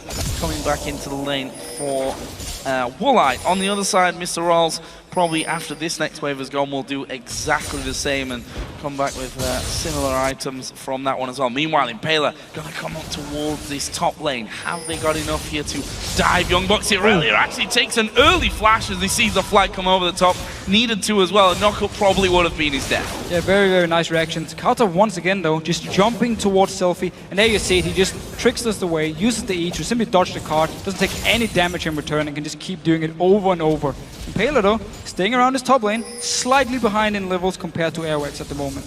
Youngbuck actually just used his teleport to come back in there, picking up a second door on his blade boots and a ruby crystal as well. But the Super Hot Crew, they're on the invade here. Both Mima and Impaler coming around. Airwax will stick around and have a look, but he's going to get knocked up. The slow comes in, will safeguard away to the Warden. That keeps him safe for now. However, Selfie, wow, that's an early intervention, preventing any of the damage. There was a lantern down, and now the Copenhagen Wolves trying to close in onto him. Airwax is still low, but Impaler got no mana. The fifth throw now, but it misses. And now Impaler gonna be chased down by Youngbuck. He's gonna throw his ultimate straight towards Impaler as well. Has he got the damage? Q lands. That's surely the death of Impaler, and I'm not sure that Mima gets away either. He does. They decide not to dive.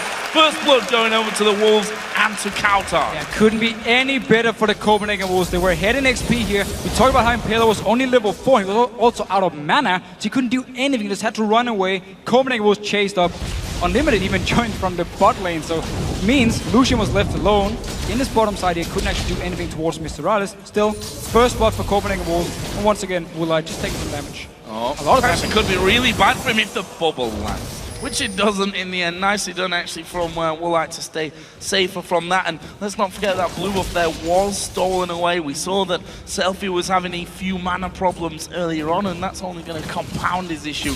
We'll see though if the Copenhagen Wolves can keep a hold of their own blue buff once that actually spawns onto the map. And Copenhagen Wolves actually left a ward on the blue buff. They didn't clear it, but they see Impaler clearing it now. They're even pinging it on the minimap, so they're gonna get the timer.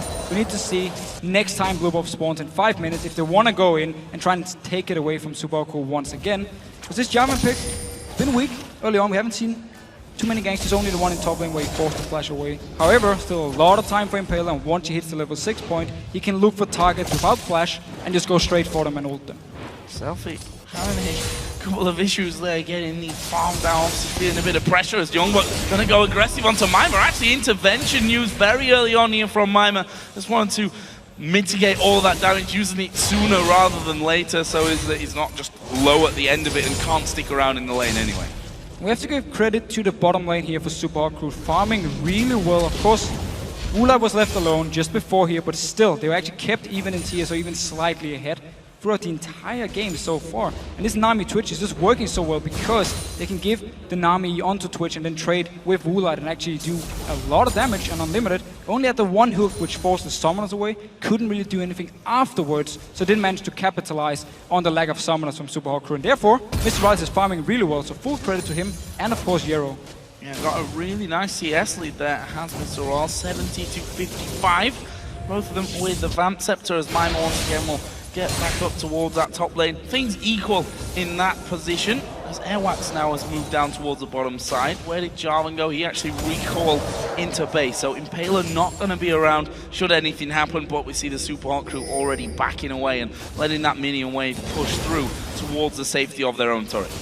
And a lot of important ultimates are now ready. Copenhagen Wolves level 6 on to Lee Sin, of course. We have Selfie with his ulti. Even Impaler managed to get level 6 now. So we need to see where the next gang is going to be. Is it going to be Impaler going up, joined in by Selfie, and just dive on to whoever they choose from Copenhagen Wolves, or what's going to happen here? For now, no wards from Subaru on this dragon, and Copenhagen Wolves, they just started. Start it off, and they're going to get it. Don't really see anyone being able to stop them from this one. The dragon going very low already. We see that Impaler moving towards Youngbuck's position. The dragon taken away for the Copenhagen Wolves. We see that Twisted Fate is also starting to move towards his top side. On top of a ward though, here is Selfie, but I'm not sure it's going to matter. Youngbuck going to be pushed down. The Cataclysm is in position. Impaler almost being finished off by Youngbuck, but that's a kill back for the Super Hot crew, and maybe the tower as well. Should be able to take the tower fairly easily here. Of course, no teleport for 15 seconds from Youngbuck. Still, Dragon went for Copenhagen Wolves, and they also managed now to get the timer off the ulti from Selfie here, so they know exactly when it's going to go up next time and can then play a bit more careful. But we did see it. Impaler moved off top lane. No flash on Youngbuck. It was used early on, and Selfie just joined in. And there we see the kill for Selfie, or for them in that top lane.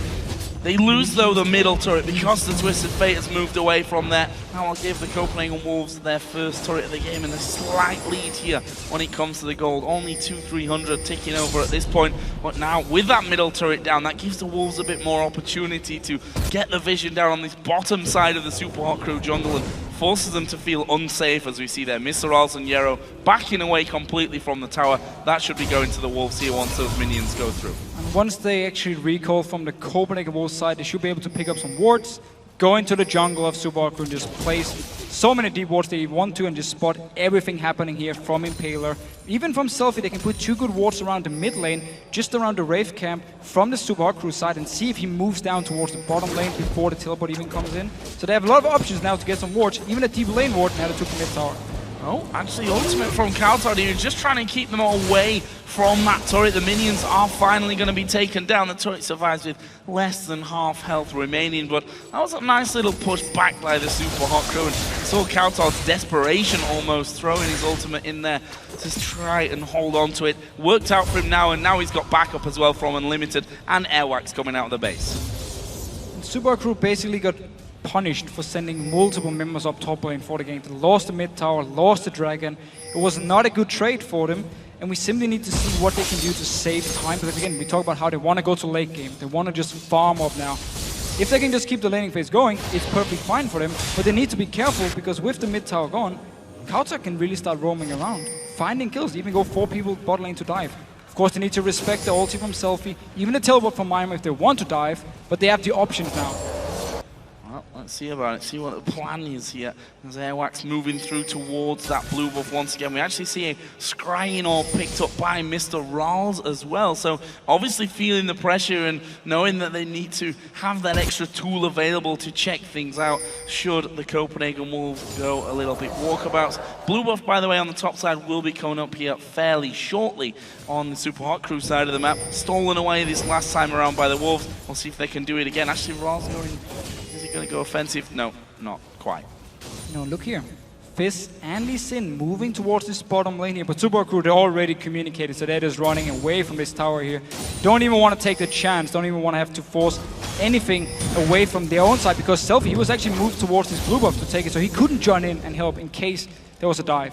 And we saw there the graph as well, the CS difference over the course of the game, and pretty much being on Mr. Rawls' favour the entire time, and moving up to a decent one as well. Right now, 112 to 109, so not exactly a massive deficit that Warlight is facing, but this turret going to be facing a few more pressure scenarios once again, as Lee Sin now moving down towards this bottom lane, as well as the AD carry and support that were already there.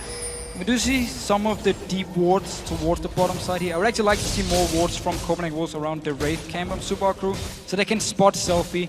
Doesn't matter which direction he moves towards the bottom lane, if it's towards his own tower, if he's towards the dragon, when he wants to gank the bottom lane here. They don't have any wards for it, so they won't be able to spot him in case he goes for it. Just have to try and rely on seeing where he is compared to the minion wave. Well, we've seen pretty much the one single Destiny throwing so far up towards that top lane where he did manage to finish off Youngbuck, did take 3 of them and almost lost Impaler in the over the course of that one as well. So not exactly being the most active with that one, but that's also probably the Copenhagen Wolves saying, don't push out too far, don't give Selfie any kind of opportunity to, you know, get in there behind it, to use that Destiny and influence how that lane is gonna go.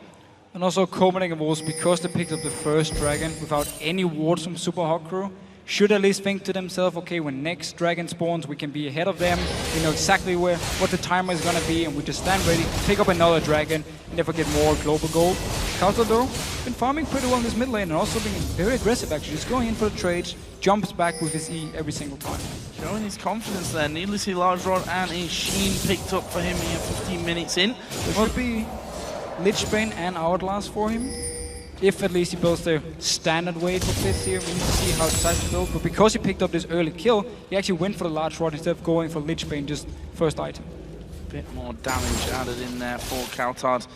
The burst that he's got, and we'll see if he can pick himself up any more kills. I'm sure he will by the end of the game. And now he's moving towards the bottom side of the map here. And will they actually be able to catch anyone out? Impaler is stood right on top of the ward, and look at the positioning here from the Wolves. Airwax has started to move down there. The scan will reveal that there's no vision inside of the Tribush, and Impaler is still waiting for this one. It's all going to be about the hook, and the Q landing from Lee Sin, and Impaler is going to go down here. He throws in the Cataclysm. Youngbuck actually getting involved on towards Selfie as well. Mima doing a good job. Mr. Ross is going to fall. Mima's got his ultimate on himself. Woolite actually flashing out. Have they got the damage to kill off Mima? Yes, they do. That's a 3 for 2 up until now. Selfie did finish off Airwax.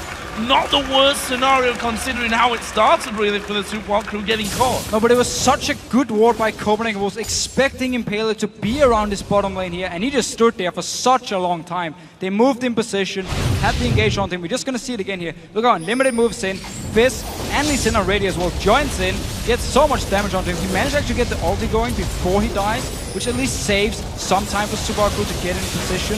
Mr. Riders, of course, gets kicked into the team. Beautiful play by Airworks. Easy kill for Super Hawk Crew. He will go down, however. Selfie joined in with his teleport, of course, and Mima just flashed to try and get the last hit on Woolite.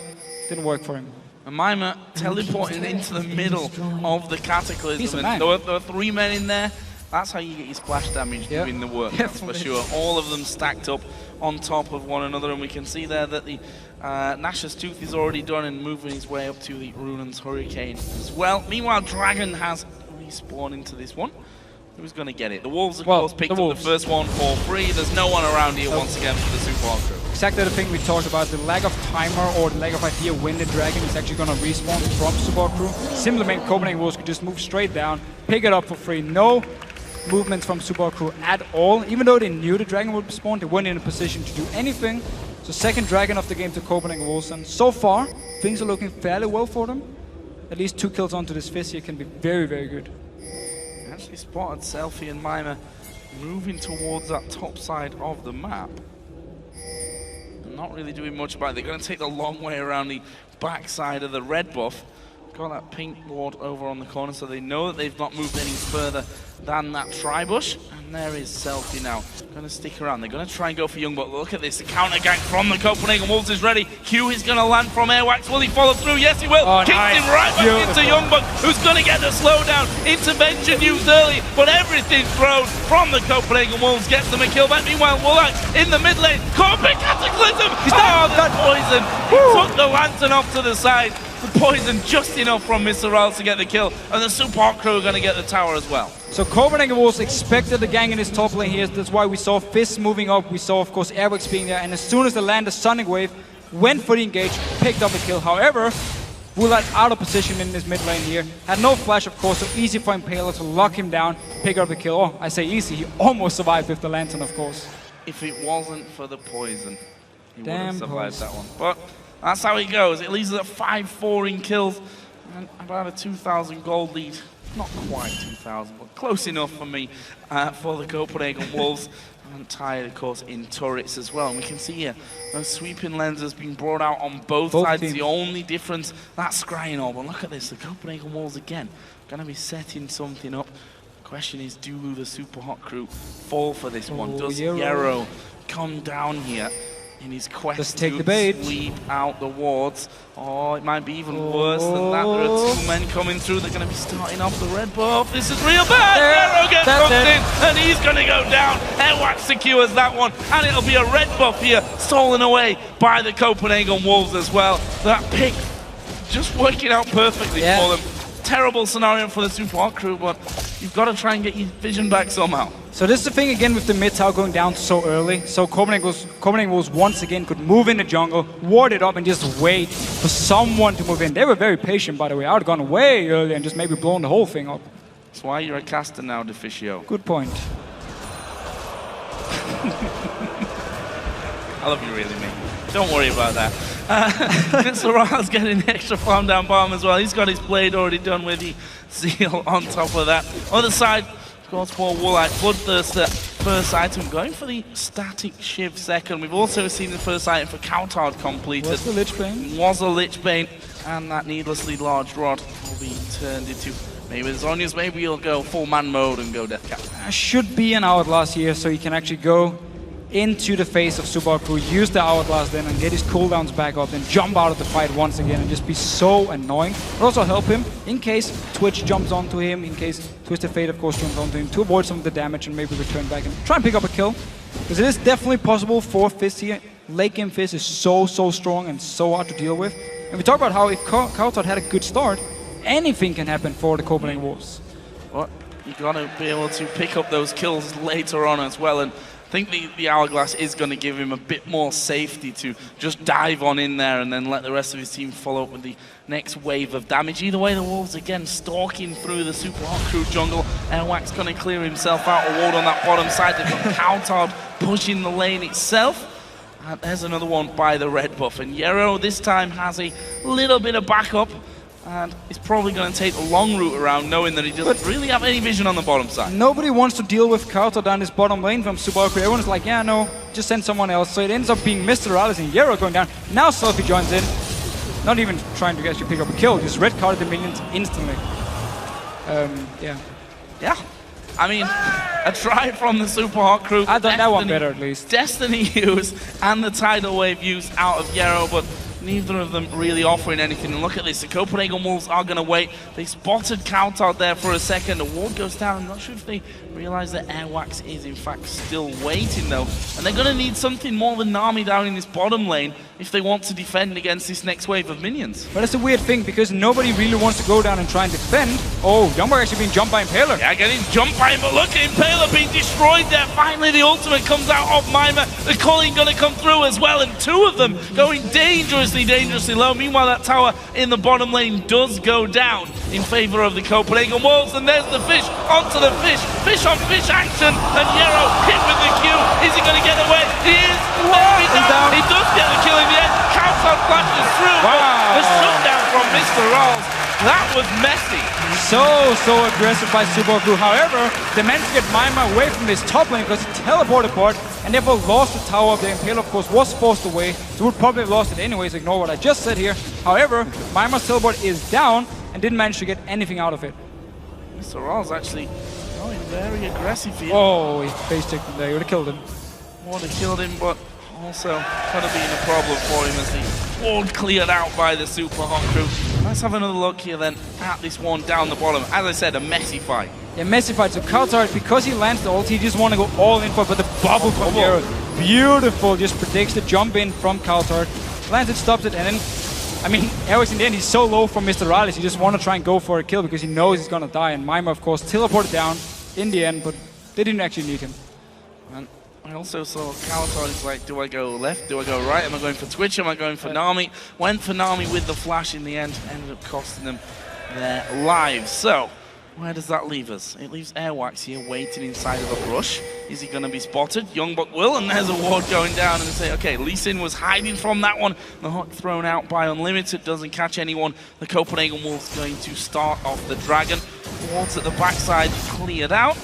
Can they challenge for this one? So far, it's been all about the wolves on the dragon, but look at that. Impaler gets the flag over. Isn't going to be able to dive in there. They need to wait for that flag to time out of things. They don't. In the end, they just smite it out. Third dragon of the game going to the Copenhagen Wolves. Really had full control of the river, and of course the jungle actually of Subaru pretty much the entire game. Once it took mid tower, just taking full control of this bottom side of the map. Also why they could take the bot tower early on, and of course all the dragons. Selfie though, he's going in. Oh, and I don't think Woolite's surviving this one. Mima comes in from the bottom side. Mima actually tanking up the turret to help out there, but Wolves, no. They have 3 people moving up towards that top side. They're going to be losing out on this turret either way. Decent wave there for Selfie, and actually he'll let those minions go down, but the Wolves trying to steal away the blue. Once again, just waiting around here. Want to try and catch out a target if possible. Mr. Riley stealthing in. Oh. Nope. No. Oh. Check the burst. Now he's going to take the burst. Oh, I didn't get him. Attack move. Wow. Oh, well. It was close. It was. It was. So, Baron here. Scumbag Mimir hits the ward here with his Hurricane, so he starts the Baron. Starts the Baron, costs Impaler a little bit of health. Not really a big problem.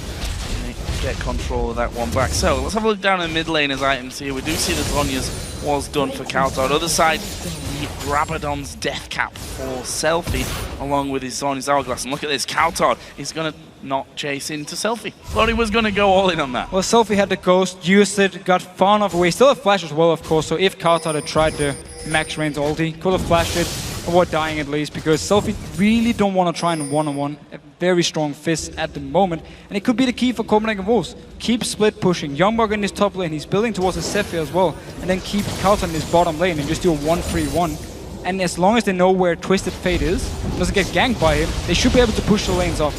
Selfie also gone Distortion on his Sorcerer shoes there, so obviously that fits in, helps him out with the cooldowns, and also adds a little bit more to that Ghost and the Flash as well. And mobility is going to be key for him, whether that's catching someone out or, as we've just seen there, running away from someone. Yarrow actually taking not as dangerous as I thought. I thought it was a dangerous route around, as Impaler will spot Airwax, but no real action from that one. The Wolves just trying to get some more vision down on this bottom side of the Super Hot Crew jungle. And once again, we just see Subaru Crew every time they have the chance. Take it easy, farm up your lanes. I mean, Mima is very strong already at this point. Picked up multiple kills, has a lot of farm on this kill here, of course. Selfie is himself going towards this late game point here. Wants to get Void Staff, maybe even a Lich Bane on Hourglass if he wants to try and survive all the bursts coming from Kautar. And overall, Subaru Crew are happy just waiting around. As long as they don't lose Baron or an inhibitor, they can just farm up. Mr. has been sped up there, and maybe thinking about having somewhat of a go at the Copenhagen Wolves. They know that both mid laners down on that bottom side of the map, and with the Destiny up, Selfie going to have somewhat of an advantage in that one. Can obviously not quite pull the entire map there up towards Baron, but can get rid of half of the walking distance at least, and maybe start things off without Kautar being able to move in. Meanwhile, Mr. Raz again going to get sped up. He's got a red buff on as well, which could make him all the more dangerous. And he's going to catch out Unlimited. Mima coming in from the side as well, and an early flash, but there's a Cataclysm. Tidal Wave going through. Unlimited is going to go down. Airwax in the middle of them as well. Youngbug trying to get onto one. The fish is going to come through. There's the kill. It's a double for Mima, and now Kautar has to use his Zhonya's. Is he going to get finished off here? Good burst. Selfie comes in, but it's Mima that picks up the triple. Airwax and Woolite should back away here. They're far too low. The Super Hot Crew with 3 kills are going to go Baron. Such a strong team fight by Super Crew, using the Twisted Fate and the Twitch to pick out targets here. You saw how Nami kept using abilities onto Mr. Riley just to speed him up, getting him in range, start the fight. Selfie joined in, and then a very, very nice ulti as well from Mimir onto Mr. Riley. Once Kautar actually jumped in towards him, no damage. Intervention was there, turned it around, Kautar couldn't do anything. Super Hot Crew then losing out on all the dragons. We'll talk about that in a second as we see once again the starts of that fight. Just look here, Mr. Riley, he just wants to start a fight. Impaler is there, joins in instantly. Both Youngbug and Kautar were in the mid lane, so joining a bit late. Notice the intervention here on Mr. Riley. As soon as Kautar jumps him, intervention, takes absolutely no damage, and it's just an easy fight for Super Crew, and even better, your top lane Kale picked up all the kills. Yeah, bad news because, you know, Mima starting off slow. I don't even want to say slow because he's farmed up an absolute storm, to be fair. Got the most CS in the game, got himself his Zhonya's now, that Nash's too, the Hurricane got another blasting wand in as well, so really in a strong, strong position. 6-1-1. I'll quite happily take it back what we said about Mima, that we prefer him on those tanky bruiser champions. Pulling out the goods here though on the Kayle. 100%. I mean, overall, just been a very good performance. Laning phase, he kept pushing down Youngbuck to his tower again and again, and Impaler moved up, or Selfie came up there to either try and pick up a kill or force a summon away from Youngbuck, which meant it was so easy for Mima to just keep farming, and he's just been picking up the kills in the actual team fights. So overall, things are looking great for Subaru, and I like the fact they're using the Twitch and the Twisted Fate to stop this split pushing from Copenhagen Wolves. They don't go necessarily for the one guy split pushing, they just find the people in the mid lane instead, start a team fight, and force Copenhagen Wolves to move in there, join the fight, or give up Baron. And this time around, they've lost the fight for Copenhagen Wolves, and of course, couldn't really do too much once the engage came in. And again, we see Mima just pushing solo on that bottom side this time. The entire Wolves team pretty much having to rotate around the backside and pick themselves up the defense. But that changes again as Impaler is spotted inside of the Wolves jungle. There's enough damage. Counter is factored in as we see Destiny being popped. They're going to go for Youngbuck. There is a stun card landing. They've got the damage to finish off. Mima it will be who gets his 7th kill of the game, and he's now unstoppable. Not sure that Counter really wants this fight either. He's going to get slowed down. Where's the stun card? Selfie going to pick that one up. He throws his ulti away and takes the lantern, but real close. And Mima has used his ulti, but only done. Meanwhile, Airwax finished off by Yero there in the middle lane, and that's going to be 2 turrets here surely for the Super Hot crew. 2 members from Copenhagen Wolves just died instantly in this mid lane, and it's been the story because every time Subaru fights one place, the rest of the members are still so strong they can win a different place on the map. This time around, it was just Impaler, Mr. Alice, and Yero against the rest of Copenhagen Wolves to try and to defend the mid lane. Easy peasy. Impaler went in, rat-a-tat-tat from Mr. Alice. 2 people are dead, and you take a tower. Well, they're going to steal away a blue buff. They're going to have themselves a dragon, and that gold swinging well and truly in their favor. Now we can see how much gold they've got to spend. Over 2k for the AD carry. Everyone else got over 1,000 to spend as well.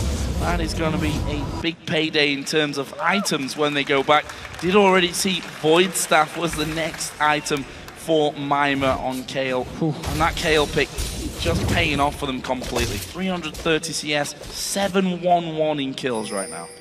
And it's just working so well with the Jarvan in the team fights. We saw it around the Baron pit where once you get the ulti down from Jarvan, Kayle just stands with his Hurricane, just smacks away.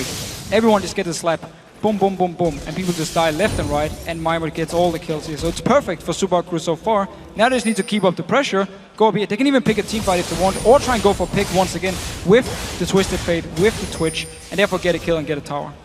And Twisted Fate already got a blue buff, so Mima's going to get one, and he's going to find himself a count on. How much damage can they put through? There's the Destiny coming in as well. They're going to try and get onto this one as Selfie forced someone out of the fight, but there were only 3 men there at the start for Super Hot crew, and the Copenhagen Wolves backed away with a full team of 5. So Impaler here had to use his ulti, same went for Selfie. However, Coulthard and Youngbuck had to use ult, so now Subaru pushing towards this mid lane. And they got positioning on it as well. We saw the recalls from the Wolves trying to get back here to stop all the damage to coming through onto this inhibitor turret, and they do get back early enough to stop most of that happening as Coulthard stepped forward, did use his ultimate in that last fight, so he doesn't have that for now at least, although on a very quick cooldown. Look at this, they're setting things up once again. It's Impaler who will jump over the wall to get things started if need be. But I think wisely for the Wolves, don't particularly want to fight head-on against the Super Hot crew yet. We do see Copenhagen Wolves, they've completely dropped the idea of now split pushing. They stay together as a group because they know Super crew are looking for the picks here. And they just want to take a straight up 5 against 5 team fight. And look at that gold difference versus time between Mima and Youngbuck. The leads that Youngbuck has had have been small, and we can see that Mima in these last 10-15 minutes or so up to a 3,000 gold advantage over Youngbuck, just showing how well he is doing with this Kayle. As I said, 7-1-1 and 350 CS. And we've seen how Kayles can farm the later things go on. We've already seen Selfie smashing CS records with a Kayle on himself. And actually, Mimer's well on his way to that as well. So look here, Super Crew, they knew they had no wards in their own jungle. They knew Copenhagen Wolves had moved in there. They pinged it out and instead just said, you know what, we're just going to go mid lane. We don't even want to fight in the jungle where we don't have any wards. So they're pushing up the mid lane here. Mimer has teleport in his bottom lane, can just join in anytime. Copenhagen Wolves, though, they want to fight. Yeah, Destiny was used there to get the vision, and Selfie going to get knocked up in the air. There's a lot of damage going through. Yarrow is going to fall. Mimer now the next target. He flashes away though, but Mr. Raw's caught alone at the back. He will be finished off, and the shutdown goes to Coutard, and now it's all on Impaler running north. Mimer will run all alone down towards the south side of the map, and just like that, the Copenhagen Wolves coming in from behind get themselves a 4-for-1, and it looks like a couple of towers on top of it. Could be maybe even more than just a few towers here. 40 seconds left on to Selfie, Mr. Rise, Impaler. 30 seconds now. Take at least this tower, go for the next one, and then back away unless you want to play real manly and just take the inhibitors. Well, they should be able to do it. Well, we'll see. It's going to be Selfie, the man, Mimer, who may be able to stop this one, but obviously the instruction is to stick back from this one and not risk anything. And the Copenhagen Wolves not only get the kills, they push through, get themselves an inhib. Baron's even coming up soon. Alright, so key things in this fight here. Notice the teleport, how late Mimer actually joins the fight, because Subaru didn't expect to get engaged on. So Mimer comes in, uses intervention, and already now he's so far away from the fight. Selfie has done nothing in the fight because he got caught out. Mr. Riles, easy target for Youngbuck to go towards.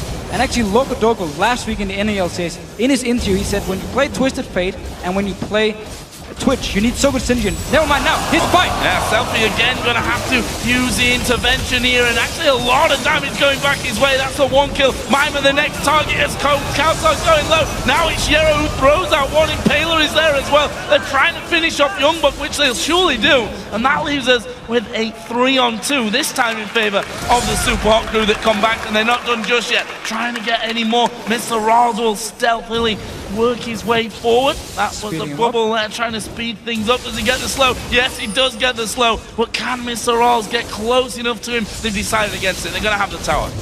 Let's see, and no minions coming for them, so they have to back away, can't even move on here. But Super Crew this time are the ones going towards Copenhagen Wolves, and they used so much time on killing Selfie. Mimer was just hammering away, getting everyone so low, so once Mr. Riles joined in, once Impaler joined in, they can pick up the kills here and take a tower at least. And look at that, Super Minions already working through into the base. We've seen the recall already from 3 of the Super Hot. They're not going to lose a turret here, but just showing them they very much need to be careful of how that all goes down, because that was real close to that turret going down. And they need to be careful how they team fight. We saw the one before where Copenhagen Wolves won because Subaru, they split up. Everyone just split up here, and as I was trying to say, the point I was trying to make is Twisted Fate and Twitch together. You need very good synergy in these team fights here because you have to stand together, you have to kite backwards, land a gold card, even Kale John's in here, and you always have to pick the target, you stun, and just kite as a group, back. This time around, or in the team fight we saw before, they were split up, everyone was in different positions, and therefore Copenhagen Wolves could just pick them off left and right. Look at this, the Wolves also setting themselves a trap inside of the Death Brush. The red buff goes over to Mimer. Already won there on Jarvan. The Wolves are going to get themselves, most probably here, a free dragon, of which they've pretty much had a good time of this entire game. Really doing well on controlling that big objective out here. Coming Mimer in the backside. The rest of the team. Actually, no, Mimer already portaled back. Impaler is there, and we'll see. Flag going to go too. It's a little bit too late. Another dragon for the Copenhagen Wolves. 4 out of 5 this game. And we need to remember, of course, Dragon gives a lot of gold in his late game points here, so it's very good for Copenhagen Wolves. They can keep picking up. And now they want to go towards this bottom lane. Selfie's all the way up in the top lane, joined by Wulat to defend. Remember, Selfie can join in with his ulti. Wulat, he has to run the entire way. Well, look at this, the Wolves trying once again to keep a hold of that vision on the bottom side of the Super Hot Crew jungle. Super Hot Crew up against a Baron up Copenhagen Wolves, at least what's left of those Baron buffs. Making sure that they don't push out too far, don't give anything away. Well, they need to stop Selfie up here. Who is pushing his way up has there. to go back. Youngbuck is surely going to go back here. I mean, he's the one that has to go back. Selfie actually himself, I think, is thinking, okay, they've got 5 men. They got 5 men down bottom. No one seems to be coming up for me. Finally, Youngbuck has actually teleported, recalled away from this one. He does have teleport available, so actually, if he gets rid of Selfie, he can TP down for a 5-on-4 as well. Look here, He's actually jumping towards himself. He already used the Ghost and the Hourglass. And this is surely dead. Actually, he's going to use the Destiny. Does get away from him off towards the backside. TP and Youngblood go. Will we see the TP? And will Selfie just do a ring? He is. Selfie's going to do a ring and go back to the top side. But the Copenhagen Wolves here managing to get themselves another inhibitor turret. There is a tidal wave coming through. Impaler moving in there as well, but he's going to take a lot of damage. Gets hooked in. Finished off actually by Woolite as well. That's the first kill coming in. Mr. Royals also low. Kautar diving to the back, using his Zhonya's instantly, and this inhibitor taking a while, but will be finished up there. Selfie getting hooked in as well, but the football comes through, gets them one more, and look how low the Copenhagen Wolves are. Maimer looking to clear out, gets himself one. Can he find any more? Gonna get the speed there from Yero, but can he get on towards Kautar? The heal will give Mr. Royals the speed, but again, just too quick here, the Wolves. They get away with hardly any life, but they got the in him. Got the inhibitor, and we actually saw in the end of the team fight, Woolite, he didn't even hit people, he just went straight for the inhibitor. It was left very, very low, so it did no damage to Super Hawk Crew in the end of the fight, and managed to pick up a few kills. Copenhagen Wolves though, get inhibitor going down, back the way to the base as well. And just look here, so Impaler goes in the base, Selfie just recalled, he's running to join in with the team, he's not there yet. Impaler already gone down as the first target. Now notice the inhibitor is not going down yet, around the 60% mark. It takes a bit of damage, Woolite is hitting it, they stop hitting it, back away. And notice how Woolite now here actually does no damage to the side. Never mind, you let 2 hit there, ignore everything. He did, however, hit the inhib in the end, so he didn't actually finish off Selfie or try to, and backed away. So Super Crew, because there was some split damage from Copenhagen Wolves, and because they managed to get a disengage, could at least turn around. Oh, this is another trap set up by the Super Hawk Crew. They're going to go for Woolite, who tries to speed away. Destiny was used, but he's not going to follow through. Oh, he actually is going to follow through. He goes towards that top lane, try and push that one out again. They've only got Jarvan back behind where the Copenhagen Wolves are actually pushing. We can see the mass recalls on the top side for the Super Hawk Crew. That inhibitor, by the way, did respawn, so that's free and open for the taking here for the Wolves. Not sure that the Super Hawk Crew are going to try and defend, or maybe I'm wrong about that. They're actually coming flying through, and you see the Wolves are a little bit scared of them as well. Everyone just instantly recall for Super Hawk Crew to join in here. Still down to 50%, and if Copenhagen Wolves can keep poking a little bit, they might be able to take it, unless Super Hawk Crew engage onto them. Kautar just dodging out of all that damage. Ultimates across the board are now up and available for this next fight, except Destiny, which probably won't pay too much of a role in it either way. And do they dare here, the Copenhagen Wolves? Woolite steps forward, gets off 2 shots, gets ever so close to falling down. Meanwhile, Super Minions are going to be pushing onto this bottom lane. We saw what happened last time those Super Minions got through, doing good damage on towards the Nexus turrets. Wolves trying to use this opportunity to get through. Move forward, but no engagement. Did do a good amount of damage there, though, and it will force the Copenhagen Wolves, at least for now, to back off. If they're just gonna stay, wait for new Super Minions, and then once again, get a feel. Impaler going in, though. Impaler going more towards the front. He wants a cataclysm down. That's a good tidal wave coming in. And Maimer absolutely crapping on them from the back. We'll see the Destiny use. Are they going to be able to finish off? Kautar dodges a bit of damage, but it's 2 coming out now. Make that 3 for Maimer. They're going to chase up this middle lane. There's 60 seconds spawn timers on the Copenhagen Wolves. They do have Super Minions in there. I think the turrets might be enough. Is he going to try it? He's moving. He's going to try it. Maimer didn't spot him. Maimer did recall, though. Maimer should be able to recall. So inhibitor should go down. Yeah, inhibitor's going to go down, but we can see the Super Hawk Crew pushing right up on towards the enemy inhibitor from this. Maimer has come down. He can deal with Woolite. It leaves just Youngbuck to defend the base. They need to get Woolite back. We can see he's down the bottom side of the map. Here comes the TP as well. Woolite needs to recall if they're going to try and defend this one. I think they've given up on it. There's the recall finally coming in, but they've already lost 1 Nexus turret. Second one going to be focused as well. Youngbuck goes for a last attempt. He goes down. The Super Hawk Crew focusing onto the Nexus and pick up a thrilling victory here against the Copenhagen Wolves. And we just saw the power, especially of Kale in the late game in his last team fight. And full credit to Yero on this Nami here. Perfect wave coming in. Copenhagen Wolves actually managed to stop the engage from Impaler at first. However, wave hit, Kale came in and just destroyed them and won the game for Super Hawk Crew.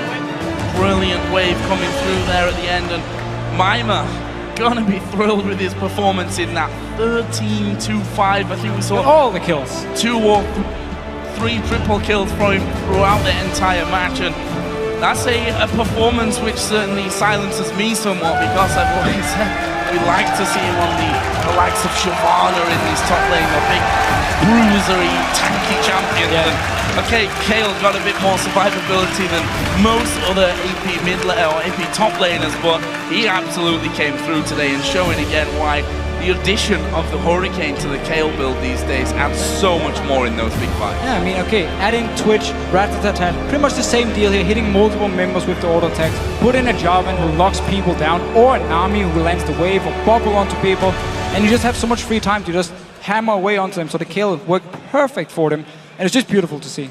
And I said it at the start of the game that both these teams really needed a win. The Super Hot crew have been doing so well, kind of fell off it a little bit here, and also got themselves a substitute in the form of Yero, and I tell you what, he performed brilliantly. 19 assists by the end of that game. Great performance. I mean, him and Mr. Rallis in their laning phase did well. Mr. Rallis actually won out on CS early on with Twitch against Lucian. And at the same time, his bubbles were good, especially one against Kata when he dived him down the bottom lane, just bubbled on himself, managed to land it, knock him up, stop the whole thing, and also of course his tidal wave in the very last team fight here was beautiful. Have to feel a little bit for the Wolves, although kind of went as we thought it would, with Kale getting stronger and stronger and stronger, and maybe an extra stronger in there, considering how well Mimir actually played that one.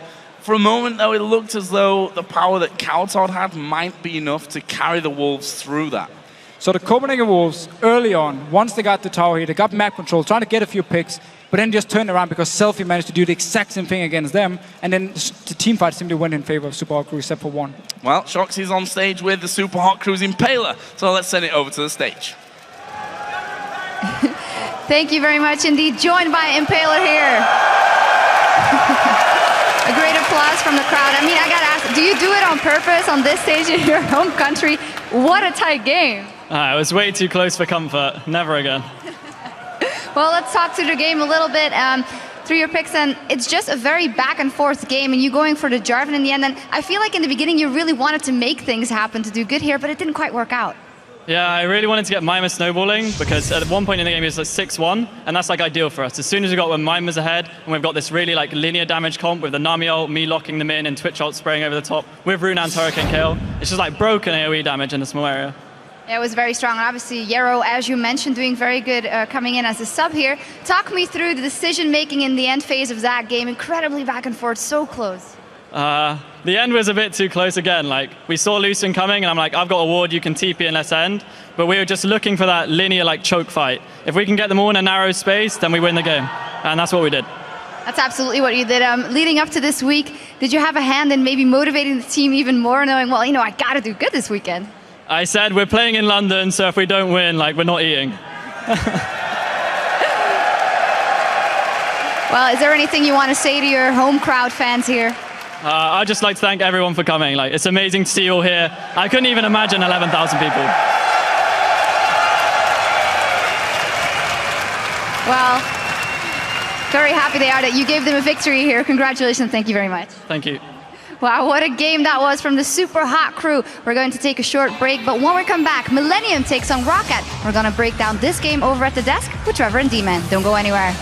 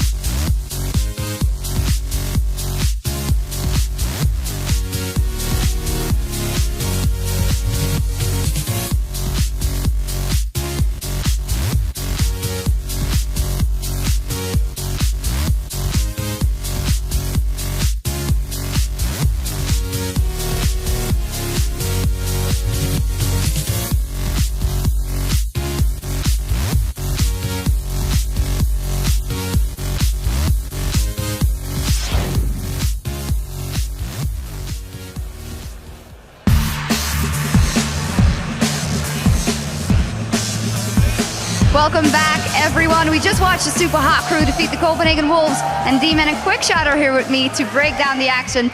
Gentlemen, quick notes about picks and bans. What stood out the most for you guys? It's the Kayle pick. Instantly banned out so many times and so many teams. We talk to them every time. They're like, you have to ban Kayle. And I think Mima just proved out why. Yeah, I completely agree. Top lane Kayle, it's something that a number of players talk about, and Mima really delivered. I do also want to say it was interesting to see Coutard on Fizz. He had a pretty good performance. Can't really say the same for Selfie on Twisted Fate. He pulled a number of red cards where they should have been yellows, and I do think he needs some more work on that champion, because every time we see him play TF, there are similar problems, especially in the early game. He's not a big impact TF player. Yeah, a little bit of hit and miss there for the TF4 Selfie. And the game was very back and forth, and I dare say kind of sloppy from both sides. But let's highlight a couple of moments. First one is a team fight won by the Super Hot Crew. Let's get that replay up on the screen and illustrate what they did well here. Yeah, so at this point in the game, if you actually look at it, Super Hot Crew are down. We can roll this clip out, and you'll see that the Super Hot Crew are going to start a fight. Mr. Rolls plays super aggressively. What I really like about the Super Hot Crew engage in this situation is that there's literally no hesitation. They jump into the fight, and Airwax goes in solo. He jumps in without the support of Youngbuck, and Copenhagen Wolves just keep going in drips and drabs. We can roll this clip out at full speed, and you'll see Mr. Rolls just gets a great intervention to prevent all of the damage from Coutard. They end up getting 3 kills, they secure a Baron. And it was one of the times where, yeah, Super Hot Crew had a great engage in this moment. The Copenhagen Wolves reacted poorly, but it happened so many times back and forth by each respective team. But that was the time, that was the triple kill. That Mima suddenly 6-1 after that fight, got going. You can't do that. He gets the Runehound's Hurricane, gets going, he will destroy towers and get a lot of kills. Absolutely illustrating what a late game Kayle can do. And then the Super Hot Crew were on their way, but then they got flanked by Copenhagen Wolves in very nice fashion. So let's pull that replay up on the screen, because I feel like very good decision making by Copenhagen Wolves in this point. Yes, I completely agree. Super Hot Crew were pushing, they were a little confident, 8,000 gold in the lead. Roll the clip out as well. And I just want to highlight miscommunication between Mima and Selfie. If we slow down to half speed, you'll see Selfie is about to throw himself into a Zonya's Hourglass as he gets hit by the Dragon's Rage, and unfortunately didn't communicate with that with his team. So you losing that invulnerability of the intervention. We can roll the rest of the fight through at normal speed, and the basic summary is that the Copenhagen Wolves had a great flank, they got the kills, they then secured Baron. But it was another team fight that it was more about Super Hot Crew making mistakes than necessarily about the Wolves making a positive play. And that was just the theme throughout the entire match. Yeah, and it just showed, you just said it, from the very first blood that the Copenhagen Wolves got, they were so sloppy. Every part of the play from both teams, honestly, was very sloppy back and forth action. You got to give credit to the Super Hot Crew. They finally closed it out, but Copenhagen Wolves had opportunities to win this game as well. Yeah, absolutely, and kudos to Impaler for keeping us cool and closing out the game in front of his home crowd. For now, we're going to check in with you guys at home, because earlier we asked you to hit us up on Twitter and let us know which European player will perform the best here in London this week and why. And here are some of your answers. The first one is from I Have a Kid. SHG's Impaler, he is on his home turf. He is improving as a SHG jungler each week. He is going to be on fire. I don't know about the early game, but he definitely was in the end game. I'm not sure about the fire either. It's nice to see him playing Java, and I think Impaler is one of those players that when he's comfortable on a champion, he smashes with it. But it takes a little bit of time to find that comfort pick, but a deserved win. Yeah, absolutely. The second was from Shrony Boy. I think Expeke will perform amazingly. He lives for the crowd and surely wants to make up for the last few weeks of Fnatic. Well, Fnatic had some good showings, but that loss last week versus Alliance, heartbreaking. Yeah, but I think it was 4-0-2 in that loss on Twisted Fate. He played very well that weekend. It was just that one strategic decision that actually wrecked them. Otherwise, they would have easily gone 2-0. They're looking very good right now, Fnatic. We'll see how they perform. We're hearing very good things about their scrims. Yep, we'll see that in our last game of the day, of course. The next one is from @BrandOnly. I think Froggen will perform spectacularly in London. Never underestimate an all-star with the crowd behind him. Nice. That's the truth. His Yasuo was fantastic. He couldn't 1v2 like Bjergsen could, but he put on a good performance and his team ended up winning. Ooh, come on. Look, he played well, and what I love is Froggen's interaction with this incredible crowd. huge props for that as well. Absolutely, great job by him. The last tweet is from @TonyCCC. It's gotta be Kerp. The guy has been proving time and time again that the trackball is far too real. Maybe a third LCS MVP. We're gonna see him in action in a second. What do you guys think Kerp will pull out? Well, they're up against Rocket, Overpower, fantastic mid laner. Kerp has been playing fantastic well. There's a reason everybody's picked him up in his fantasy league, including yourself, Trevor. Yeah, of course. I'm hoping it delivers some very tasty fantasy points, and his use of the trackball is phenomenal. Yeah, absolutely is. Well, thank you guys for those great responses, and remember that if we see your tweet on air, you'll get a code for the new Primetime Draven skin. So keep tweeting to us throughout the games @LOL Esports, along with the hashtag LCS. And now let's head back over to Joe and the Fisho for our next match. Thanks a lot, guys. Up next, Millennium are going to take on Rocket. Last week was a very strong week for Millennium, actually, as they managed to go 2 for 0 with solid wins over both Gambit and the Super Hot crew. And in both games, they played pick comps, and it's really the style which fits Millennium as a team. Of course, when you have your mid laner Kerp, playing assassins left and right here, pick comps just work out so well.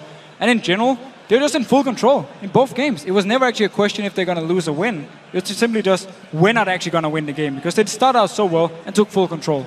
We heard a little bit about Kerp earlier, but I want to touch on our MVP from last week as well. He was absolutely formidable on his way to picking up another 2 wins in week 4 with Millennium. Yeah, his Twisted Fate against Super Crew last week was fantastic, beautiful to see. And his overall stats for the season, I mean, it's a bit weird with Kerp here. If you look at the wins for Millennium, 6 wins, he has 10.11 KDA, that's great. However, in 4 losses, he has 1.25 KDA. So he really is the guy deciding for Millennium if they win or lose. Also, his goal per minute, he has the 5th highest in the league, but he has the lowest average CS of mid laners. So he's clearly just getting all his gold by killing people left and right, and obviously that's great.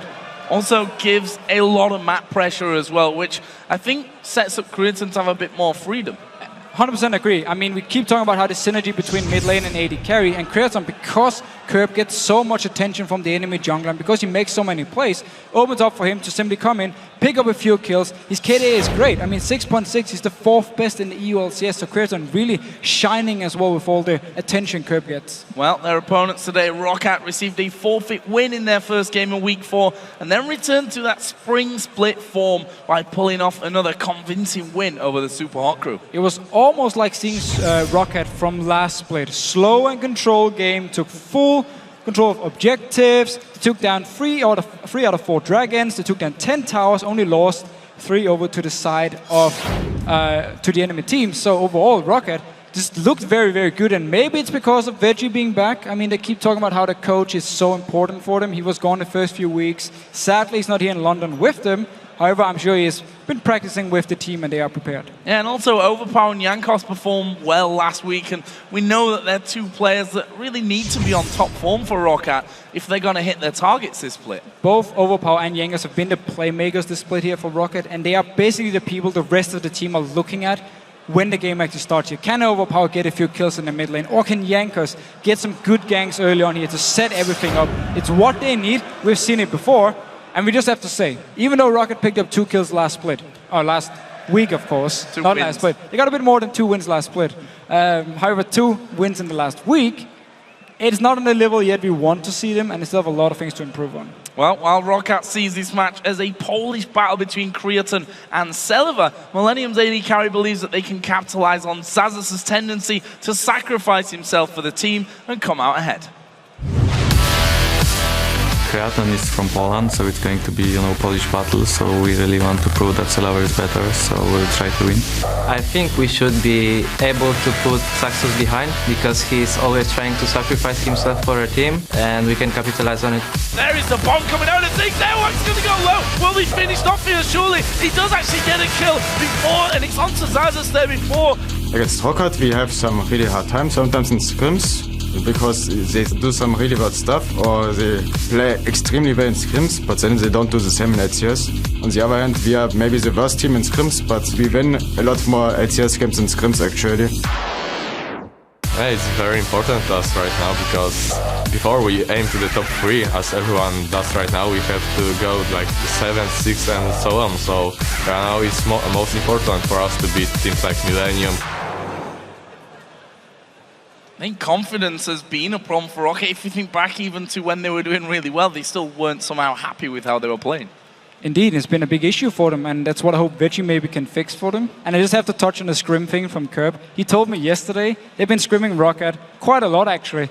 And in every game, within the first 5 minutes, either Overpower or him would die. Just every game. So I'm really looking for some mid lane action in this game here. See some ganks focused on that mid lane, and they're definitely going to be important as to how this game all plays out. But for now, let's take a look at the lineups for the two teams, starting off on the blue side with Millennium. They are Kevin in the top lane, Cotton X in the jungle, Kerp in the mid lane, the AD carry Creaton, and J-Ree the support. On the red side, we have Rocket with Sasus in the top lane, Jankos as the jungler, Overpower in the mid lane, Celavice the AD carry, and Vander on support. Well, you guys have been voting on the schedule at lolesports.com for which teams you think are going to win today. So let's check out what you thought about this match. According to the numbers, you believe Millennium will win by 69%.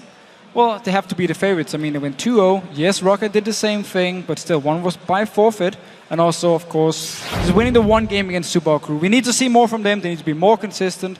Millennium, of course, talking about being consistent, need to do the same thing. Because they go 2-0 next week, they're going to just go 0-2, and we have no idea what's going on. Yeah, we're not exactly talking about the two most consistent teams in the LCS right now when we look into this game. We said that last week about Millennium, and they kind of proved us right on that front, that they have a horrible week and then a good week, and some weeks where they'll just go 1-1 and look different on different days. So it's all about finding a constant level for Millennium, even if that's maybe not as high as the peak in some of the games, but at least a little bit more, you know, flatline, so that they can get more wins than losses, which of course everyone wants. Of course. And I actually think one of the reasons they are so inconsistent is the pick and ban phase for Millennium is very hard to predict. I mean, they leave Kassadin open and just like, enemy team picks the Kassadin, they try and go Fizz against it, go 0-5 and lose the game. And then afterwards they're like, yeah, we should have banned Kassadin, blah, blah, blah. But they keep doing these things, but they just leave random things open. So we need to see what they're doing in this game. Well, we'll see what sneaks through this time here in London.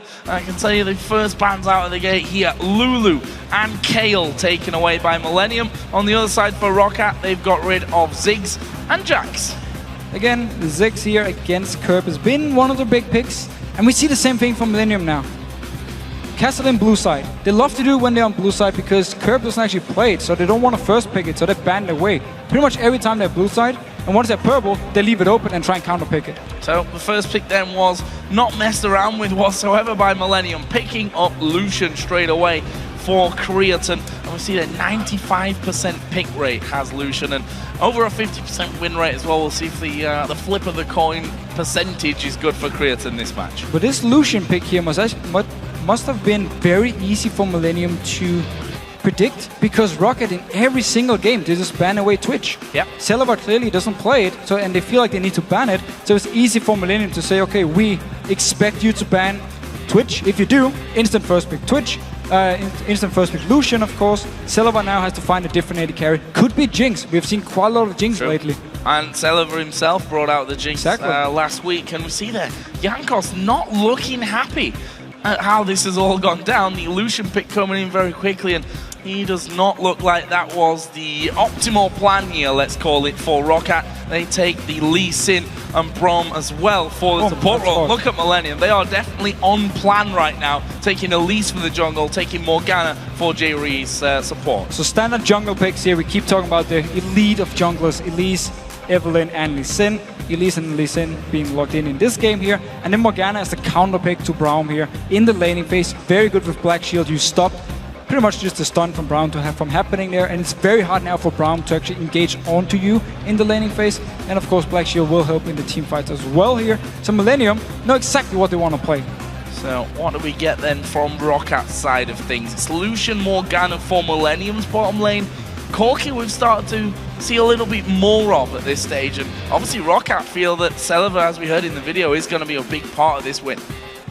100%, and they want to prove that he's the better Polish AD carry compared to Creaton, as they said in the video, of course. And this Corgi pick, we've seen it quite often in NA, and it's simply because it's actually very strong early on in the laning phase, can deal with this Lucian as well.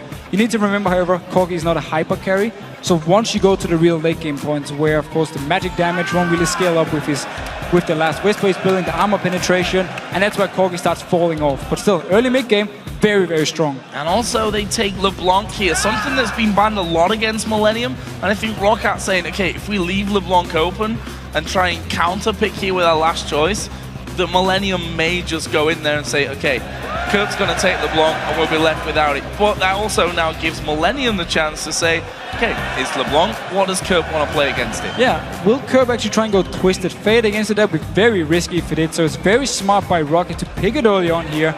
And wow, I love this here. Syndra is such a good pick, or can be a very good pick, against LeBlanc in lane. It's a very hard matchup to play for both of them. The thing is, Syndra, she can outrange LeBlanc with her Q, and she can also stop the jump, the W from LeBlanc towards her. If you land your ball, the stun, once you jump, you actually stop her mid-air, you land your Q, and once you hit level 6, you have so much burst damage. So you actually have a lot of outplay chances with Syndra here, and I definitely want to see what Kurp can do on it. Well, let's see what Rocket round their lineup with. Looking for a top lane pick for Xazus. Already got the duo locked in. The Lee Sin for the jungle, the Blanc for overpower in the middle. What will Xazus go for? He's already shown he's not shy of playing AP top laners, but you'd also have to say probably the two main ones are actually banned out here with Lulu and Kayle. And Ryze would be the only AP top left. However, you don't really want to pick Ryze into Aurelia. It's a very hard matchup for him. So he has to go towards something else. We've seen this Aatrox pick from him before. Puts a lot of pressure early on, especially with Jankos and Lee Sin. However, once you get to the late game points, we need to see what he can do on this Aatrox here. He's not a terrible late game champion, but however, he's not going to have the same impact as Aurelia in late game team fights. We'll see if Xazus can really pick things up. We heard from Millennium that he plays or has been playing a similar role to what Darian has done sometimes for Gambit. You know, okay, you end up losing out in a couple of scenarios, picking up a few more deaths than you maybe would really hope for, but if you can free up other areas of the map for your team then to be taking towers, be taking dragons, whatever that is, that can certainly work out for him. And guys, since the players have now chosen their champions, have you changed your minds? Send us a tweet at LOL Esports telling us who you think will win using hashtag MILWin or hashtag ROCWin, and we'll check out the results shortly. In terms of team comp, seeing a couple of different picks to the norm here in the EU LCS today. Yeah, we see Rocket looking very aggressive early on. You have the Corki pick. LeBlanc, of course, is very strong in laning phase.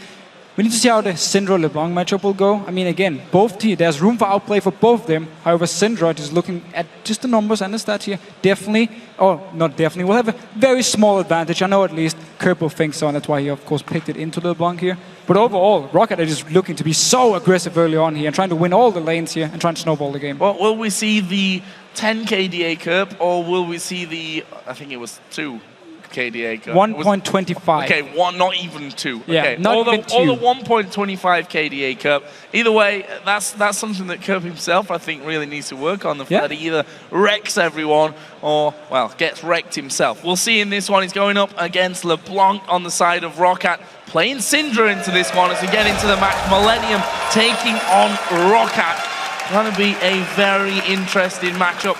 And again, we're at that mid-table point here once again, with Millennium trying to find some consistency in their play, string through more than 2 wins in a row, although they did that in the first week, funnily enough, and their only loss against the Copenhagen Wolves. Look here early on, Overpark is starting Flask. I know a lot of mid laners in Europe who really disliked starting with Flash because you're so squishy early on. You won't have the extra HP from the Dawn's Ring, won't even have the extra AP.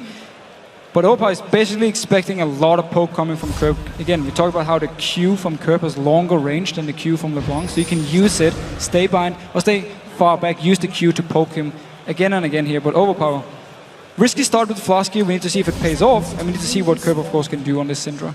So then Millennium going early on, trying to find someone inside of that brush. There was no one there, funnily enough. Also want to just touch on trinkets at the start, because we've got a slight variance. Cottonex going for the sweeping lens. Millennium, funnily enough, the ones that at the start of the split were picking up the scrying orb every now and then for their opening moves. Funnily enough, might help them out in this game if they'd have had it to check that red side brush. Either way, the wards go down early on. Looks like we're going to be seeing a fairly standard start with Lee Sin starting his blue. Elise on the other side for Millennium will go down and start red. Yeah, so it seems both of them actually just going to take down buffs here. Cottonex just checking, making sure Rocket isn't waiting for him in this bush here. Obviously, you don't want to face check early on, give up first blood, and also delay your own jungle, give up multiple buffs to the other team. So wise enough checking, and Kevin as well staying around the blue buff to see if Rocket will let invading on it. And actually, Vander walking in just to ward it. Let's have a look. There is who you guys think are going to win this one. Millennium 62%.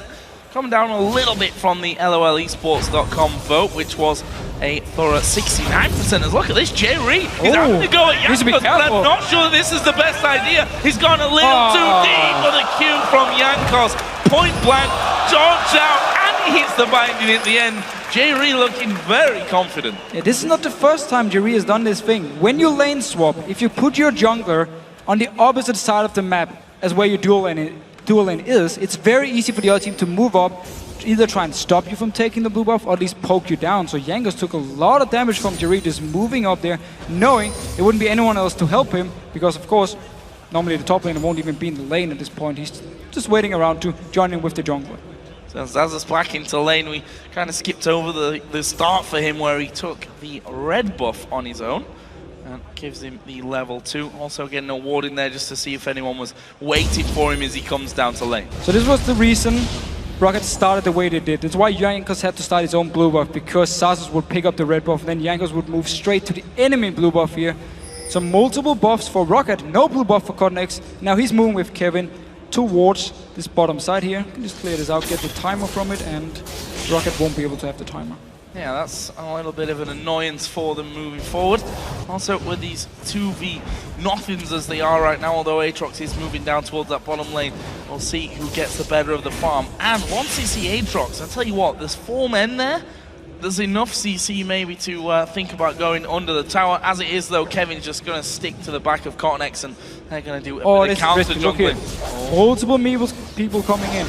Oh, this could be bad. CottonX already down to half here, and they're going to focus CottonX. He's going to go down. Overpower will pick up the first blood of Millennium, going a little bit too deep there, and not realizing that Rocket had already got their number, really. Pushing around, Overpower gets the first kill and gets himself a red buff now as well. Perfect start. They spotted them moving in towards the jungle here and just knew there's only 2 members because they could see both Jerry and Creaton in this bottom lane and just move straight in, pick up the net, going aggressive because Vander joins in. And why not? 3 versus 2 down there. Kevin actually TPing back up to this top lane now after he lost his teammate just a little earlier on.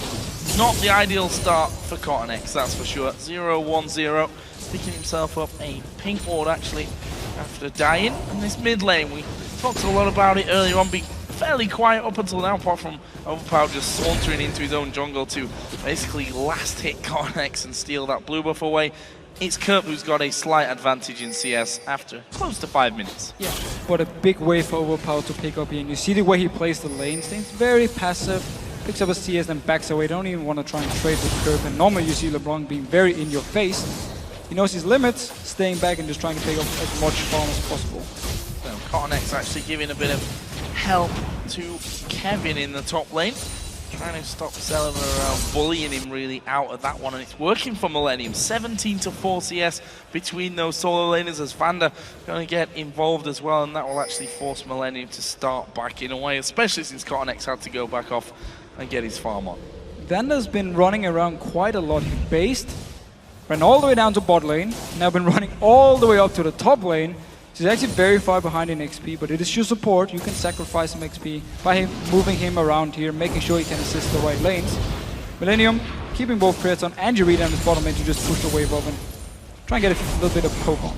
Yeah, actually landing there, and Jerry can't knock him on that so far. That little escapade into the enemy jungle before that almost cost him his life. He did manage to hit 2 bindings in a row on that front as well. So the thing is, looking good on that front. Yeah, while it was good he went in, he got some poke on here. Of course, he didn't have to use the flash or anything. Millennium should actually have moved both him and Creaton earlier towards his blue buff, because again, they were in the lane swap, could move up and stop Jankos from doing the blue buff if they were in position fast enough, and therefore trade 2 buffs with each other. Instead, because they didn't, or because Jerry came in so late, Jankos could take the blue buff by himself with no assistant. There was no top laner, no dual lane to help him out, and also then go straight towards the enemy blue buff and pick it up as well.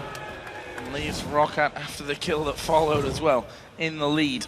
And that kill onto LeBlanc. We saw earlier on Febivans LeBlanc. Once you get going, it can be sometimes a little tough to actually stop you. But for now, it is Kerp in that mid lane that's leading in terms of the farm, 53 to 49 CS, but that will be staying fairly even throughout this one. Meanwhile, top lane also being pressured. Lee Sin's going to be joining in with Selliver and Vander. That turret actually really, really low here. So next wave, possibly, that could be the first turret for Roccat. And we've seen some old school lane swap actually in this game where the junglers, they go up and help the top laner to pick up some farm, push the wave down the bottom lane where Jankos and Sasus for a long time. And of course, Connex was up in his top lane, helping Kevin out as well.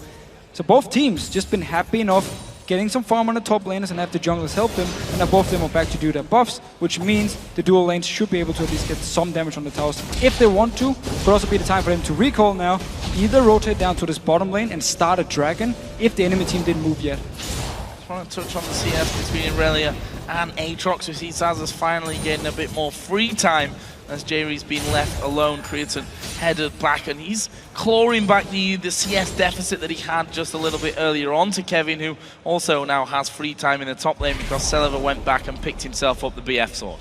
And we need to see if Millennium actually want to go for this dragon, because Kevin with teleport can join in. Selliver won't be able to do it. You also have at least a great jungler for doing dragon early on, so they should have all the pressure on this bottom side of the map with their dual lane. They just haven't been have any focus on the dragon actually so far. Basically, Connex been either defending top lane or farming, and down the bottom lane they've just been happy farming away. So Millennium not putting any focus on the dragon so far. Well, we'll see there's some wards going down there from Rockat's side. See if they are. I mean, again, two people top lane here. This should be the easiest dragon in the world. You would think so. And look at this, J-Ree.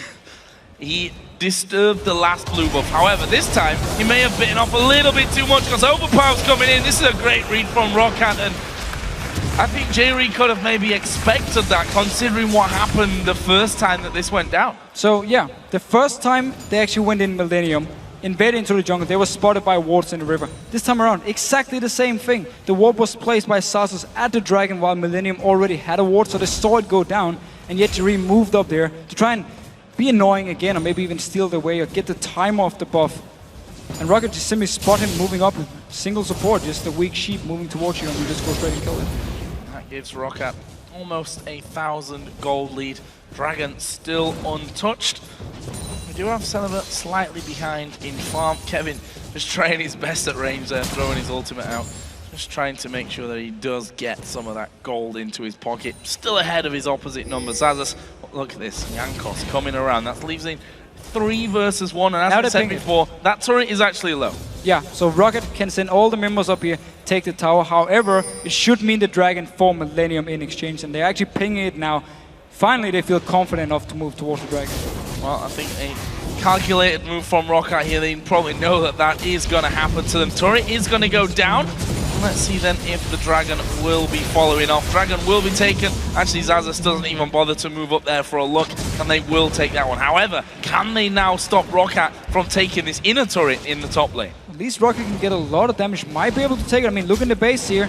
Rest of Millennium just recalled. No home guards, of course. We're so early in the game. Doing a lot of damage here. Minions coming in as well. Yep, they're going to take this tower. Kevin trying his best to lay down some damage, but it's not going to be enough. Syndra moving across as well. Overpower just dodging away from all that damage. And Roccat probably going to be happy with that trade. An inner turret and an outer turret traded for the dragon. Of course, it was a very good move here. Moving up there, expecting Millennium to start the dragon once Jankos showed in the top lane. And it happened. Just kept pushing down.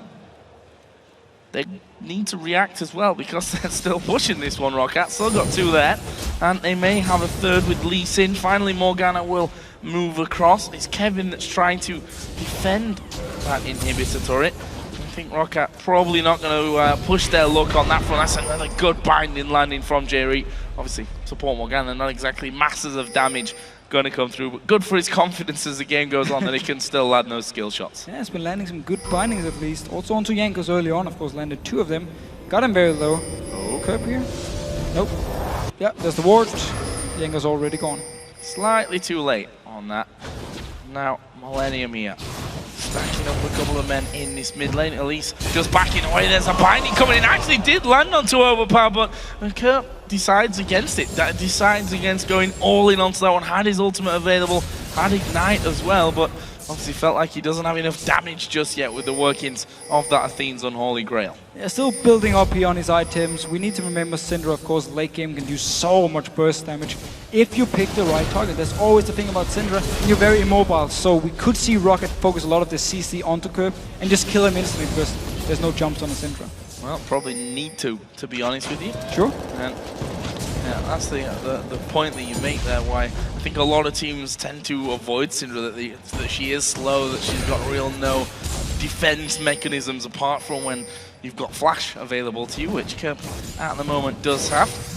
Again, you can touch on these two AD carries because Creaton still has a lead over Celiva, actually has his Bloodthirster complete. If you look over the other side, Celiva has the BF Sword, has the Vamp Scepter, but hasn't yet finished off that first major item. With the support down bottom now from Vander. This turret may take a bit of damage, although we see that Cotton X has moved down there as well. J-Rees also reappeared in the bottom lane to help his AD carry out, and Rocket just decided to back away from things. Stops the recall here. Curb has to back away and do the same thing, while Overpower just staying in the mid lane can now push the way off if he wants to. Seems for now he actually wants to go towards this top lane. Never mind, deciding to actually go back. So I'm not really sure what Rocket's plan is at the moment. It is running a little bit back and forth. You even see Jankos didn't even buy boots yet, so his mobility isn't even too high at the moment. He's basically just running around, looking for an opening, maybe looking for Millennium to make a play and then try and counter engage onto it. Let's have a look at this top lane again. Finally, Kevin and Zazas having time against each other. You see that overall, that global gold in favor of Zazas, thanks to Rocket's turret pressure and obviously how well they're doing overall in this game. He is slightly behind in the CS, does have himself a cutlass and actually freezing this lane close to his turret now as well. Yeah, but Kevin did manage to do really well in this lane swap because Vander was roaming around while J-Rees stayed with Curse in this bottom lane. So there were always two members to try and deny farm from Zazas, where Kevin was one-on-one for most of the time. Picked up quite some farm here. Once he returns to the lane though, Zazas has actually frozen it in front of the tower, so Kevin needs to just wait for it to unfreeze or go up and do it by himself. This mid lane, we thought with two burst heavy champions like LeBlanc and Syndra that we'd probably be seeing some, let's say, quick action that'll probably be keeping the cameramen on their toes, but up until now, Overpower and Curb, I think, choosing not really to risk anything on that front.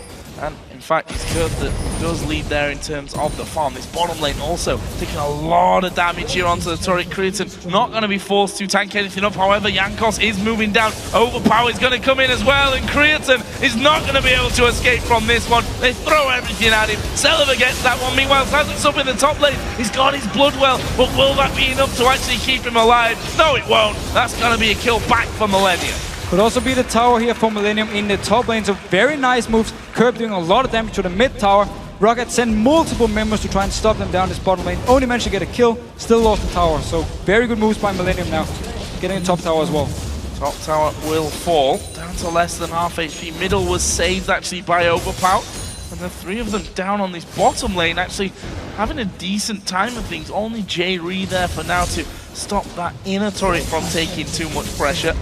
And that actually could be a bit of a problem. We see there Rocket doing almost half damage to it. Yeah, just pushing down as well. Both teams trading towers back and forth and trading kills. We see they're actually pretty much playing the same way, just in opposite sides of the map. Again, we see how Brown can knock out most of the damage there, like Creaton was doing over to him. And it's been a bit of a strange game, this one. Very low scoring and I think very tentative on both teams, on both sides. Neither team really wanting to risk anything, wanting to pile on to anyone. Yes, of course, we saw that 2v1 to Zazas up on the top side and kills down bottom. But Rocket have been quite happy with, okay, we get maybe one kill here or just push them away from the turret and go for those turrets themselves. And both teams have been happy trading. So once you saw a tower go down the top lane, well, we got the Dragon from Millennium. They did lose a second tower, however, which meant it was in favor of Rocket. But still, they had the whole idea in their mind. Once we see multiple members top, we just go Dragon, take it, trade it for the top tower. And the same thing here. Bot tower went for Millennium. Rocket came down, responded, took the bot tower as well with the counter gank.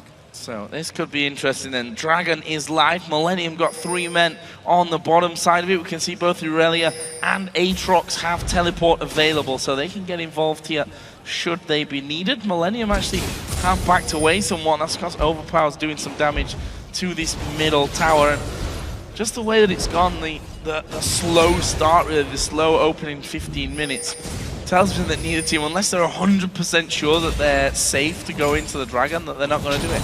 Well, the thing is, Millennium can wait for Curb to find a target. He just built DFG, so he can blow up people and just look for a target out of position, instantly destroy them with all the burst from Syndra, and then go towards the Dragon. And Rocket can try and do the same thing, where either Corki goes in with LeBlanc, or just Lee Sin and LeBlanc goes in together, finds a target, and just bursts them down, because you have so much burst here in the early game from these champions.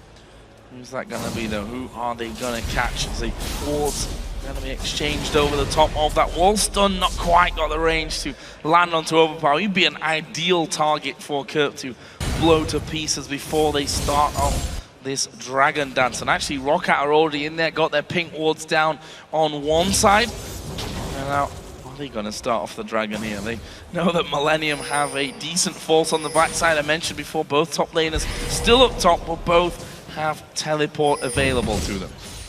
We need to see who wants to teleport first and how they want to position. If you notice Kevin moving back on your minimap, you know Millennium want to try and set something up. And for the same, Sazas, he's pretty much forced to stay at the tower for now and just farm, because Kevin keeps pushing it in. He's ahead in XP. He talked about how he won out on the lane swap. No power. Took some burst damage here, or some damage.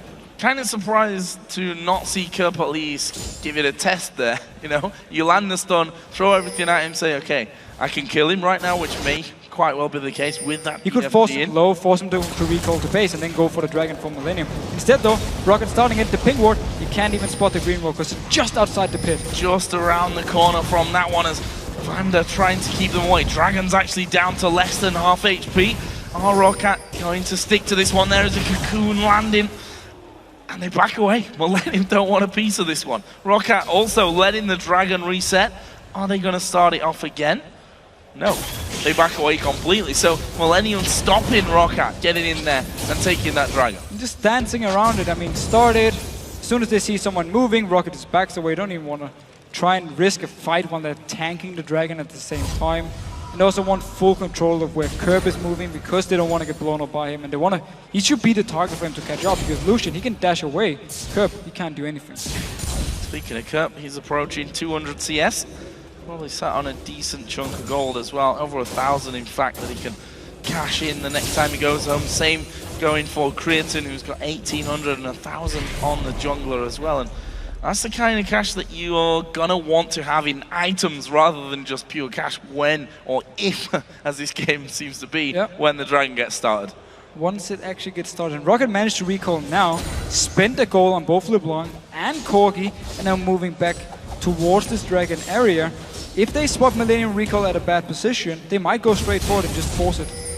Well, there's blue buff for both mid laners, so they will be feeling more confident. Actually, setting up here possibly in middle. Millennium trying to catch one out. Always hard to land the cocoon or even the binding onto a champion like LeBlanc, who's got the double dash even if he wants to use that ultimate. And there we see pressure now on the turret. That was already down very, very low from earlier on. Finally, Millennium going to put down some damage there, finish that one off, and now they're backing over towards the Dragon area. We'll sweep out a couple of these wards, one from the Death Brush, one from that top River Brush. And now Millennium moving in there, but there's still that pink ward at the front, so Roccat not without vision at this stage. It was actually a smart move by Millennium. They saw Corki down his bottom lane and knew, okay, there's not enough Wakeful in his mid lane for them to do anything. And just went straight there from base, killed the tower. It was already low, as you said, because Kerber got it down earlier while Creaton went down the bottom lane. Overall, just picked up a tower. Doesn't change too much when it comes to dancing around this Dragon area, because it's the same deal. Both teams just waiting around, seeing what's going to happen here. But at least all the outer turrets are now gone, so Millennium can at least move further in the jungle of Rocket, get a few deep wards if they want to, and if they actually win the fight here around this Dragon, and then later on use it to find some picks. Oh, Dragon started off by Roccat. Ward comes over the top, so they know that that's there. They're going to get this one. Okay. Roccat finally take the Dragon. It's they're smited away by Jankos in the end. Second one of the game, of course, and the first one for Roccat. Let's have a look at how that leaves us. Just 900 to 1,000 gold separating these two teams, slightly in Rockat's favor. And they were basically just waiting for Millennium to recall. No, he needs to be careful. Oh, he's face checking. That one gets kicked away. Celeber going to Valkyrie in, and that's an easy kill. Creaton out of position completely. And these slower games, it can happen that you lose your concentration. 100%. I mean, he didn't expect him to move from the Dragon into this bottom lane, so he just walked straight out there, face checked even into them, died, and now a lot of damage. They might even be able to take the tower here from Rocket, and it will be the second tower then they can take. Yeah, they actually got it already.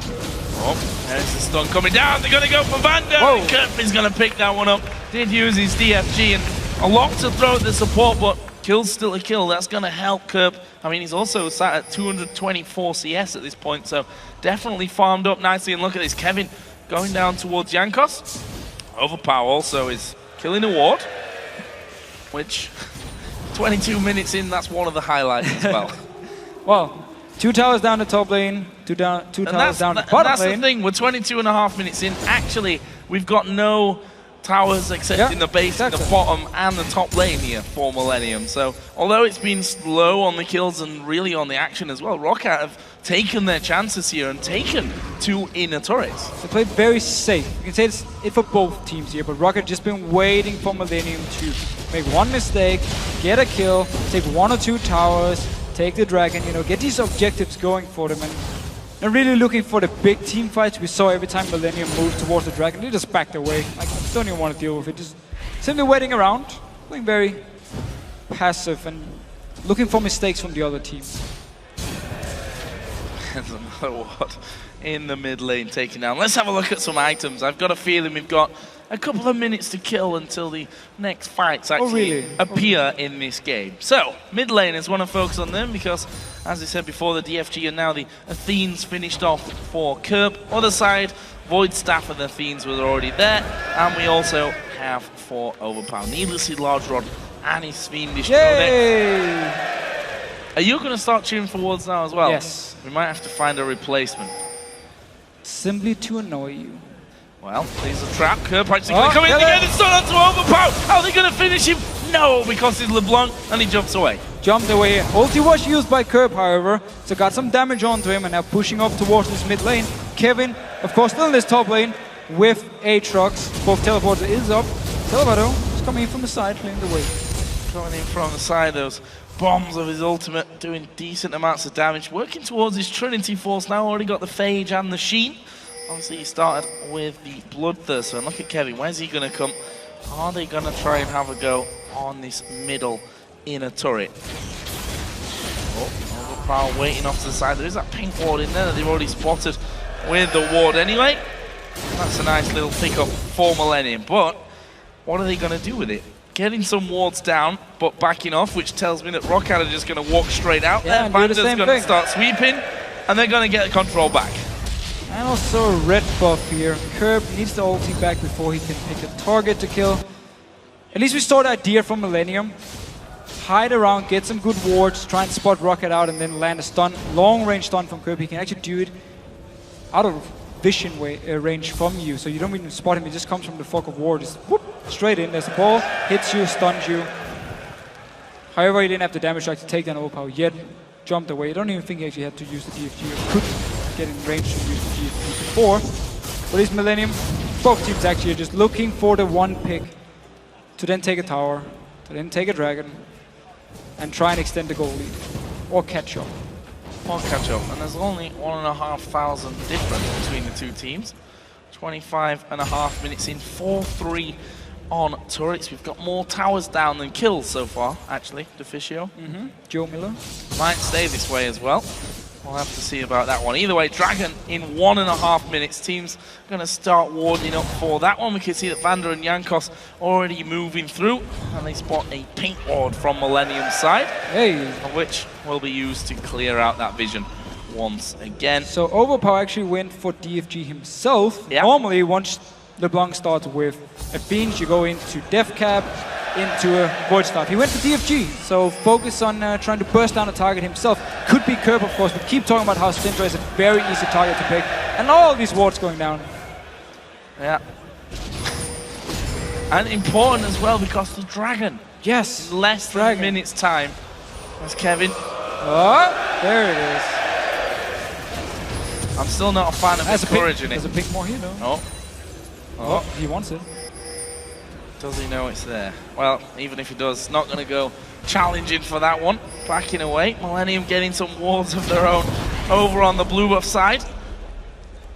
And in the end, 20 Rocket seconds for Dragon here. This time around, it's Millennium actually in the river, waiting for Rocket to move. Celavar just dodged the binding and the cocoon from Cotnex here. Didn't want to get locked up and just blown to pieces, which of course is the thing about the Millennium comp. When you have Morgana and Elise, double CC, if you land it on one target, you follow up with the next, and they're locked down for like 5 seconds. Very easy for the rest of Millennium to then pick up a kill. So that's, again, one of the reasons Rocket needs to be careful. This is a vision war if I've ever seen one. There we go, Dragon has spawned, and they started off by Rocket down to half HP. Teleport coming in, Kevin coming up from the top side. Rocket backing away somewhat. Dragon's probably going to reset here as Kevin up on the top side. Overpower coming in there, doesn't use the DFG just yet. Cotnex also taking a couple of big hits. There's the Colin coming out and will be blocked by Vander. Well, little bit of damage here, a little bit of damage there. Backing away for now. You saw Overpower in this top lane here, just looking to flank around on Millennium, trying to get a squishy target in the back. He got Kevin, therefore he didn't use the DFG, and now just waiting. Celavar pushing up this bottom lane, and should now return up here. But look here, Sal's actually recalling because he still has teleport. Kevin had to use his. Kevin uses. And there it is. No. Actually getting some up. Bit risky there from Celavar. Ziankos gonna come in there. Takes down the pink one, and we need to see some ward stats from this one. Yeah, we do. Crowd obviously enjoying. At this point, just put down a ward, let them kill it, and hear the crowd cheer. It's not a bad strategy though. Nope. And actually, Millennium forcing Rocket away, just their sheer presence of ward killability gonna force them off. They've started the Dragon as well. A couple of wards coming in. TP gonna get started. Dragon, is he gonna be pulled off from? There's the kick. He's kicked Cotnex away. He's gonna repel back in. Dragon goes over towards Millennium. We've already seen 3 kills now coming down from Rocket's side. And there they go. Onto Crimson as well. He gets 1 kill on his way out, but will be picked up in the end by Celavar, and that's 4 kills coming in for Rocket. Millennium, in the end, did get the Dragon though. Such a good team fight though. Both junglers were actually out of the fight because they were just fighting over the Dragon here, but the rest of Rocket went in, and we saw Overpower. Notice here, Overpower up in the top of your minimap. He's just waiting around. Kirby's actually trying to force him away. Meanwhile, the rest of the team are just fighting each other. Jerry goes down, his stun doesn't proc, and then Kirby, he's the target for Overpower, just waiting and waiting, pops him very low. Celavar joins in. Easy kill for Rocket. And man, the patience on Overpower, just waiting and waiting and waiting. He knew the rest of his team could survive. As soon as Kirby was out of position, jump him, kill him. One swift move like that from Rocket gets them not only the kills, but the Baron straight away after that one as well. And actually will increase their lead to 5,000 gold. Also taking down that outer middle turret. Still one left on the inner. That's pretty much all Millennium are hanging on to at this stage outside of their base. Now I'm interested to see what Rocket do with the Baron buff on. Yeah, so if they group up 5 members and just start pushing down the mid lane, it opens up for Millennium to try and get a counter engage onto them. We talked about the Elise Morgana. We know all the burst damage from Curb here. A lot of chances for Millennium to find a target from Rocket if they're trying to group up and siege. So we might actually see Rocket say, you know what? Rocket say, we don't want to just go 5 mid. We want to spread out on the map and try and do what we've been doing so far in the game. Find a person out of position. Full burst from Overpower. Sas is maybe split pushing by himself. Finding a target, can join in by the rest of Rocket and pick up a kill. And not necessarily just moving down and try and go for a tower and siege it. So, half an hour point hit on this one. Guess what? We've got some more items coming out. Last Whisper going to be added in for Celavar.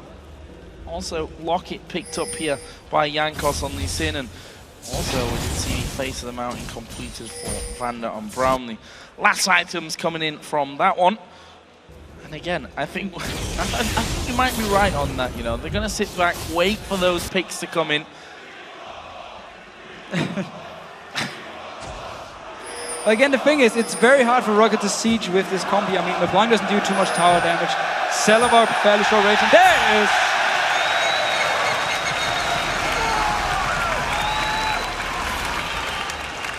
What have we become? I'm not sure. So, I mean, let's be honest, it's still better than watching England. True. I didn't want to say it because of the crowd. Now you said it. There we go. Finally coming in onto Vander. I'm allowed to take some English now. Exactly. We all feel the pain. And I'm Danish and we're not even in the World Cup. Just going at it here. Those wards inside of the side brush by the Wraiths. Massacred. Destroyed. So. Almost feel sorry for these wards. They have souls too.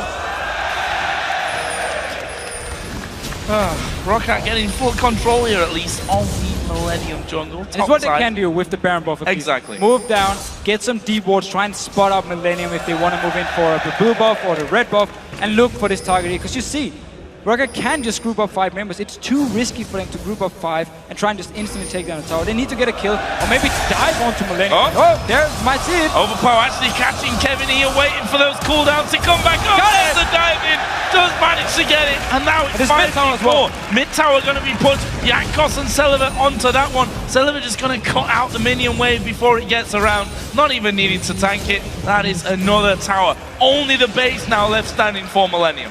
Look here, Overpower moving to join with the rest of the team because there are 5 members here. You might see them go for a dive with Aatrox. Remember, he's passive. Can use it and then get out afterwards. Still 23 seconds on Kevin here. This is the time for Rocket to move in. I'd agree with that one. Zan's actually going to dive in onto the top of it, but nope, denied on that front.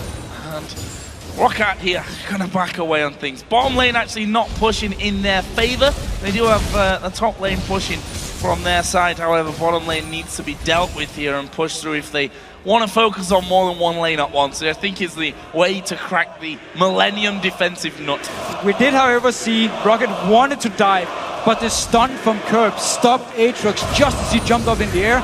The ball hit him, stunned him, and he couldn't actually go for the dive. So at least Rocket, they knew.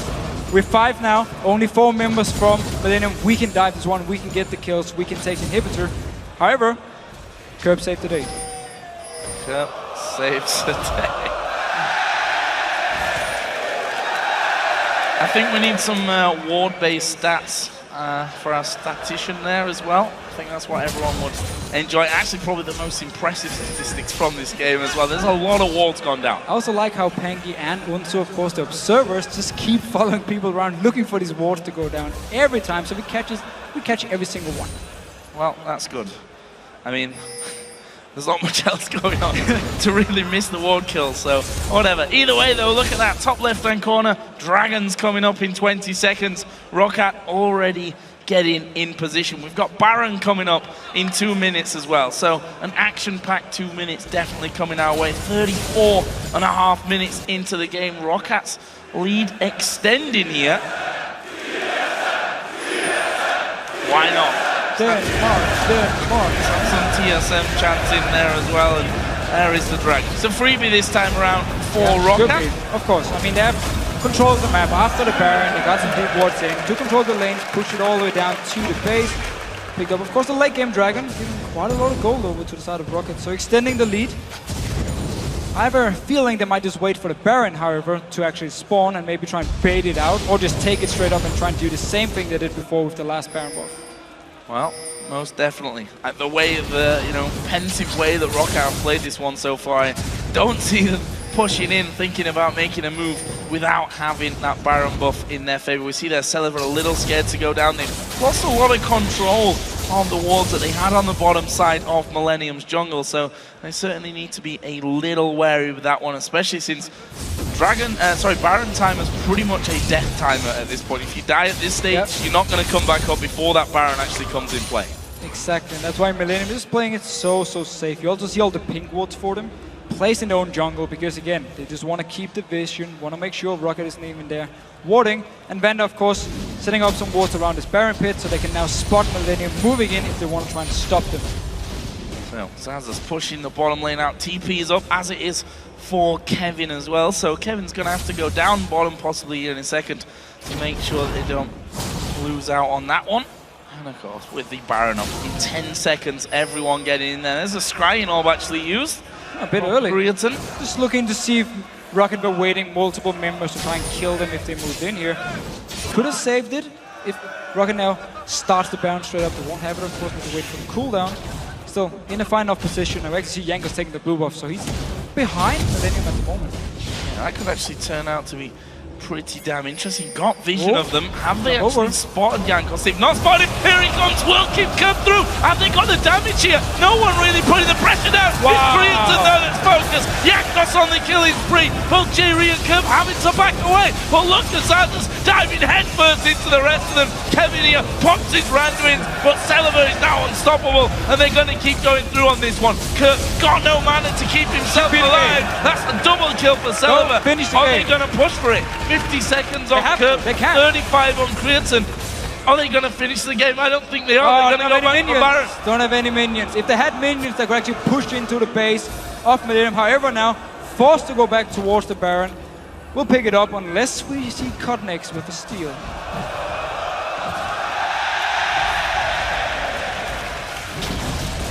So, Baron started. That's what you should really be cheering for.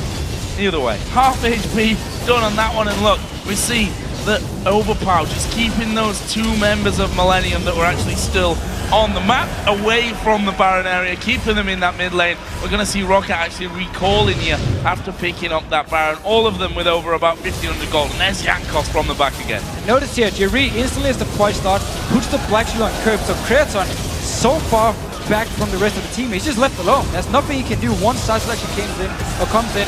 Jankos joins, just kill him, and they can just clean up the fight now. I mean, look at Overpower and LeBlanc, look at Celebar. They're untouched. The carries from Rocket are untouched in these fights here because Millennium can never find an opening. We saw that a lot of focus is put towards Zazas, but that's an Aatrox with a Guardian Angel. I mean, he doesn't care.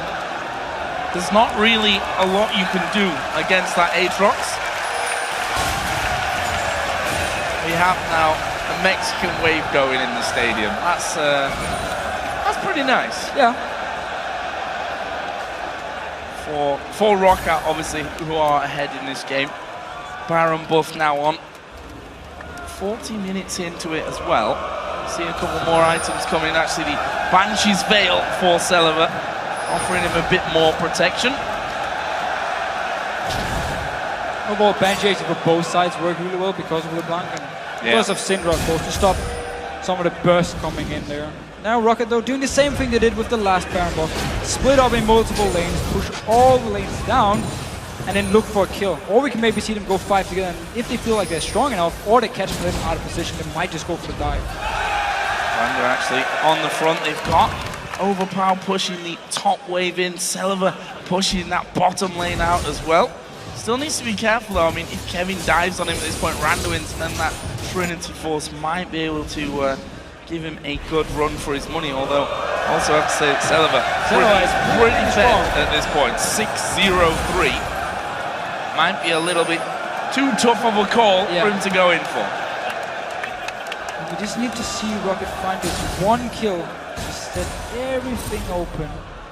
Nothing happening so far. Millennium staying very safe in their own base. Don't even want to try and go for any fights. Just trying to create a wave every single time. And definitely think Overpower could be the man to get the kill. Well, you have to feel at 40 minutes in, one kill is pretty much enough to open up the floodgates to get that actually going.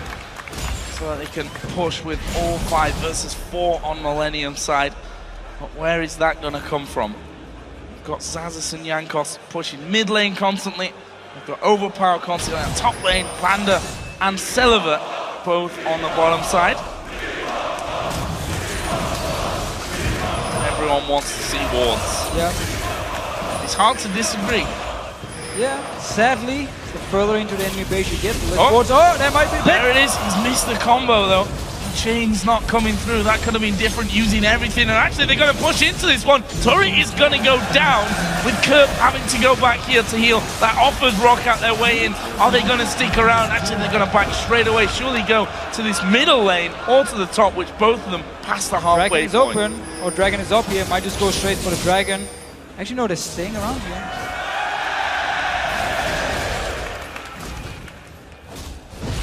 They're just going to wait until that DFG comes back off cooldown, and Overpower's going to be diving over the wall once again, seeing if he can have a go at anyone.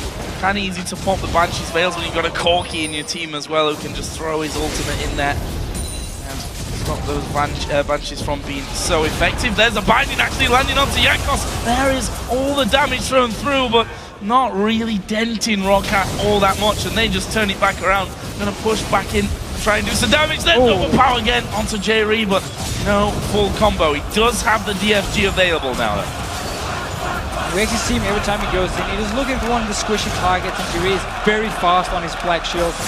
Getting some damage down the tower, just one hit, and once again overpower. Oh, going on towards Kevin this time, who not sure it's the right target, but look at this. Zazas has gone in the back. They're going to go for Zazas. He's going to get blown up, but he's going to GA. He's got his passive as well. They're going to lock him up for a second time. Now you've got to kill him again. The overpower comes in. They kill Curve, almost getting away as well. 1 for 1, but Roccat have taken down the inhibitor. They're going to have the inhibitor as well. And Sullivan going to dive in there. That might actually cost him here. They do get one more. Sullivan, is he going to fall? Yes, he is. Finished off there by Creaton, but he will then be finished himself. Oh, will he? He's still somehow managed to hold on. He throws to Colin in complete opposite direction, and they've repelled the Roccat attack. Oh, almost there. Nope. Jumps away. Kevin's not done. Oh. Into the range. Nicely done. Nice little move there by Cornex. Meanwhile, look at Creaton. He's inside of the enemy. His own base. I'm getting a little bit too excited, I think, about this one, Deficio. Defending his own base. Or not, because he loses that single Nexus turret. And Roccat, it might not be the flashy go in there, get the fight, win the game. They get the tower. Slowly but surely, though, they are going through. They've got one hit down. So Saz simply said as soon as OP actually went in, forced Kevin back, he was like, you know what, I'm just going to go for this one. Jumped in here. The rest of the team actually stayed back and just hit the tower, while Saz is with Guardian Angel, with his passive, was just buying time for him to take it down. So now open inhibitor in the mid lane. Of course, the bot lane should be respawning fairly soon as well. And of course, Baron coming up in about 1 minute. Yeah. 1 minute, 10 seconds for the next Baron. 14 or 15,000 gold lead as it really is for Roccat. A massive amount of gold. We've already seen, though, that Millennium's still capable of picking up a couple of kills here if they make mistakes about it. The Guardian Angel down for Zazas would be a slight problem for them. Obviously, his Bloodwell not going to be up just yet either, so if they can actually manage to finish him off, that could certainly be an interesting one. If they can, yeah. I mean, he's still very, very tanky. He's not an easy target to just take down, of course. Blue buff. So apparently the crowd weren't chanting TSM. Oh. They were saying T is yum. That's what Quickshot's telling me. I'm probably just being trolled right now. I'm never quite sure, to be honest.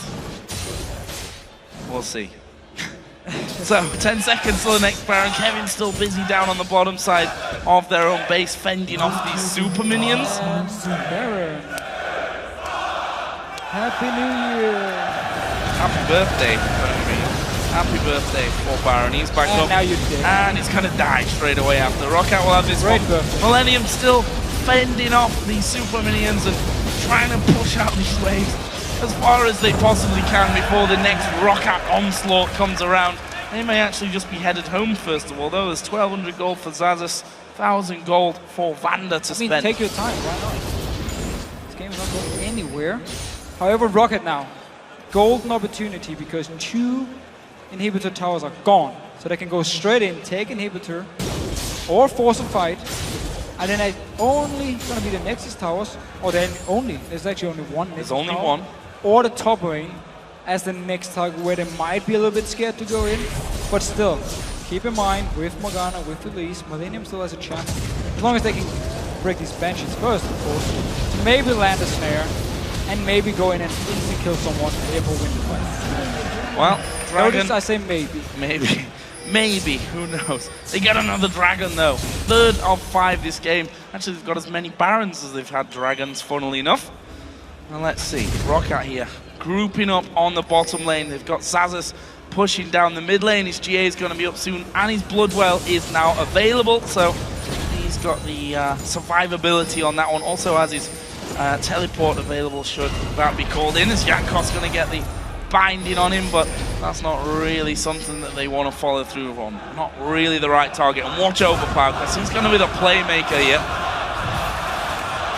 dive over the wall and start things off. They need Celeber to knock those Banshee's Veils out of things first, though. So minions are now hitting away on towards that inhibitor in the middle lane. Yankos stepping forward. Kevin's Banshee's Veil somehow still alive. There's Overpower not going in there. Rocket is just waiting for Overpower to actually find a target, try and burst it down, and then try and go for the engage. Saso's passive is ready now. He can go in, tank the damage, come back to life, of course.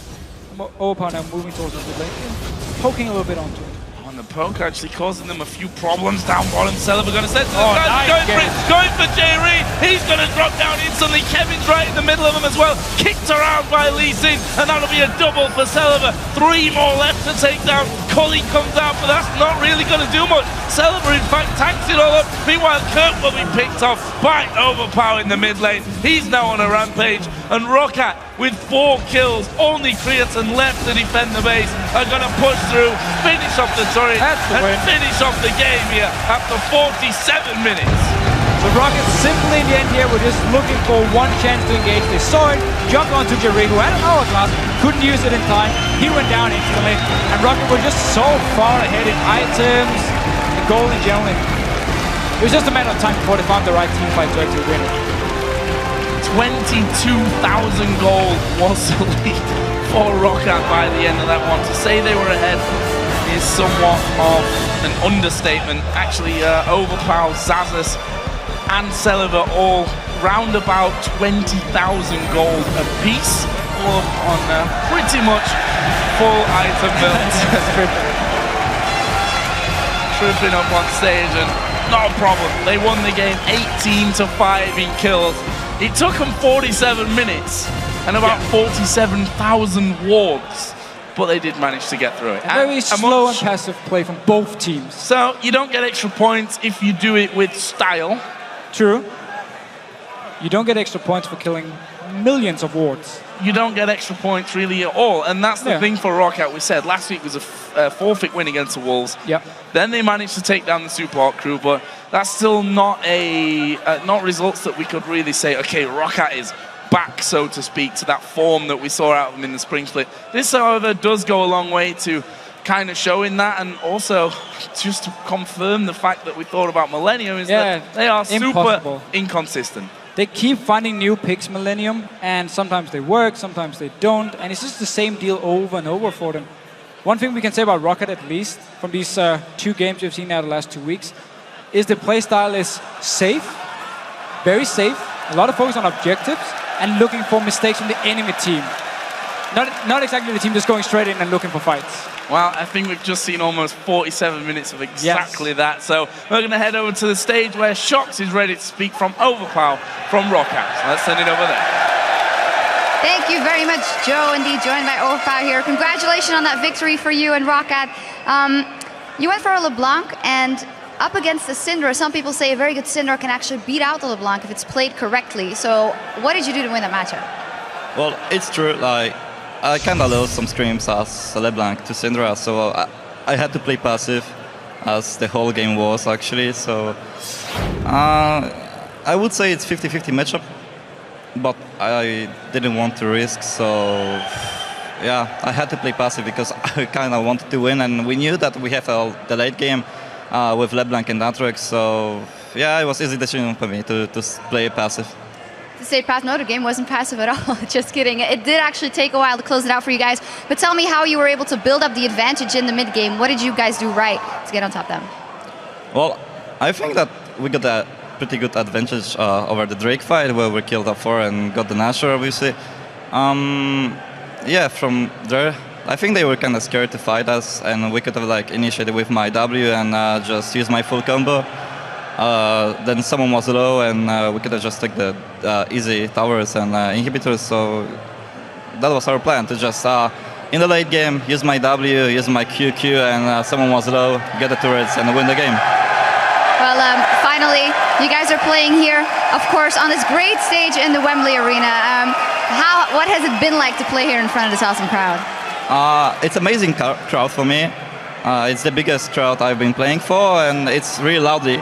And it's amazing. Like, you guys are really rocking this stage. They absolutely are. And you guys as well just now. Victory coming in for Rocket. Congratulations. Thank you very much. Thanks. All right, as for us, it's time to break down this game at the analyst desk with D-Man and Trevor. Thank you very much, Sharks. So, we got to go through that game. First off, let's talk about the pick and bans that came out from that one. Millennium pretty much got their standard setup. They got the pick comp, they had the cocoon, they had the dart binding, but they also had Syndra. Yeah, they did. Like the Syndra pick, it fits Curv's playstyle. High damage, single target, blow somebody up. The problem is, it was into LeBlanc. And this is something that we were talking about backstage. Pro players are like, yeah, Syndra into LeBlanc's fine, Syndra into LeBlanc's fine. We haven't seen it in the LCS. So let's talk about the fight around the Dragon, because we had a replay for you guys. It was all about ward control, I think it's safe to say. Oh, this crowd is definitely fun. Let's actually pull that replay up onto your screens, because I do feel that we need to emphasize and we need to highlight the key moments in this. So let's roll this clip out. And I think the audience is going to help me as we watch the game-changing moments unfold. So let's roll this clip out, guys, and we can just see how it plays out. Now pay very careful attention. Here he goes.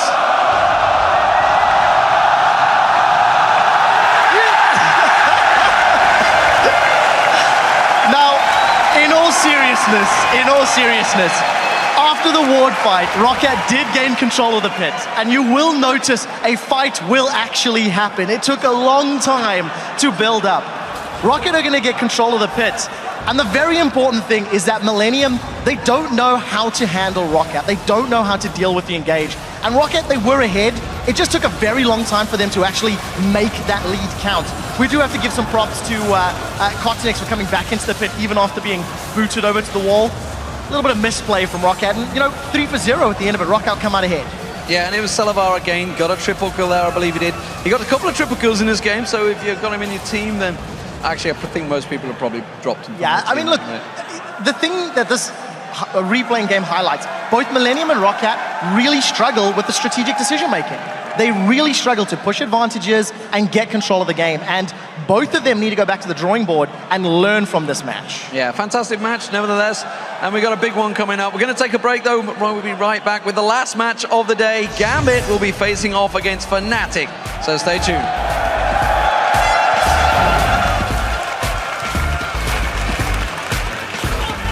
Oh my god, I'm gonna play so good today.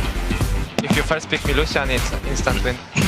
There's the kick. His kick connects away. He's going to repel back in. Dragon goes over towards Millennium. No one really putting the pressure down. Wow. It's brilliant to know it's focused. Yakos on the killing spree. Both Jerry and Kub having to back away. But look, Casadas diving headfirst into the rest of them. Is Sullivan going to dive in there? That might actually cost him here. They do get one more. Sullivan, is he going to fall? Yes, he is. Problems down bottom. Sullivan going to send to the side. Nice going for Jerry. He's going to drop down instantly. Kevin's right in the middle of them as well. Kicked around by Lee Sin, and that'll be a double for Sullivan.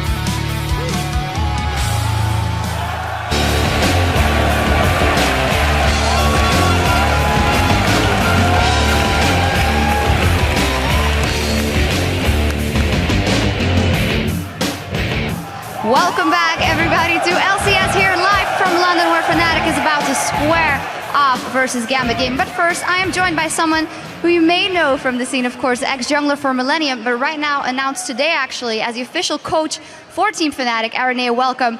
Talk us through... Still very popular, of course. Now, Aranea, coach, that can be very different things within a team, so tell me what it is specifically you do.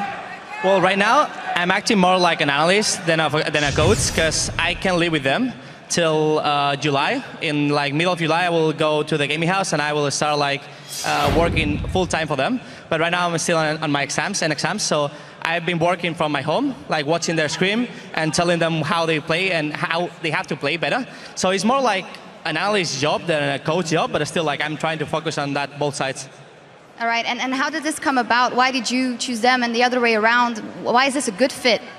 Well, I answered like a long time ago in an interview saying that when I left SK, the two teams I would like to join anytime was Alternate, because I have some friends there, or Fnatic, because I had also some friends here. They've been testing me for a couple of weeks, and it's been like many people is saying that I just joined Fnatic because we are just friends. But it's actually like I've been testing, like I passed a test with them for like some weeks already, and they thought I was doing a great job for them. And I was being really strict, and I was like really focusing on points, not even like over friendships and stuff. All right, and then coming into this game versus Gambit, what have you seen the last couple of weeks from Fnatic that you think they really have to do in this game? Well, when I joined them, they were doing like some kind of mistake, like obvious mistake that I was trying to point out, like trying to make them fix fast. And they were actually like answering really fast to all what I said. Like every time I wrote like a line, like you have to correct this or something, the next game they already like corrected. So it was like pretty fast evolution on the game. Last weeks, they've been playing better and better scrims. So I'm actually like really confident about their performance. But at the same time, since it's gonna be like my first game as coach, I'm actually a bit nervous because if the game doesn't go that well, all the eyes is gonna be on me. So it's gonna be like a tough match for me as well. Everyone's going to come for you if they don't do well. Well, thank you very much, Aranea. Very happy to have you back in the scene here working with Fnatic. And as for now, we're going to see how they're going to do in their match versus Gambit. So let's check in with Quickshot and D-Man. Thank you very much, Shox, and welcome back, everyone. Good to see Aranea back in the scene, I guess. It is, and it's interesting to hear him say this is his first role as a public analyst, because he has been helping them out for a few weeks, like he said. Well, let's see what difference he will make as we head into the last match of the day, which is, of course, Gambit facing off against Fnatic. Fnatic's opponents, Gambit, will have a challenging weekend since Nick will be the only starting member of the team on the roster, as 4 of the remaining positions have been filled with substitutes. The last time that Gambit used substitutes was during the spring split, and surprisingly, the team actually managed to secure an even 1-on-1 week. They're going to be hoping to replicate that here in London. Fury returns to Gambit as the AD carry after having played for them in the spring split, where he helped them take down the Super Hot crew and ended in a respectable 3-2-6, playing Caitlyn and Lucia. Yeah, so the substitutes for Gambit do also include Cabochard in the top lane, who has actually competed in the Challenger Series. He hasn't necessarily had the strongest of showings. In the jungle, Lolex. He hasn't competed at this level before, but is a solo queue Challenger level jungler. He's got 289 league points. And finally, we need to introduce Hiva in the support role, who has also played alongside Cabochard earlier this year. Now, these players should, in theory, have very little pressure on their shoulders, as Fnatic are the favorites in this matchup. For me, though, if Gambit want to win, they have to surprise Fnatic during the laning phase, and they need to rely on the players with stage experience in Fury and Nick to deliver strong performances to help them get through this. I know I'm in England when the crowd are chanting, "Who are you?" That's for sure. Last week, of course, you could be forgiven for thinking that Fnatic were back to winning ways. They played exceptionally well against SK Gaming, running a pick composition which they tried to repeat against Alliance. But, as you all saw, it didn't quite work out as planned. No, it really didn't. Fnatic did look incredible against SK, then they actually had the same level of control against Alliance, but the problem was their heat-of-the-moment decision-making. Alliance put Fnatic into a do-or-die base race situation, and Fnatic simply made the wrong call. We actually do have a clip of that base race, but from Fnatic's point of view with their team comps. I don't know if we can. No, they cannot do. They can't. Maybe, no? I'm coming from base. Supposed to defend it? I'm coming from base. I'm coming from base. I could port. You should I have 10 for ulti. 10 for ulti. You should port. Okay. It's gonna be too late, no? And I stay. I will walk from base. Dead, man. Should have stayed with me, maybe. Should have just... I come top, I use for top again, and we push it. Oh my god, man. Can he finish? Yeah. If you don't... They can finish, yeah, they can finish. They're gonna finish. I back, I'm ready. They're gonna finish now? Yeah. I'm coming. Maybe we can defend it. You guys here? Go, chill. So we heard from the players, and they were talking about how if Fnatic had executed their plan well, they would have traded inhib for inhib. But because Soaz and Yellowstar both got caught, you've seen them throwing their faces into their palms. They realized they had made errors and mistakes in that play. They can't afford to do the same. And against Gambit, they are the favorites. They've got far less hurdles to jump over than Gambit do. But on the same token, the unknown factor and the pressure to deliver a winning performance could backfire on Fnatic if they force into those heat-of-the-moment decision-making. So we'll see if RNA's guidance can help them and settle their nerves in front of this very loud crowd. Very, very loud crowd. Let's check out the starting lineups for these two teams. Over on the blue side, it is Gambit. That means in the top lane, it is Cabochard. In the jungle is Lolex. Nick in the mid lane, Fury as the AD carry, and Hiva as support. And on the red side, it is Fnatic with Soaz up top, Cyanide in the jungle, Peke playing the mid lane, Reckless on AD carry, and Yellowstar playing a support role. So let's take a quick look at your votes over on lolesports.com. According to those numbers, well, no surprises. You've picked Fnatic to win here.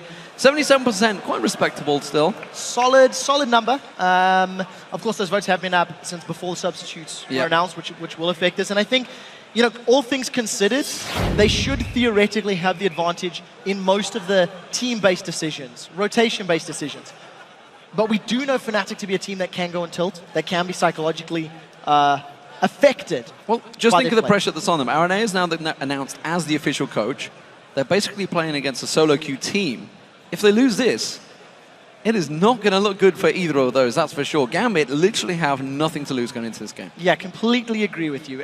They've got everything to win and everything to surprise. And the question is, how do Fnatic handle it? Truthfully, though, there are very few teams in the world that have this level of stage experience.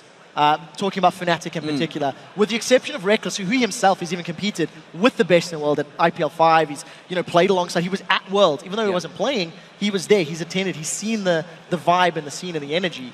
So I'm sure they have it in them to control their nerves. Yeah, we're just waiting for the teams to get themselves in. Fnatic are the team we are waiting for actually to join the lobby. Gambit are all set and ready to go.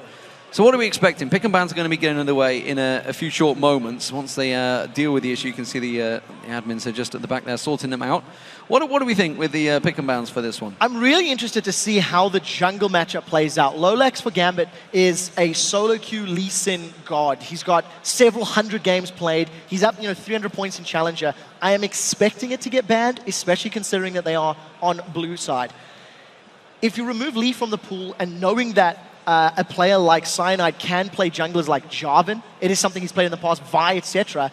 We may even see Gambit maybe prioritizing other bans because you know that Cyanide can pull those other champions out. So for me, it's most likely going to be maybe jungle or mid lane, but we'll have to see what these guys agree because we don't know what to expect from Gambit. I know often we get asked to show the chat between these teams, especially the lobby chat, and it's sometimes colorful, let's put it that way. Right now they're trading room numbers though, so I'm kind of glad we're not showing this.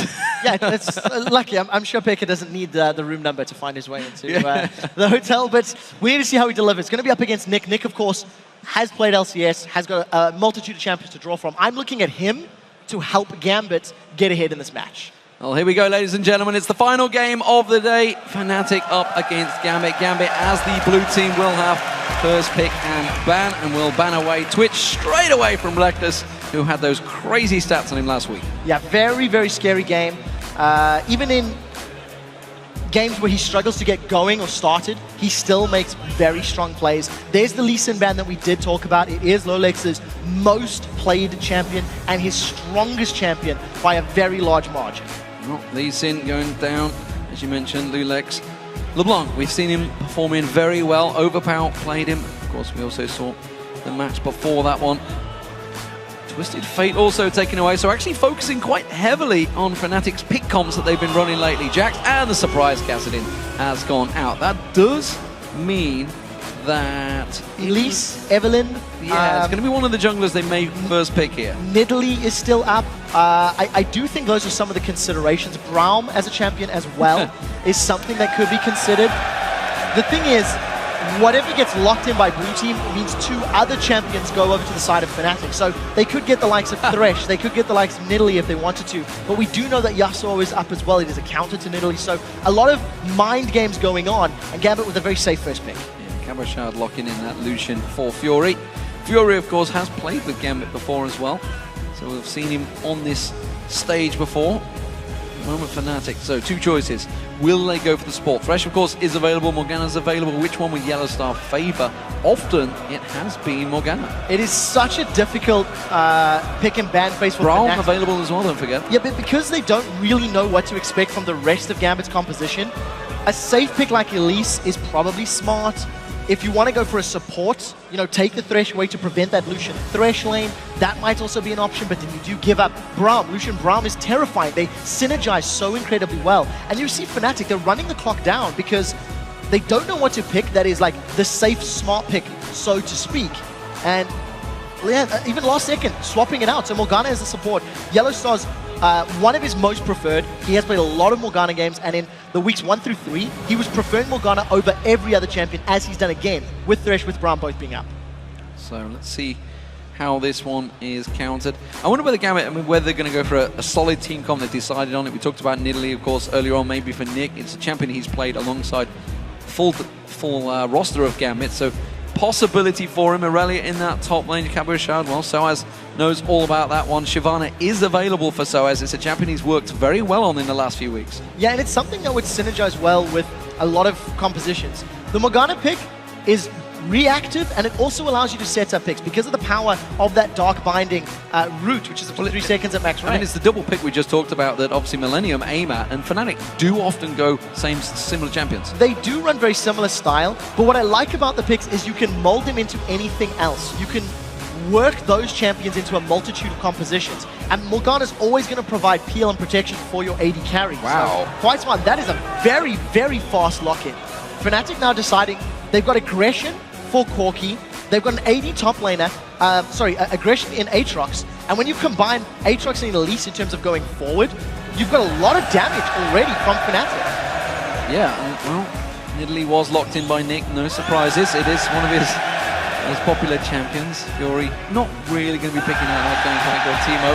But Aatrox, interesting one for Soaz in that top lane. I don't recall seeing him on it before. I'm sure he probably has, but not for a while. No, not in recent times. Aatrox was used very effectively in the previous game. But the thing for me is, this composition from Fnatic has already got a fairly well-rounded group of both engage and disengage. You've got long-range CC. You've got a lot of poke. Aatrox, Morgana, and Corki can put a lot of poke and pressure down. Also, Reckless may be looking to go for a toe-to-toe 2v2 lane because Corki can do very well, can trade evenly with the likes of Lucian. So, Zyra getting locked in as the support. We haven't seen that one for a while, that's for sure. Used to be, of course, the big flavor during the Season 3 World Championships. Evelyn, of course, he was the obvious jungler to go alongside him. We have seen Jarvan a few times today, but not this time around. Evelyn will be selected for Lulex. So there's a handful of engaged champions with that Elise, Morgana, with Aatrox jumping in, and Zyra's going to offer the disengage, but the one thing that I don't really see working is this Nidalee pick, because Evelyn wants to flank, go in from the sidelines. Aurelia wants to dive into the middle of the team, and there's no peel or protection outside of one Grasping Roots and one Stranglethorn. So if Hiva is not spot on with his ultimates and with his positioning, there's not a lot of protection between Fnatic's team that can run at Gambit and the Nidalee who wants to throw Spears or Lucian from the back line.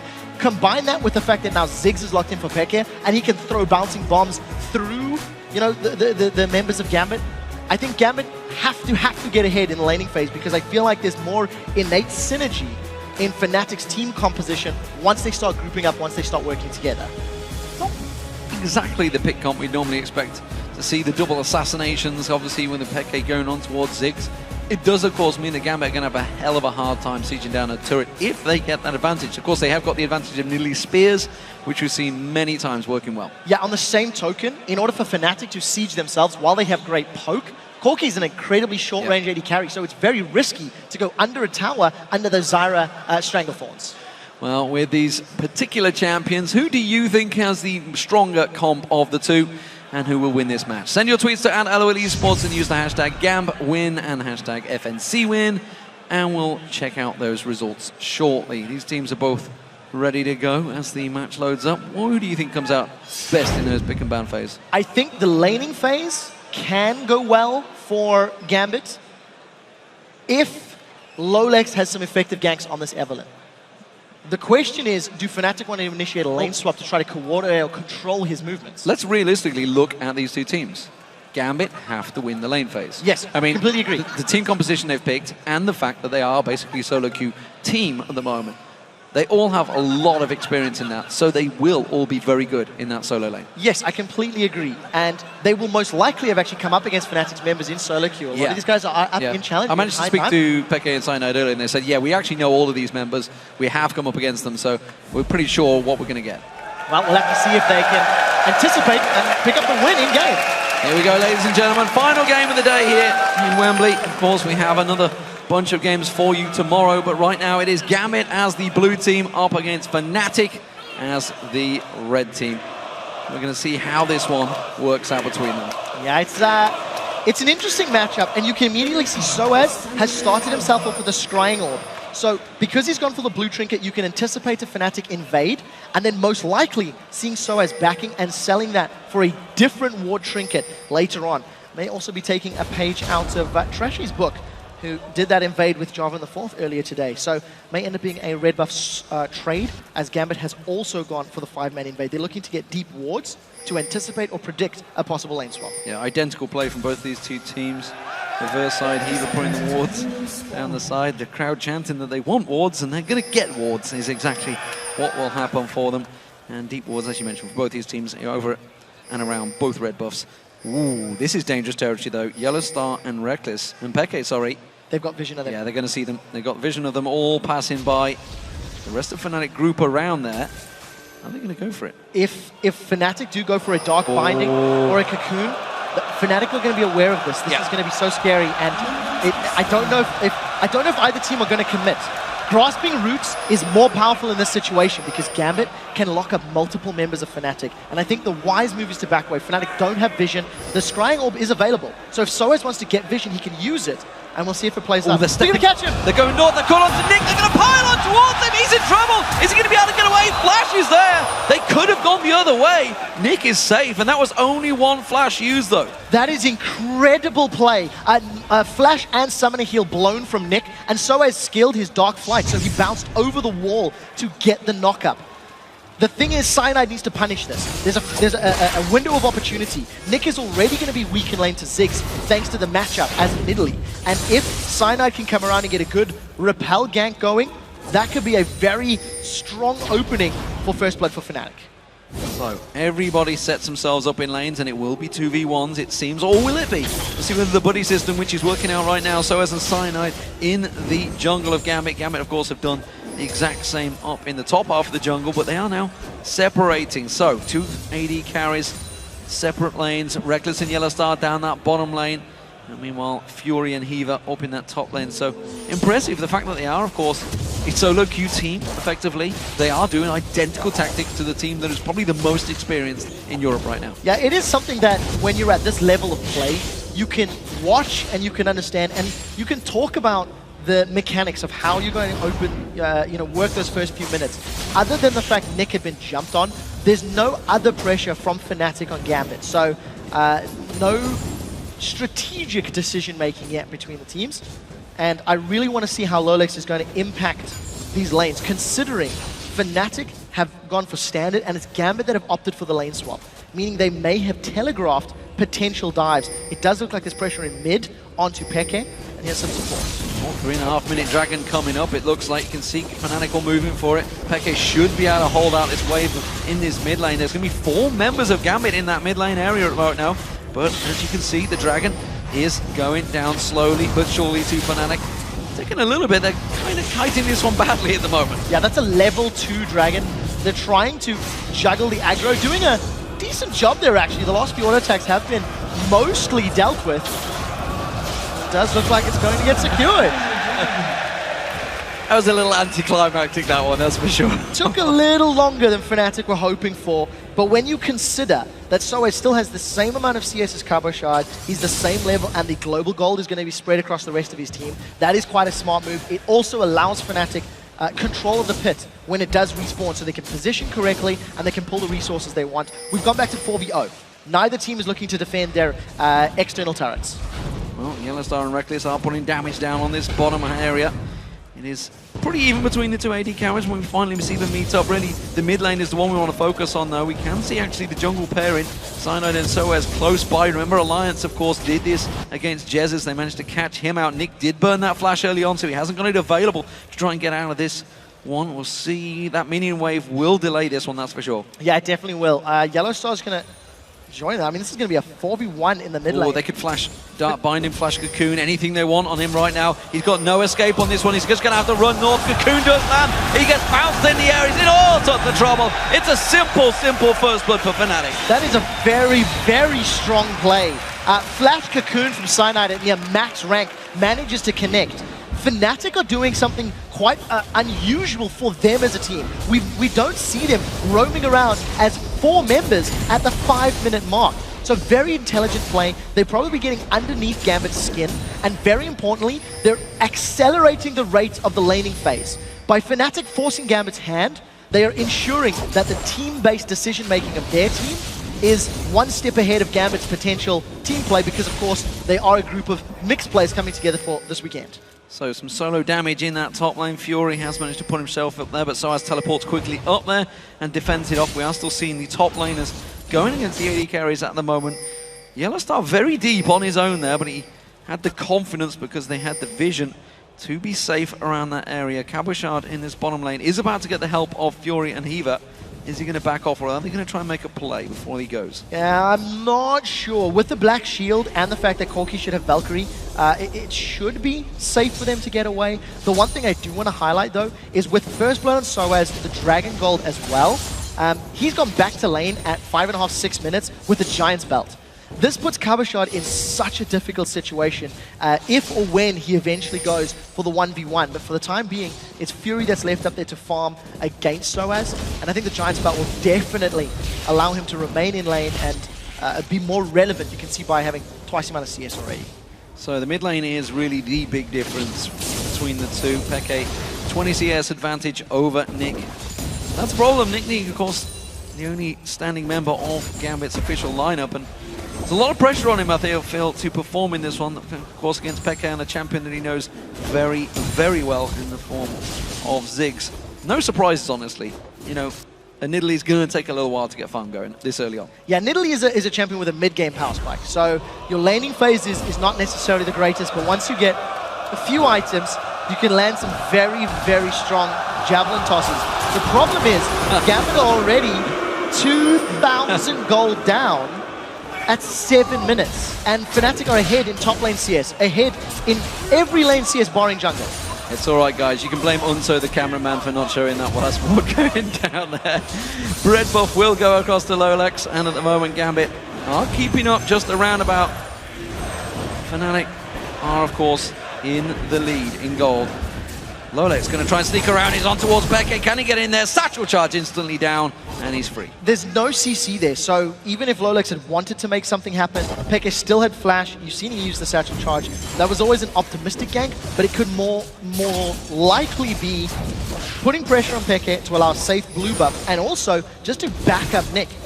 Nick has been playing catch-up since he got jumped on at level 1, and is struggling, so that power spike of Nidalee is going to be delayed. Reckless is going to return this time to the bottom lane again. Ooh. There is a strong position. Blue buff miscalculated there. I think the poison tick must have done it. The Cyanide there. I don't think it was a basic attack, but small misplay. Considering Peke's already got a fairly sizable lead, that's not the end of the world, but what it does mean is it's going to be a little more difficult for Peke to accelerate this lead. He can't punish Nick quite as hard as having that blue buff available. And Yellowstar and Reckless doing a good job of shoving that bottom wave down. That tower's very low HP, but don't forget that Soaz in the top lane is also defending Fnatic's tower, which is also at low HP. Well, Peke uses the Mega Inferno Arm clears the wave, goes back to buy. That could be the Athene's and I'm not sure if he's got quite enough gold to complete that one. I don't believe so. No, he's going to go Sorcerer's Boots instead.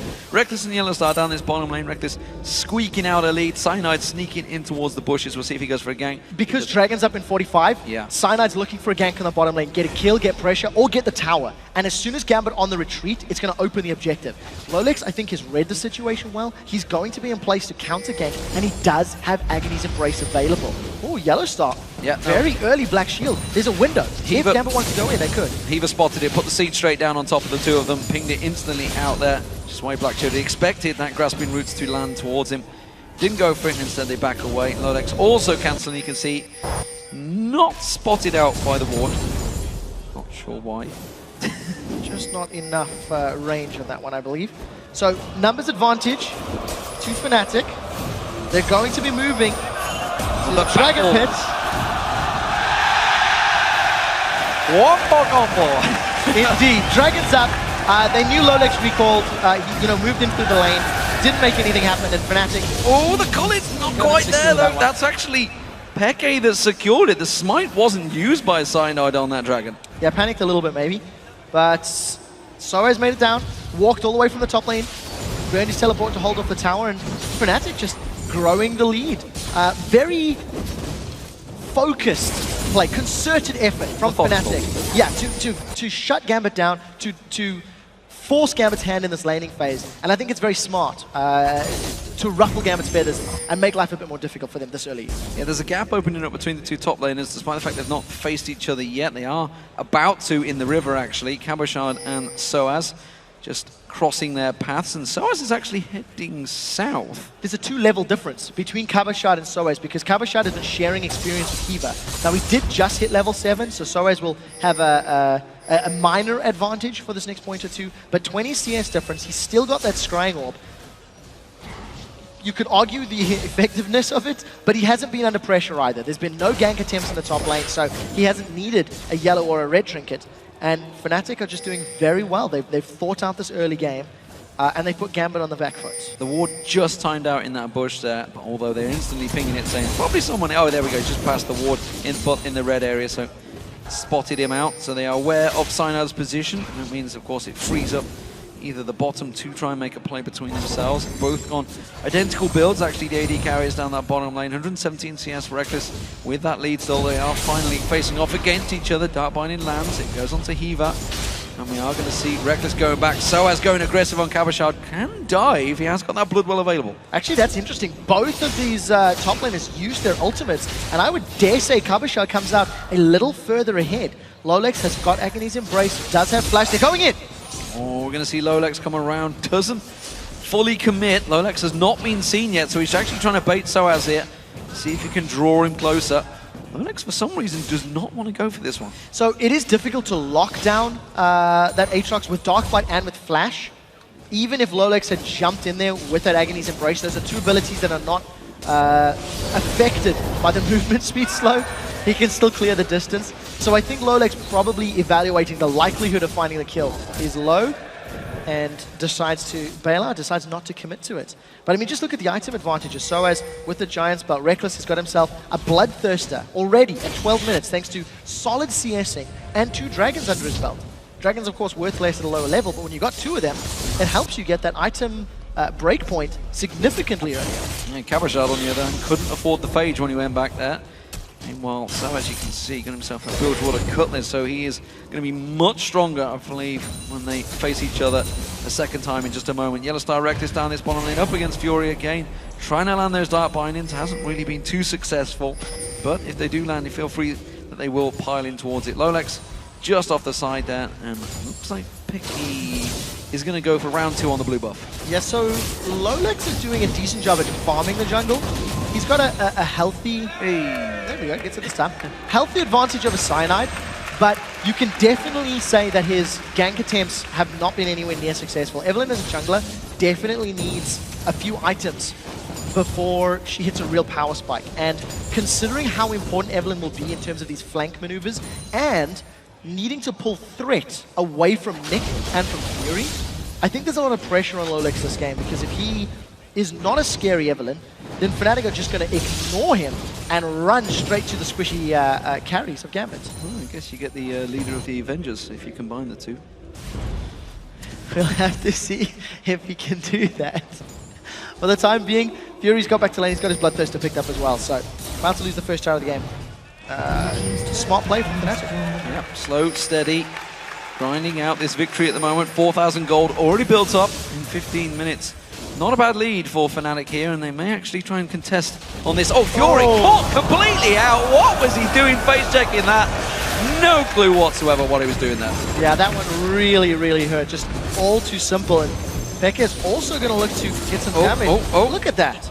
Mega Inferno Bomb was still available, so if and Ignite. Nick had not healed himself, Pekka may have gone all in. But remember, Dragon up in a minute and a half. Look at the incredible vision control from Fnatic in the red buff jungle of Gambit.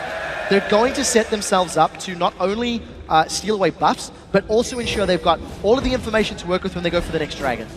Well, that's going to be the second tower of the game going down. Fnatic on this one again. Cabochard getting focused on. Lolex is just waiting off the side though. Soaz has got his blood well available. Should be able to pounce away from this one. There he gets caught out. Gets the pounce down. He's going to get close enough to his tower. He will get the blood well. Can he get away from this one? His tower is very low as well. Soaz is going to get taken down. And Lolex gets a revenge kill. So patient play from Lolex. He was waiting for the correct time to jump in. First kill on the board for Gambit. It will also ensure a tower. So, good turnaround. First successful gank we've seen from Lolex, but it does also mean he's on the top half of the map, and if he doesn't rush very quickly towards Dragon, Fnatic do have the opportunity to rush it down once again. I feel it's been a long day when this happens. I concur. I do indeed concur. So Dragon up 15 seconds, and look at Fnatic. Teleport's available for Soaz. He's going to shove out that top lane, but it's very, very clear Fnatic want each and every Dragon that spawns. They've made such a good effort at controlling this area of the map, and the poke that Ziggs offers in conjunction with the range of the Dark Binding makes it very difficult for Gambit to engage this. After the hit point shredded off Eva, Lolex looking to try and get close to this one, but the Dragon I feel will get secured. It's Cyanide's taking a big bit of damage on the back there. That's going to be Eva caught out. Oh, the rocket, not quite enough. Comboed with the Mega Inferno Bomb. He does manage to escape this one. Can they turn it around? Yellowstar blocks out that spear very nicely. Now Pekka is going to get caught out. Lolex pushing on towards him. He hasn't got the damage though. And again, no CC for Gambit. The only CC there is the Grasping Roots from Eva. And he was already taken out of it. 16 minutes on the clock, and Fnatic have secured 3 Dragons. And that is just such focused effort. They really, they weren't afraid of any steal potential. And thanks to all of the presence and the pressure they've applied, Soaz is most likely going to get this top lane tower and get out cleanly as well. So Fnatic extend their gold. Oh, that's Peke gets away with next to no health. But blocked out by Yellowstar. I think that final spear came through on towards him. Reckless is actually sneaking around the side. Gonna find himself another pink ward. This is a pretty common position for that pink ward. It does look to be one. Reckless manages to obviously fire up the crowd once more. I think for Fnatic, the fact that they've got such a strong lead is going to open them up to sieges. Even though Corki's got very short range, the moment they move themselves into an inner turret, if Gambit commit to a fight, Black Shield, the target that's been jumped on, allow Aatrox and Elise to try and lock them up, with a Cocoon or a Knockup. And if those miss, just Soul Shackles with Morgana. It takes so much for Gambit to dive past and through Fnatic. They're going to need a perfect engage, and I'm not sure if they're going to be able to do it at this stage. Well, see Fnatic going to try and start sieging this one down. They're doing good zone control with those mines off the side. It stops Lolex from coming around. He's going to try and flank in towards them, on towards that tower, but again, not able to get close enough. The minute they wind off, that's the second set of mines thrown straight in. While this is all happening, Soaz and Cabochard are continuing their single duel, their single player game in this top lane. And it's Soaz that's coming out ahead. Sunfire Cape completed. Got the makings of that Blade of the Rune King. He's got a very big CS lead. I mean, Trinity Force hasn't even been completed yet by Cabochard, so he's gone for a damage build. And if Cabochard tries to commit to a team fight, he will get just shredded down super, super quickly because of the damage sources from Fnatic. Well, full invade now on for Fnatic. Blue buff's going to get taken away. Peke will have that one happily. Reckless took down half the hit points almost off that inner turret as well, while Gambit were haplessly defending in the mid lane. Big advantage in gold, starting to stack out now in favor of Fnatic, as you kind of expect in this game. I think so too. You know, Fnatic, of course, been playing together for so long, and I dare say their decisiveness in this early game is the most impressive I've seen of them arguably all year long. Because even when they were winning in the beginning of the spring split, it was thanks to outplaying their opponents in laning phase, not by forcing objectives and forcing movements from their opponents. And this time around, Fnatic have just guided Gambit around the map, saying, we want to kill you here, we want to take this objective, and they haven't given Gambit a chance to react or create their own opportunities. So as returning back to the top there, Trinity Force completed by Kabashar, so see how he can compete with Soaz, who is a level ahead, got that Blood Well back available, and again, Lolex trying to make his way up here, but he's going to pass the pink ward, he's going to get spotted out, and Soaz may actually turn aggression towards him, quickly dashes away, will get slowed down, Soaz in trouble, it's just going to teleport away, they've got no CC, Bloodwell managing to get the damage down, he's in trouble, he's going down from this. Yeah, there's nothing you can do about it. What can Fnatic do elsewhere on the map? They're pressuring middle, they look to be moving bottom lane as well, Reckless may come up, so a little bit of damage in mid-turret, and a good gank by Lolex onto Soaz. Nick doing enough work to keep Peke and Yellowstar away from that middle turret. Reckless rotating around alongside Cyanide. Cocoon lands onto Hiva. They don't follow through with the damage. One singular rocket from Reckless doing so much damage, shredding down that health. There is a big problem for Gambit right now. Not just Fnatic's trinkets. There's 2 Scrying Orbs and 3 red trinkets. So they definitely want vision control by denying Gambit. And the way Fnatic have continually grouped up and moved through Gambit's jungle, those Scrying Orbs is going to ensure when they go for those 3, 4, 5-man invades, it is a safer move. It is a safer play. And it is something that they have done very effectively all game long.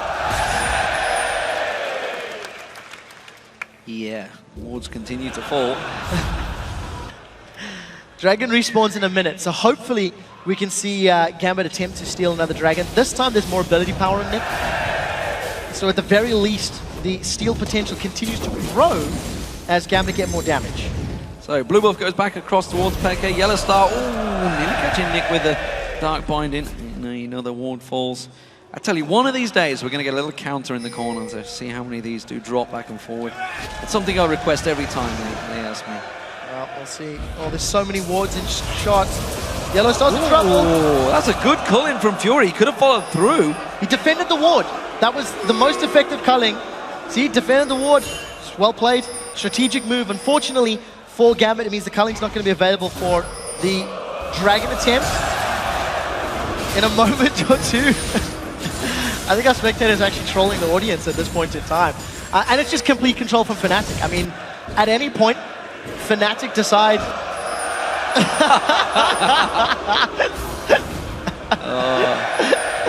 At any point, Fnatic decide to go for objectives. They've got such a strong lead and they've got such strong tools. It really is their prerogative as to how and when they begin pushing.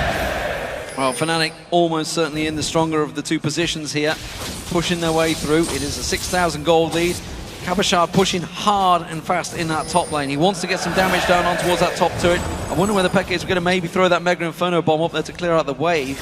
He's kind of half-heartedly between the 2 at the moment. It looks like he's going to go for an engage in this mid lane. And again, Yellowstar taking a bunch of damage. Has to back off. That top turret's going down. Yeah, the javelin tosses have been very good from Nick. They've really delayed Fnatic. He's decided not to back away. Look at the HP bar. Gambit want this fight. Teleport coming in. Kabashar's going to join this one. Dragon goes across towards Fnatic, but can they pull the damage down? There's going to be a Stranglethorn bouncing Soaz up. No Bloodwell available. He goes down. Peke is going to surely be the next focus target. Lolas gets himself the double. And Gambit actually trying to back away from this one. They could turn and fight. What are they doing? It's a 5v3. Now the damage from Fnatic is still up because Peke and Reckless were relatively untouched during the course of the fight. If they had stuck around, it could have been a difficult situation. There's no tanky stats on Kabashar. So a couple of auto attacks and a bomb, that could have cost him his life. When we talked about the PL power that Zyra operates, yes, it was great in the pit. It gave Gambit the opportunity to get 2 kills, but it was not enough to continue the fight. Had there been flays or death sentences that could have backed that play up, maybe Gambit would have been willing to re-engage or recommit. And as it says, Reckless, he's looking for Hiva. Oh, could have Valkyried after that one, but no, really got the vision around there, so plays it safe. Will get spotted out. Let's check this fight again. So yeah, the main thing that I just want to highlight is the decision-making of having Evelyn a flank jungler in conjunction with Zyra, which is a very disengaged style champion.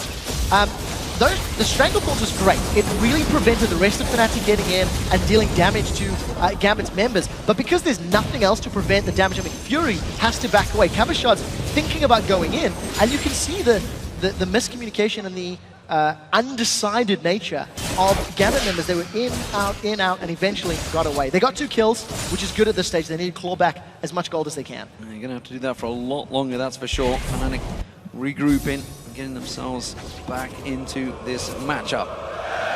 Another ward goes down. Remember that Nick's spears are always going to scale. I mean, we've seen Nidalee's turn games around. Think back to last week where it was Cloud9 versus CLG. High hit spear after spear after spear, and it was late game 2 or 3 spears that just won them the game. I mean, CLG had some great dramatic moves, but it really was all about their Nidalee.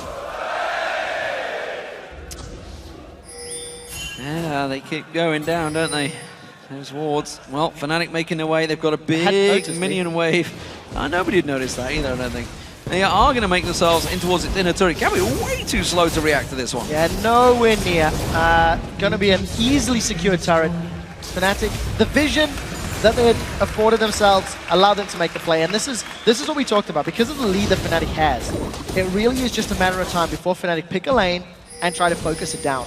With the very strong front line of Aatrox and Elise, and then the protection that Morgana will offer Ziggs and Corki with her Soul Shackles, I think Fnatic have enough time with those abilities. Oh, they're going to try and look for someone on Gambit. Look at Cyanide. Cyanide caught out briefly there, but look at that. Fury now caught out. Dark Binding Shackles does get away with the flash there. Reckless not quite putting the damage down on the right-hand side. Fnatic still getting taken low from this. Yeah, very, very smart play from Reckless not to Valkyrie into the whole Gambit team. Had he done that, a Stranglethorns most certainly would have been thrown down. So Fnatic, somewhat split. They were playing the bait game with Cyanide, while Yellowstar managed to land a pick on Fury. So not exactly in the right area at the right time. And I think a little unlucky by Fnatic to not secure themselves that kill. Well, that's a clear ward going down again for Gambit. That is literally where they're getting their gold right now. Well, why not? I mean, there's enough wards being thrown around the map. You got to highlight Cabochard's build. He is working towards himself that Zephyr, and Gambit have actually mirrored the trinkets that Fnatic are running. And which you wouldn't know because there's still so many wards going down. We should point out that Cabochard actually dueled Darien for this position. That's right. Yes, Gambit did explain the sourcing process of the substitutes. It does seem to be working out. 0-0-4. Cabochard's doing well, but he's going for that split push build. He's going for the dueling 1v1 build, and he's got no tanky stats still. So I do feel that if Gambit pick fights, like bigger groups, 4v4s, 5v5s, Cabochard may just get instantly bursted out. At the moment, Fnatic, again, trying to create a position, but they definitely seem to have hit a brick wall here. They've not made really any plays in towards Gambit's territory for a very long time. They're not able to keep the top or the bottom wave cleared because every time that top's pushed in, Cabochard clears it back out.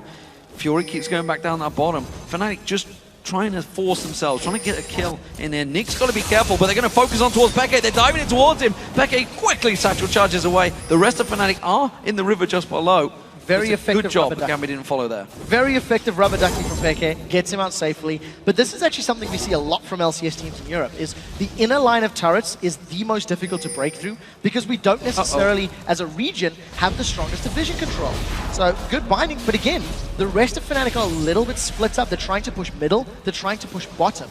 So in order for Fnatic to actually siege, they need to ensure they don't get hit by Nidalee spears, and they need to ensure that they don't get caught up by Stranglethorns. So I think playing it safe, it's not necessarily a bad idea, especially when you consider late game should always be favored for Fnatic. Cabochard caught out this time around. Mega Inferno Bomb, not enough to take him down.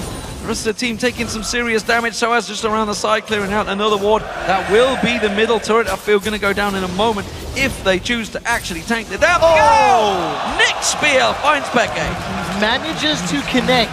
Gambit 5 kills to 2.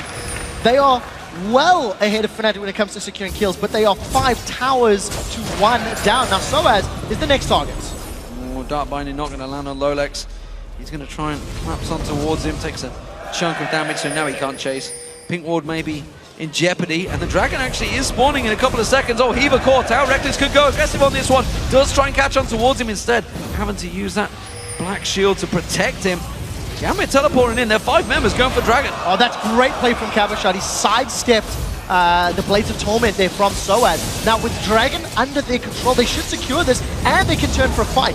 Great counterplay from Gambit. First Dragon, remember, Peke is not with him. Yellowstar's going to get focused on Lolex, goes deep on this one. He's going to get caught out. He goes down. It's Soaz with the kill. Willie's going to get towards Soaz. The passive is gone down. He's going to get caught out. Cyanide taken out by Nick. Soaz goes down as well. It's Heaver that picks that one up. And that was a 2-for-1 and the Dragon for Gambit. Gambit are not out of this game because they do have the ability to find picks. Well, I talked about how Yellowstar on Morgana can provide appeal and protection, but he put the Soul Shackles down far too early. Take a look at the engage here. Lolex goes very deep, and for a moment you think he may have bitten off more than he can chew. But that Agony's Embrace shield did give him a fair amount of HP to work with, and this is where I feel Yellowstar made a mistake. When Lolex was up there, he popped the Soul Shackle, so now, when Gambit are running forward, that threat of the stun from Soul Shackles is not there. And that has allowed Gambit to run through, grab the second tower of the game, and that big gold lead from earlier becomes smaller as the game progresses. So just 7,000 still, actually technically 6,000 between the two teams. Gambit with their second turret of the game in that mid lane. That's going to expose Fnatic a little bit, take some of their vision away, that's for sure. And actually, if you look at the map, a lot of vision for Gambit rather than Fnatic, which is something that hasn't been happening, which is why, if you look at the inventories of all Fnatic, they have stuck themselves out a chunk of wards. Yeah, a real huge amount. It's actually what Fnatic have been doing the whole game. They've really had a lot of vision, especially in Gambit's red buff area. They've really put such a focused effort in that Dragon control, and up until the Dragon a few minutes ago, they had been playing very well. But that brick wall that Fnatic seemed to hit about 10 minutes ago is now becoming a little scarier, is now becoming a bit bigger because there's a death cap on Nick. He's working his way towards a Void Staff. We've already seen how much damage his spears were dealing before he had that death cap completed. Well, I thought Soaz may get caught out there. Cyanide clears out some more vision. The rest of Gambit are moving in and sweeping out the river in style. Only in style because Embassy Arena is behind them. Dark Bandit doesn't land. A lot of style points for those. Oh, hello. Fnatic going for this one. Heaver's caught out. He's in no trouble. He's not going to get away from this one. Stranglethorns will go down, but really zero effect off that one. So a simple kill. Fury now caught out. Oh. He's going to get locked up. He has to get out of there. Fnatic, though, they're taking a bit of damage back towards them. Nick with those spears still doing work. Yeah, very important spears onto Yellowstar on the back line, and then of course Cyanide, being forced to repel away from that Stranglethorns. There is good damage onto Nick with Reckless getting closer to his Infinity Edge. You've seen how much burst just the auto attack and the rockets are dealing. Unfortunately for Fnatic, they're not dodging enough spears to have the poke advantage at this stage in the game. I wonder right now for Fnatic just how much of that decision making, they're questioning themselves after that last Fnatic Alliance game, of course, where we saw earlier on their decisions. Should we stick? Should we stay? And at the moment, they seem to be questioning themselves when these fights come around. A lot of pings around that Baron area. Clearly, a lot of discussions going on about how they should clear out the vision. Gambit have full vision control over this area right now. They've got single ward in that back of the Baron, one ping ward just off in towards the top of the river. And Fnatic are very concerned about this Baron right now. So the vision is even more important for Gambit, especially when looking around big objectives, because they need to ensure they're not being flanked with Nidalee. They need to throw the spears down. In addition, if they have proper warding around objectives, it buys time for Lolex and Cabochard to either go very aggressive or find the right angle in. So for me, Fnatic's vision is great, but they can get away with slightly less wards because of the slightly more synergetic champion choices they've gone with. Whereas for Gambit, as we said, they need to make sure they have the right decision. That those spears from Nick have been doing great work this game. Yeah, they keep on finding their targets. Only really takes one or two, and as the game continues to progress, that spear will get stronger and stronger. Gambit keeping the waves cleared once again. No pressure on any of the waves, actually, from Fnatic, despite the fact that they've got a Ziggs. Mega Infinite Bomb is available. May well have to be used here. Gambit are going to keep on pushing for this tower. I don't think they're going to get in towards it to get too much damage down. And Fury will get possibly a couple of double taps on towards it, which he will. But that is a lot more than you would expect if you saw the first 20 minutes of this game. Yeah, I completely agree, and I actually think it's very difficult for Gambit to siege against Fnatic because of just how incredible Fnatic's wave clear is. They've got AoE damage from every single one of their champions, and most of it is fairly long range. So they can actually clear waves very effectively. Gambit, on the other hand, they are going to be relying on Aurelia's ultimate and on Lucian and arguably Zyra for most of their wave clear. So Fnatic, I think, they could have attempted to punish their lead earlier, punish their lead over Gambit earlier, but as it stands, we're evening out the game. That 6,000 gold is significantly less worrying now that we're 20 minutes later. Continue to see Gambit stalling out. Fnatic just haven't broke through at all. They took that one inner turret down that bottom lane and the middle lane. So they have got close to the base. Oh dear, Cabochard caught out. This time around, I don't think he's going to go away. Flash comes out, Reckless is in there. Straight away knew he was in trouble. Valkyrie used from Reckless. That is maybe the can opener that Fnatic needed to try and push through Gambit. Yeah, I think it might be. The burst damage from Reckless is very, very good. And you see how quickly they just melted through his HP. That in conjunction with Elise's upfront burst definitely works in their favor. They want Lolex. And they're going to find Lolex. The cocoon lands, but the follow-up is not there. He will step away, but with that top laner down, he will be up in 25 seconds, but I'm not sure if the Baron will be there. There's a couple of spears, could delay this. It's all on Nick. Nick needs to land perfect spears in order to prevent. Look for Strangle Thorns in the pit. It's going to be much more effective. It looks like Gambit, they want to go in shortly. The Baron down to what, 3,000 hit points. Strangle Thorns is going to go down. Who's it going to catch on towards Yellowstar in there? Baron picked up by Fnatic. They're going to turn on towards Lolex. Lolex goes down. Reckless picks that one up. Heaver's going to be focused on towards now. Soaz catches on towards him. He desperately runs away from this one. He's going to drop down. It's Reckless with a second. Nick now just off of the side with Fury. They're going to try and steal away the blue buff here. Spears continuing to go from Nick. They're sticking around here. Cabochard is up. I wonder if they're going to try and pick someone off on the exit. 2 for 0 and the Baron to Fnatic. Smart play. Fury was all the way down at the bottom of the lane as that started. What it does mean is Fnatic are late to recall. Oh, that's a good spear. So we'll see how effectively Reckless can defend this wave. He does have a big one rocket lined up. He's only going to kill one of those melee minions. It's a good counter. They get themselves that inner turret. They're quickly rushing straight down towards that bottom lane. They may even try and tank this one out. Oh, we saw that, Nick. Dragon is up. They could go straight towards it. Blue buff is not available. They're going to go for Dragon instead. And that's actually some pretty good gold that Gambit have picked up despite the fact they lost Baron. Yeah, at this stage in the game, Dragon is almost equal on gold as Baron.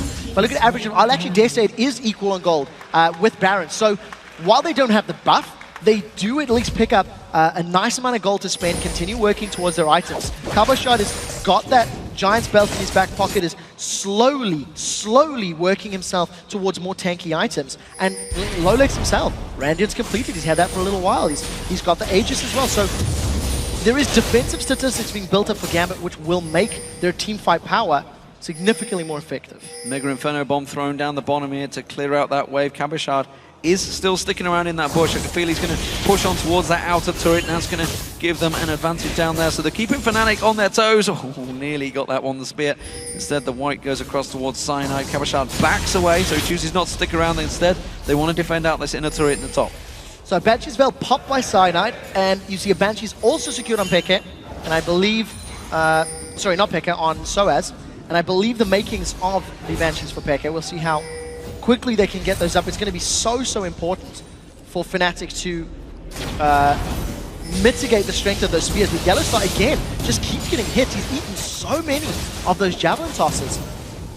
And good defensive play by Gambit to hold on this tower, but how long can it last? Remember, Baron is on Fnatic. You know, we talked about the short range that Corki does have, and obviously against Lucian, he is very strong. He's what a lot of players see as one of the counters. He manages to trade very well with him, but in this situation, he can't get close enough to the tower. He's not doing the damage from range, and everybody from Fnatic is eating those spears right now, not just Yellowstar. Yeah, especially in the 5v5 scenario, when you do also have to take into account Zyra's ultimate.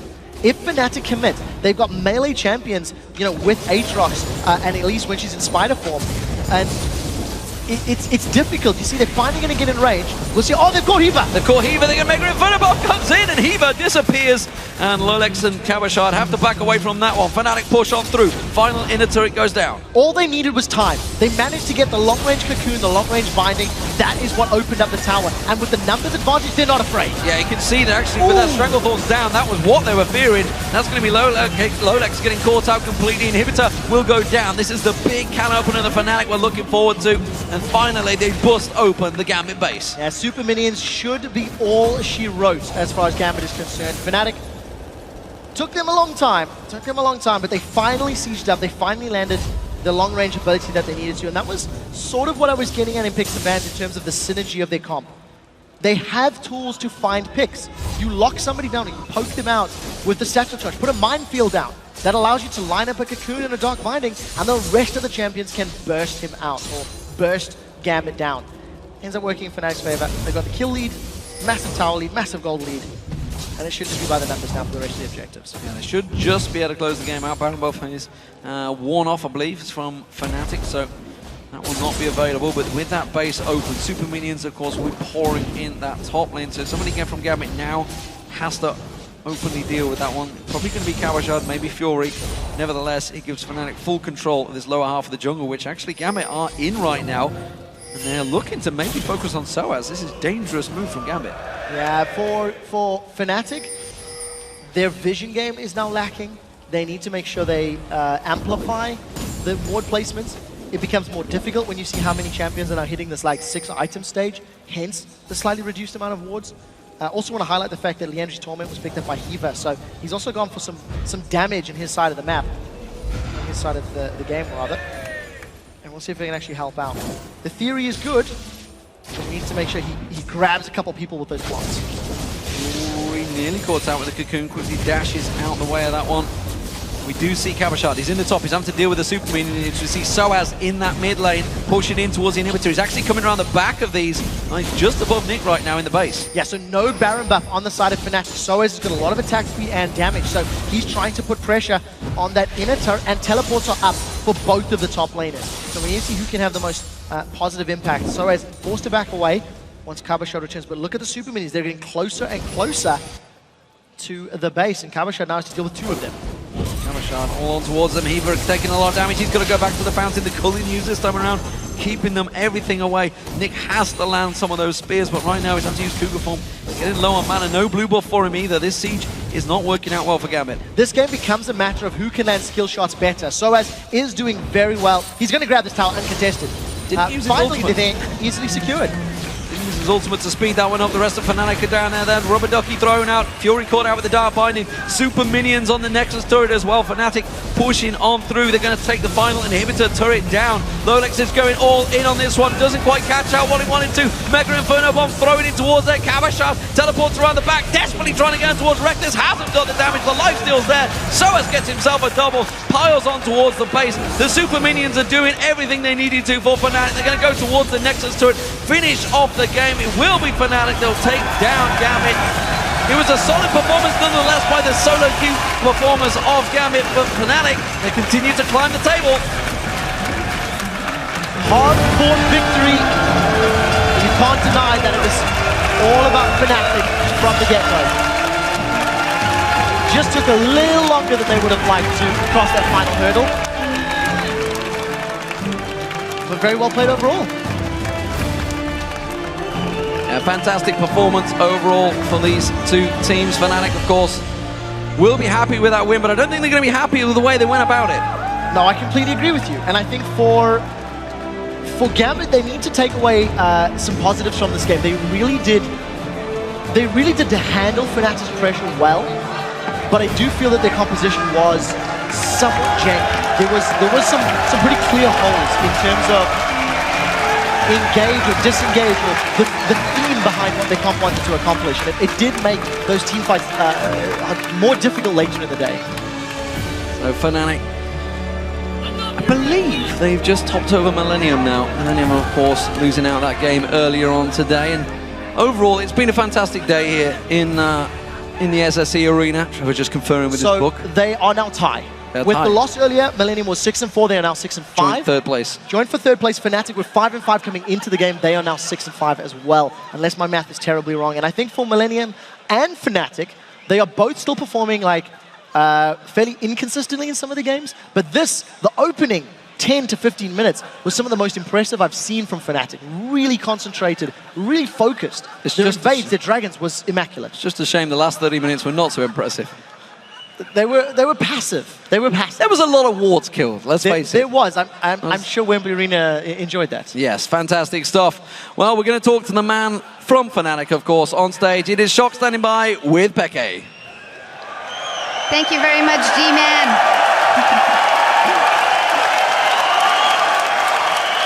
Well, first off, congratulations, Peke, on that victory. But, you know, talk me through the game, because it seemed like after building up quite a lead, they did put up a very good fight against you guys.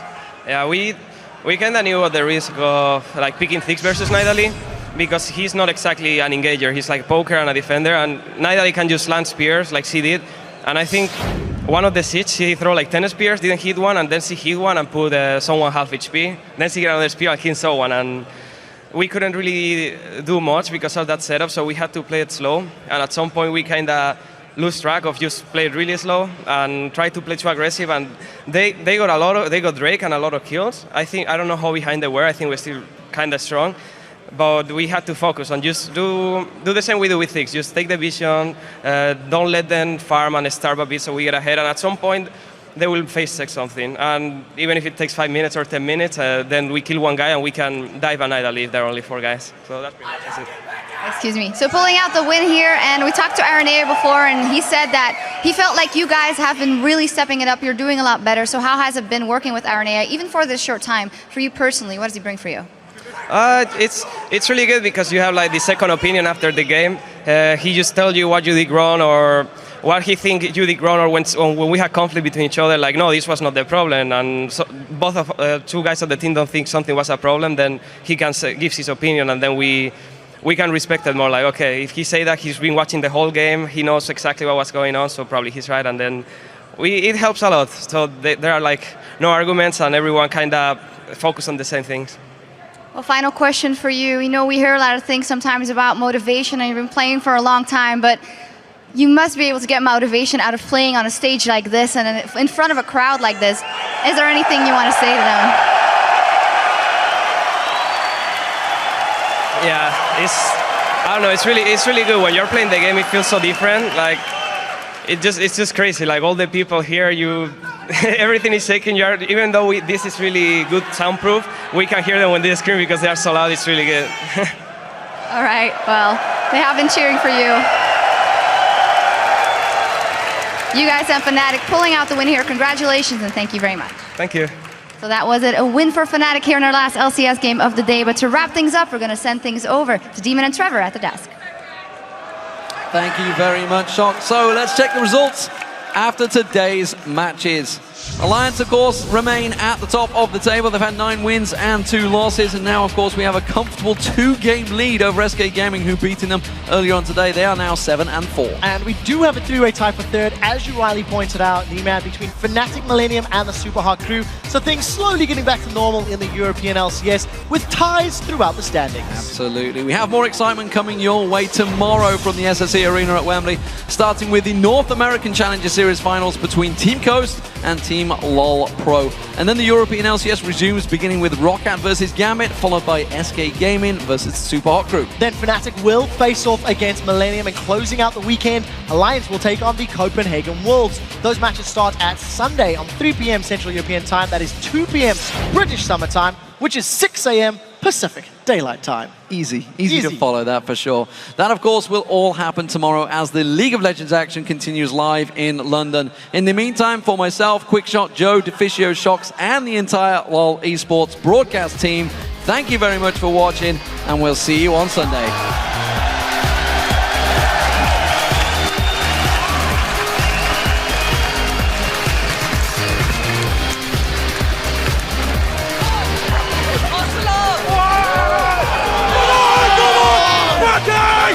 Yeah, what happens? Like, what if there's someone who hates SK and then he will blind me? Well, if he hates SK, he won't blind you, he'll blind a good player, so... Last second Happens on his hourglass, but the Culling already running. That will get them the first. The rest of SKE, though, going to be ripped to pieces. But that is a 3 for nothing. And surely the game for Alliance. The game for a second. You know what?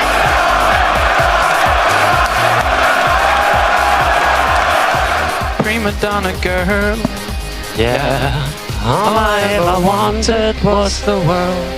Tidal wave going through. Unlimited is going to go down. Airwax in the middle of them as well. Youngbuck trying to get onto one. The fish is going to come through. There's the kill. It's a double for Mima.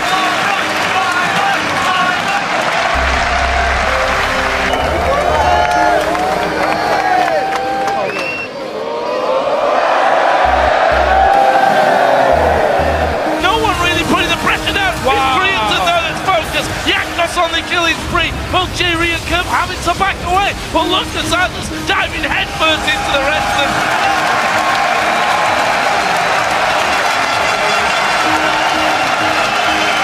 Wanna play some ARAMs? Who's he going to catch on towards Yellow Star in there? Baron picked up by Fnatic. They're going to turn on towards Lodex. Lodex goes down. Reptus picks that one up. Heaver's going to be focused on towards now. Soas catches on towards him. He desperately runs away from this one. He's going to drop down.